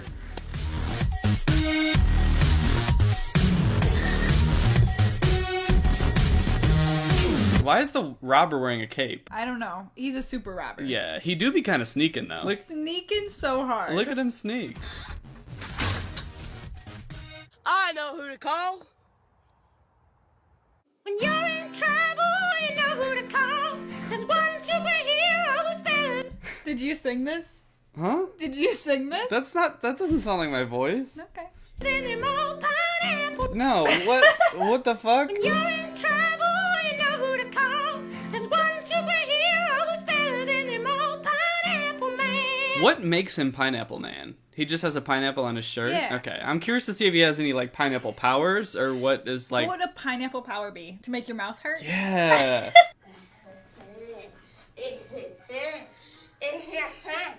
Look at all this now. What? Robber's being a little bit less sneaky. Yeah, he's just yelling. That's not what robbers do. How many robbers do you know? Like, that's not what robbers do. And it's all mine. Pineapple man. What was that? What's what he does when he says Pineapple Man? Pineapple man. It's just going Pineapple Man! What the fuck? Didn't know you'd be up here looking so good. Yeah. I'm here to stop you, evildoer. You'll never catch me. No. Wait, did he kill him? I don't know. But also the rubber band like went Just- straight to the ground. It Yeah. did not boing. There it I goes. hate to see that. Wow, breaking the fourth wall there. Looking at the camera. The next day.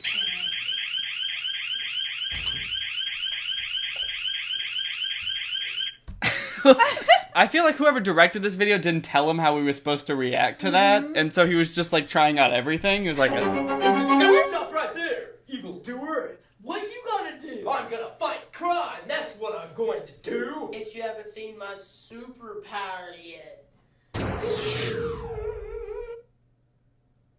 So far the robber is the only one with a superpower, and Pineapple Man just climbs through windows and gets knocked out by rubber bands. Uh-oh. And look, now he's dead. That is not good news. What an underwhelming superhero. Yeah. The end. Bloopers. Wait. Huh? It's called Pineapple Man Stops Robber. Pineapple Man Stopped No Robber. The thing I've got an issue with is that this video is 5 minutes long, and the actual video is only 2 minutes long, and the rest is gonna be bloopers apparently. What are we gonna rate this one? They had costumes. Like a 5. Here, have some chaos to look at, this person says. People just moving TV. It's a bit. It's just a bit, don't worry. I like that, like, this is a theme for these videos. People had Yeah. to tell you it's not real. It's just a joke. Please don't be offended by this. This one's got, like, production quality. Yeah, I guess they made this recently. Oh. It's got 500 views. That is all. Man, I can't believe Mr. Mills let us get this TV for him. I know, right? It's 4K, but wait, you gotta make sure not to drop it. It's expensive. Yeah, and it's also raining. Yeah. Oh! You were supposed to hold it! Mills! Yeah, just fix it. I'm gonna have to Leave it on the ground. It was fine the way it was. Oh my Oh, commitment. Yeah, that was pretty good. That was a good hit. They really thwacked him. Oh, look at that reaction too. Oh, he knows he's about to get hit. Look at that. He's leaning into it. He's like, you see come that? at me. Ugh. Wow, look at and it looks like glass shattering, but I think that's like water. When I first saw that, I thought it was like snot, just Oh, jeez. coming out. How much snot did you think he had? It's rainy. I don't know. I like that the dog is also committing equally. He's like, yo, guys. Yeah, I like this because I know that if we ever tried to film something like this, Peanut would do that also. She'd be like, no, stop, play with me instead.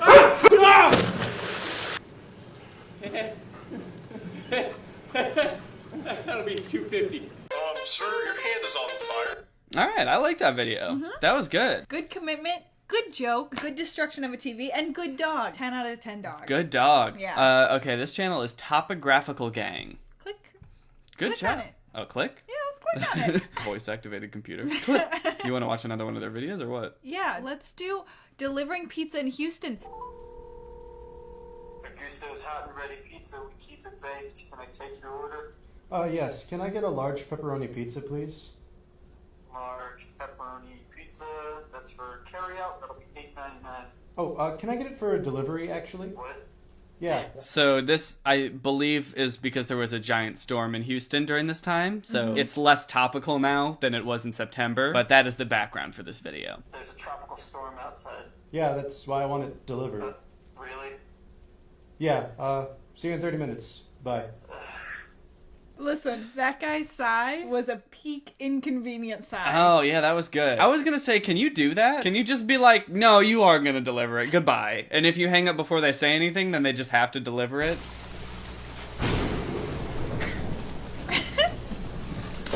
Oh, listen, they commit. Yeah. They commit. He doesn't know what's in that water, and he just whoop right down. Yeah, there could be anything in that water. We're 30 minutes late.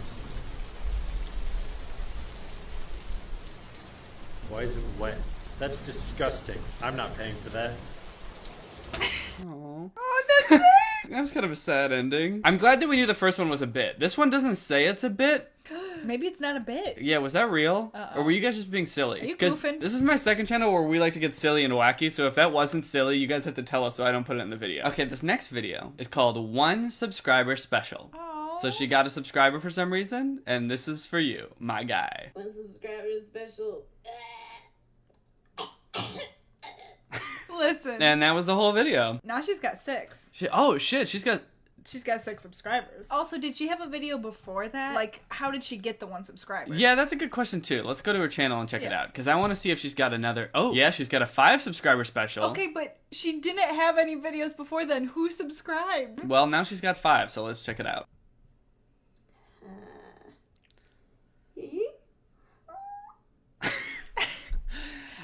I like this new genre of content that's just subscriber specials. That could be like a whole new type of YouTube channel. Like I do commentary, some people do vlogs, some people can just do subscriber specials. Each time you gain more subscribers, you have to do like a weirder, more guttural sound. Where when you hit like 1 million, you're eventually just like throwing up on camera. Can we get her to 10 subscribers to see what she does next? I'm curious. Like is she gonna go more the squeal route or more the choky route? Or switch it up entirely? Yeah. Okay, this one's called Give Me the Ball, Papa. Did you make this? Did you make this? No, Okay. but I will say we play Mario Party. We really like Mario Party, and I do recognize this is a game from Mario Party. So it's probably gonna get a 10 out of 10 if it's a good Mario Party meme. Start.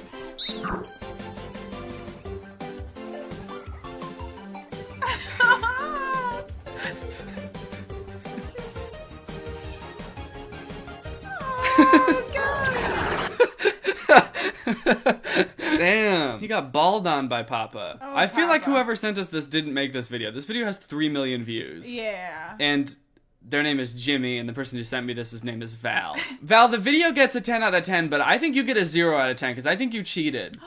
Anyway, that's enough videos, I would say. Can I give like an award? Can we give an award? Oh, sure. What should the award be called? The Golden LaCroix Award. And that's gonna go to, I already forgot their name. The ones with the TVs and they dropping it and they're burning it. Oh, yeah. And I like short, sweet, concise, nice videos. Yeah, that was fun. Okay, so we'll probably do this again sometime. What I'm thinking, because the Twitter thread was really hard to sort through, is that I'm gonna make a thread on my subreddit, which is just r/Danny Gonzalez. You can submit things on there. It's just really hard on Twitter because for some reason it doesn't even let me see all the replies. I can only see like the first 100. Hopefully this way it'll be easier to sort through them. And with that being said, it's time to talk about our sponsor, Audible.